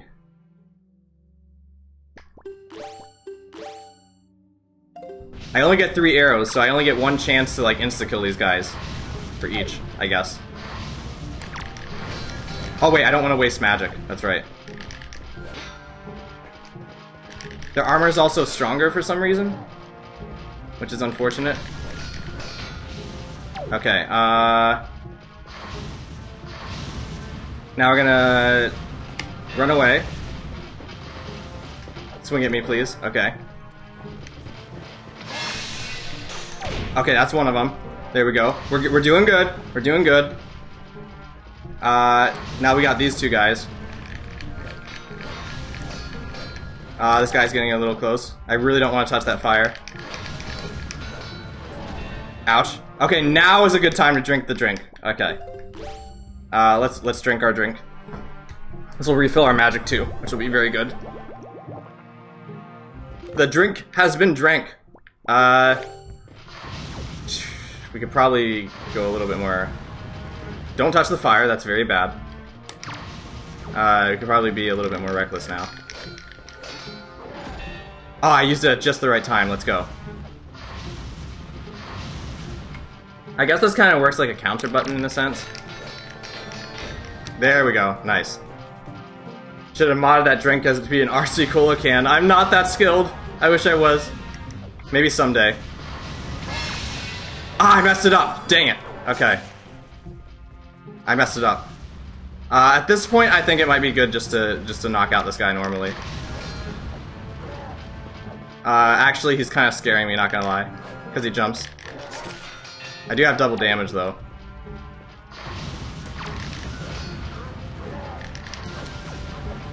You really don't want to get hit by that, like, jump attack that they do, because that does 3 hearts of damage, and that does 12 with my current setup, so you really don't want that to happen.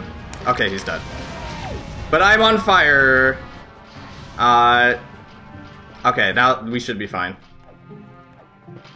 The question just is if we're gonna get this guy with our ice arrow, with our last arrow. Let's see. Yep, okay, there we go. Exactly the amount of arrows we needed. Perfect.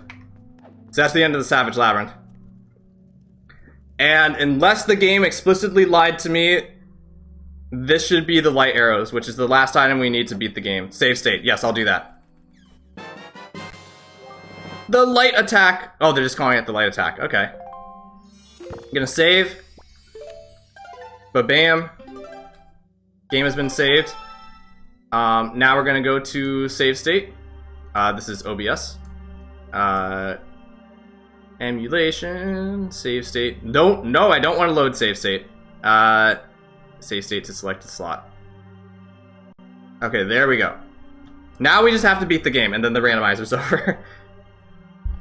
We have everything we need now to beat the game, I believe. So I'm gonna go back to get some grandma soup real quick. And then we're gonna go fight the final boss, and then that will be it, and that'll be the end of the stream. Thank you all for sticking around and indulging with my Wind Waker, urge to play Wind Waker, if that makes any sense. And then we'll get back on Pokemon XD next time. Also, thanks for letting me explain all my things about Pokemon movies, because now that the stream is going to be very cool for that, I guess. Grandma soup.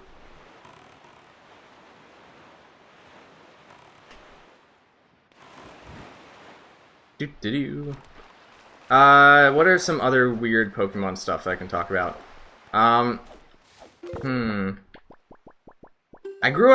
Even though I grew up in Gen 3, I didn't really watch a whole lot of the Gen 3 anime at the time, just because that was on... Oh, Three Houses. Uh-oh. You want me to talk about Three Houses? I guess it wouldn't be a Wee Monkey 2 stream unless I talked about Three Houses. What is some random Three Houses thing that I could talk about?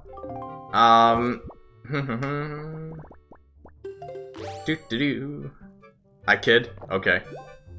We will make this the one stream, even though I've already mentioned Three Houses. We'll make this the one stream where I do not mention Three Houses. Alright, now we're going in with... Pretty much, we could go to the Earth Temple and, like, fill up our hearts, but... I want to try and end the stream. What can I say about... Oh, we could talk about Engage. Because you're playing Fire Emblem Engage. I'm out of arrows. We should probably fix that. But thankfully, we have $3,000 to do that with. We could talk about the Divine Dragon DJ, who plays Engage as the Divine Dragon DJ. Assuming you named yourself DJ in the game. I don't know what you named yourself as. There are no arrows in here. Unfortunately, I think they sell the place that sells the most amount of arrows is Windfall, and I do not want to go there, so let's not. Instead, Let's go to Forsaken Fortress and see if we can find any arrows there.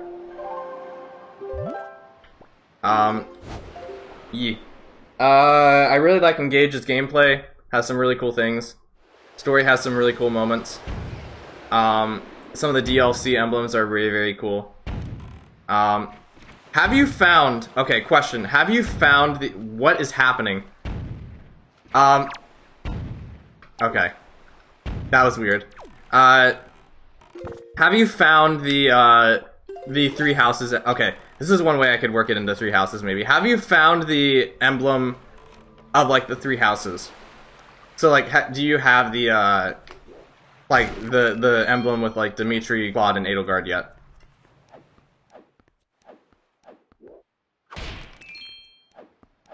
Because there's... I'm curious for you to get that, but, like, I don't know if you've actually found it yet.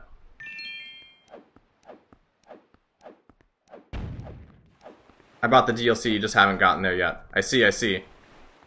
I would keep, I guess I would just keep in mind that, like, it's something that you can access, like, right when you get the DLC, or around the time you get the DLC. It's like, it's just, so it's not, like, you don't have to wait for a certain point to actually get it. Like, you can get it right now, it's just a matter of finding it.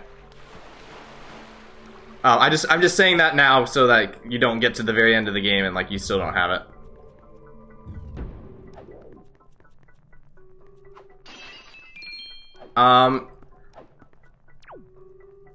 Where's Phantom Ganon? Do we have to go through the maze again? Oh no. I guess we're gonna see if I actually remember the maze pattern this time. Oh, nope, there he is. Okay. Hello, Mr. Phantom Ganon. Or Mewtwo. Here is a light arrow. Wait, what the heck? Okay, there we go. Hello, friend. Goodbye. So, that maze we went... What the heck? Hello. You're still here. Not anymore. Okay. That maze we went to earlier is, where we would normally get the light arrows. Also, this is my big sword now. We finally got the sword! Does this count? Does this count as our sword that we finally have? Maybe? I don't know. Probably not. The cool thing, though, is that if we hug... Yes, let's go. If we hug this wall, and we slash it to the side, if I can do this correctly, we become a hieroglyph! Not really. And our sword's gone, which is sad. But yeah, this is the final boss coming up. The cool thing about the light arrows is they kill everything in one hit, so it's... At the very least, I'm very glad that we got that last, because, otherwise, this would be very, very, very boring to fight enemies. Or I could just miss entirely, that's also something that could happen. Goodbye. Yep. They just get vaporized. Very spooky, would not want to fight. The other cool thing about Wind Waker is one of my favorite bosses in the entire franchise is coming up. The penultimate boss of this game is my favorite in the entire... one of my favorites in the entire series. Which is fun. Goodbye, friend. I'm hoping that these are going to drop more arrows, because we're going to need a lot of magic and a lot of arrows going into this fight. Indeed. Does Breath of the Wild Tears of the Kingdom have these arrows too? Have you beaten both? Have you beaten either, I should say first, before I confirm or deny. Do you want me to confirm or deny, I should say? Because I can. Ouch. There goes my double attack. That's gonna hit me. Nope, never mind. Okay. Doo-doo-doo. Defeated. Doo-doo-doo. We are almost full on arrows, I think, which is good.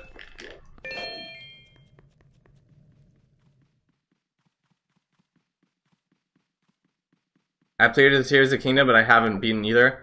I guess one way I could say it is that one of them is accessible through... I think they're accessible through, like, amiibo items.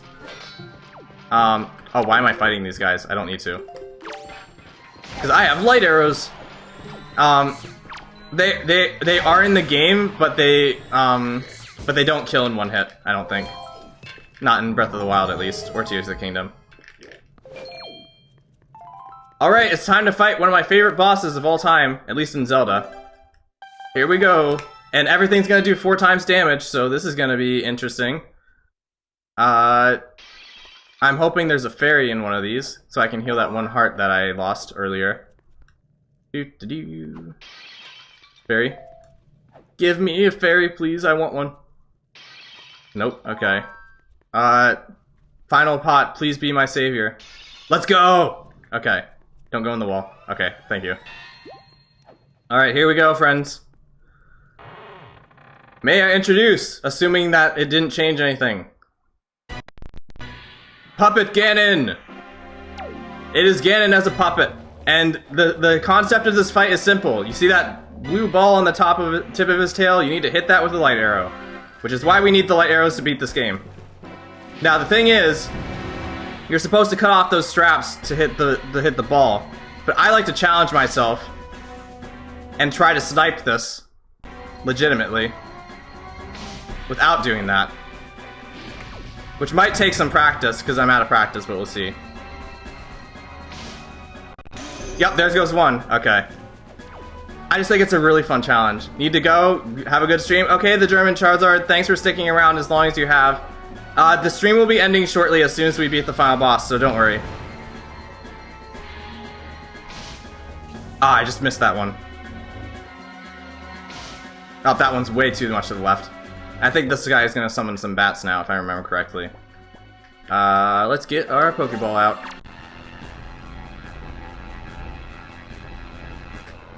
The game really does not like this. The music is still playing, even though, like, the visuals are weird. Huh. Game is in slow-mo.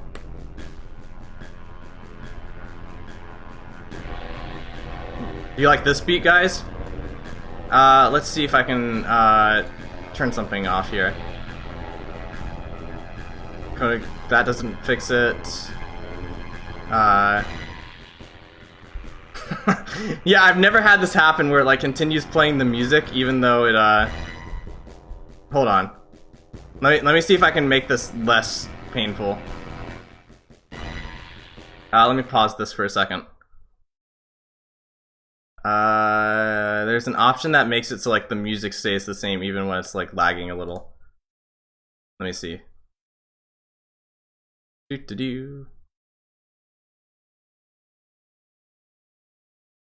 Okay, I think it's this one. So now if I play... Okay, never mind. Let's reset. Let's stop. This is gonna be a fun boss fight if we have to kill him before the bats show up. We're gonna do it, guys. I could also load, like, create a save state right before the door so I don't have to reload if the thing crashes. That might also be a good idea.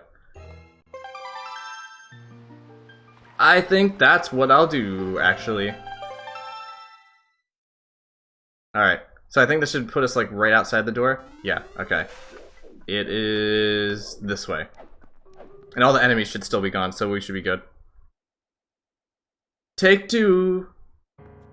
All the enemies should still be gone, so we should be fine. Get that fairy again, and we'll do this again. We'll just have to summon them before the bats... We'll just have to take them out before the bats show up.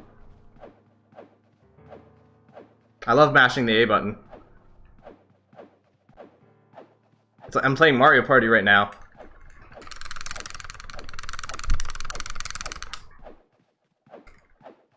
There we go. Fairy. Okay. Save my game. Create a save state.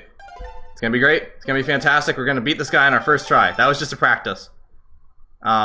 Save state to selected slot. Bam. Here we go. Take 2.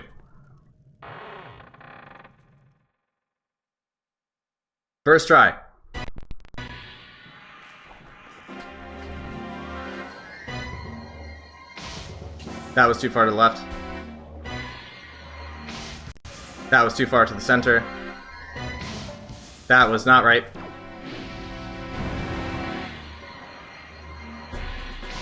That was way too far to the left. That was not right either. He's about to whack me. Okay. Oh, I guess I cut a rope that way.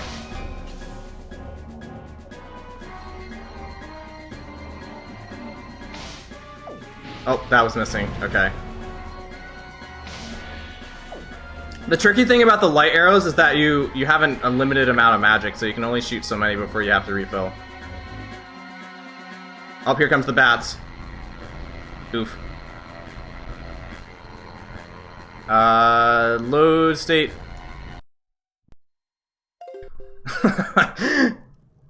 I don't think that Ganon is loading bats. I think he's literally just... He has like a world-ending attack. That is the final boss of this game. If this keeps happening, I'll figure something out.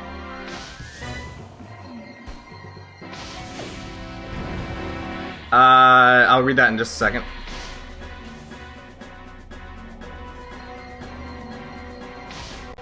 Oh, there we go. There's one.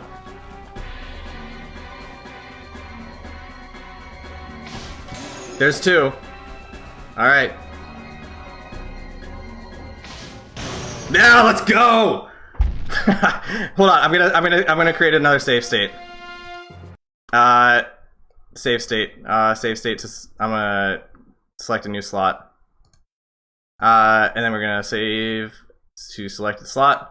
I think that's the fastest I've ever beaten that boss. Never had the chance to summon bats, but the problem is he's gonna do it next phase, and it's gonna be horrible. Okay, play. I played Breath of the Wild for a bit, and it was good, but as I progressed, I started to lose interest and didn't play it anymore. But Tears of the Kingdom actually looks fun to you. Yeah, Breath of the Wild is interesting in its structure compared to some of the older Zeldas, I have to say. Very, very interesting. I can see why some people might get bored of it after a while, though.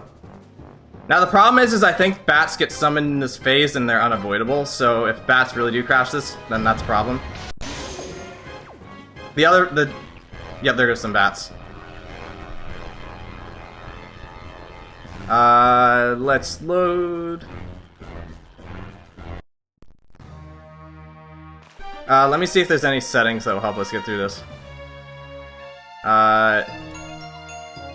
Do-do-do.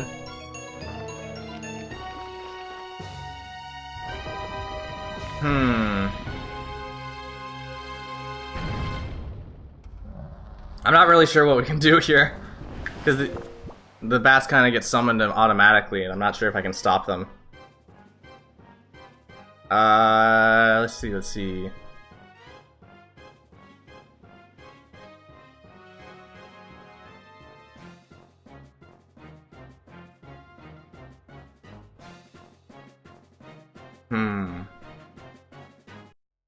Oh, don't want to do that.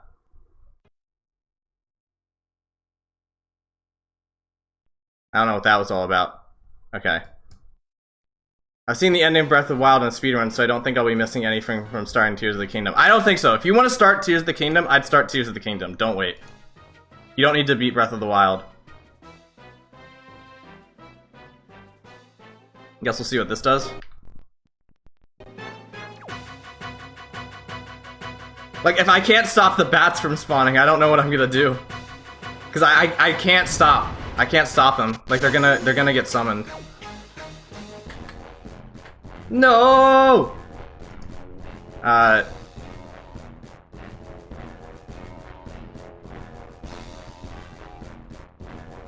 So sad. Perhaps lowering that the resolution, maybe.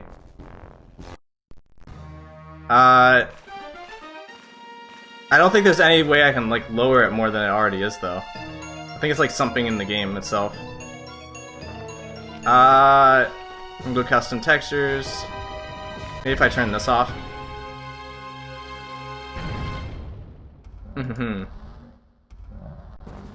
Do. Do. It's going pretty smooth right now, at least. Look towards the floor. wait. Hold on. Load from... If I looked towards the floor, it stopped, so there's something was going on here.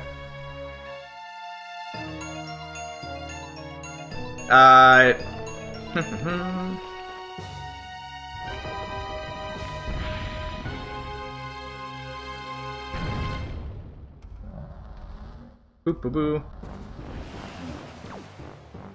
If not, I actually don't mind ending the stream here, because like the boss fight is the same like no matter what. So yeah. Okay, look towards the floor. People are gone on the side. Stay away from me! I don't want you crashing my game. Ah! No! The bats of evil. Maybe if I reset the thing.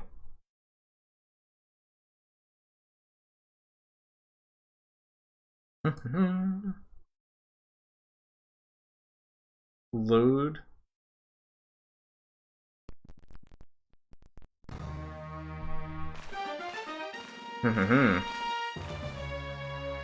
If I can't stop the bats, then I don't mind ending a bit early. It's a shame though, because I really like the snake phase of this. Or I could fight the boss on like a legitimate save as well. That's also something I could do maybe.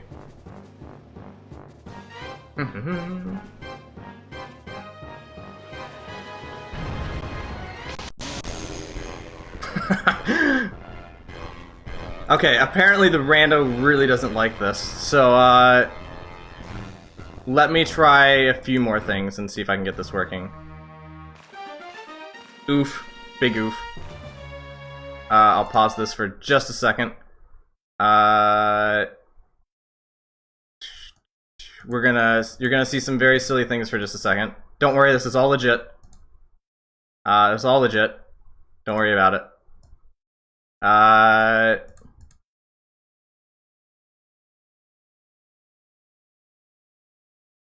Volume, this.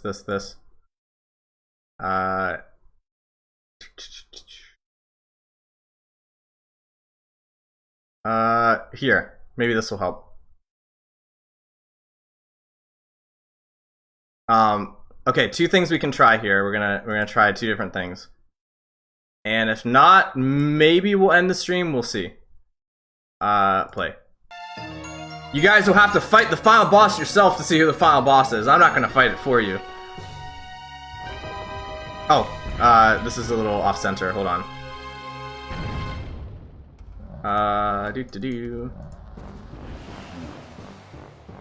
It's off-center! Ah! There we go, okay. I can't see where he's falling. Okay. It worked for a second. Okay, one last thing. One last thing I'll try. We're going to set this down to 1.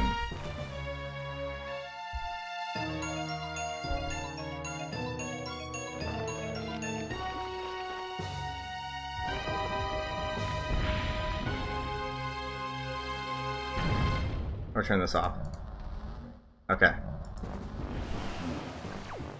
Doo-doo-doo.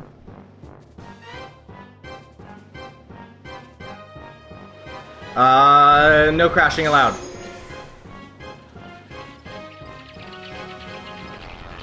Rip. I got hopeful there for a second. Yeah, I don't know what to do. Being honest. Because this isn't like Windfall where like things are happening consistently. I'm not really sure what we do here.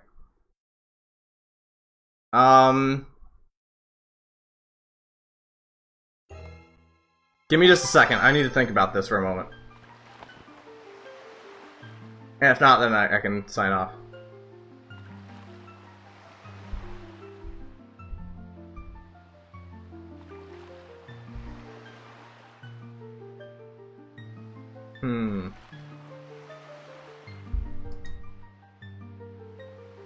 Do-do-do.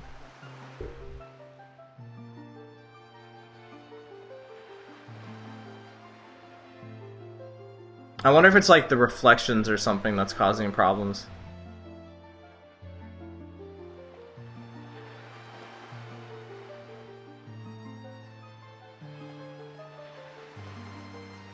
Okay, one last attempt. And if it's not, if this doesn't work, I'll, if this doesn't work, what we'll do is that, like, before XD, if I figure it out, we'll, like, quickly do the final boss, and then I'll move over to XD for the next stream.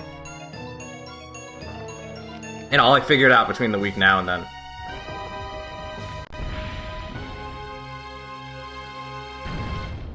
Do-do-do. I'm gonna make sure that my attack on Ganon looks really cinematic, so I can say that I beat the game if that happens. So we're gonna do this. Oh well. Hold on, I didn't hit him. It has to at least look cinematic. This doesn't count.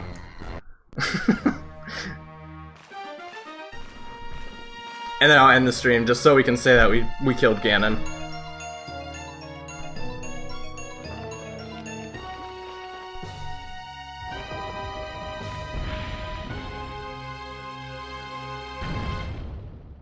Do-do-do.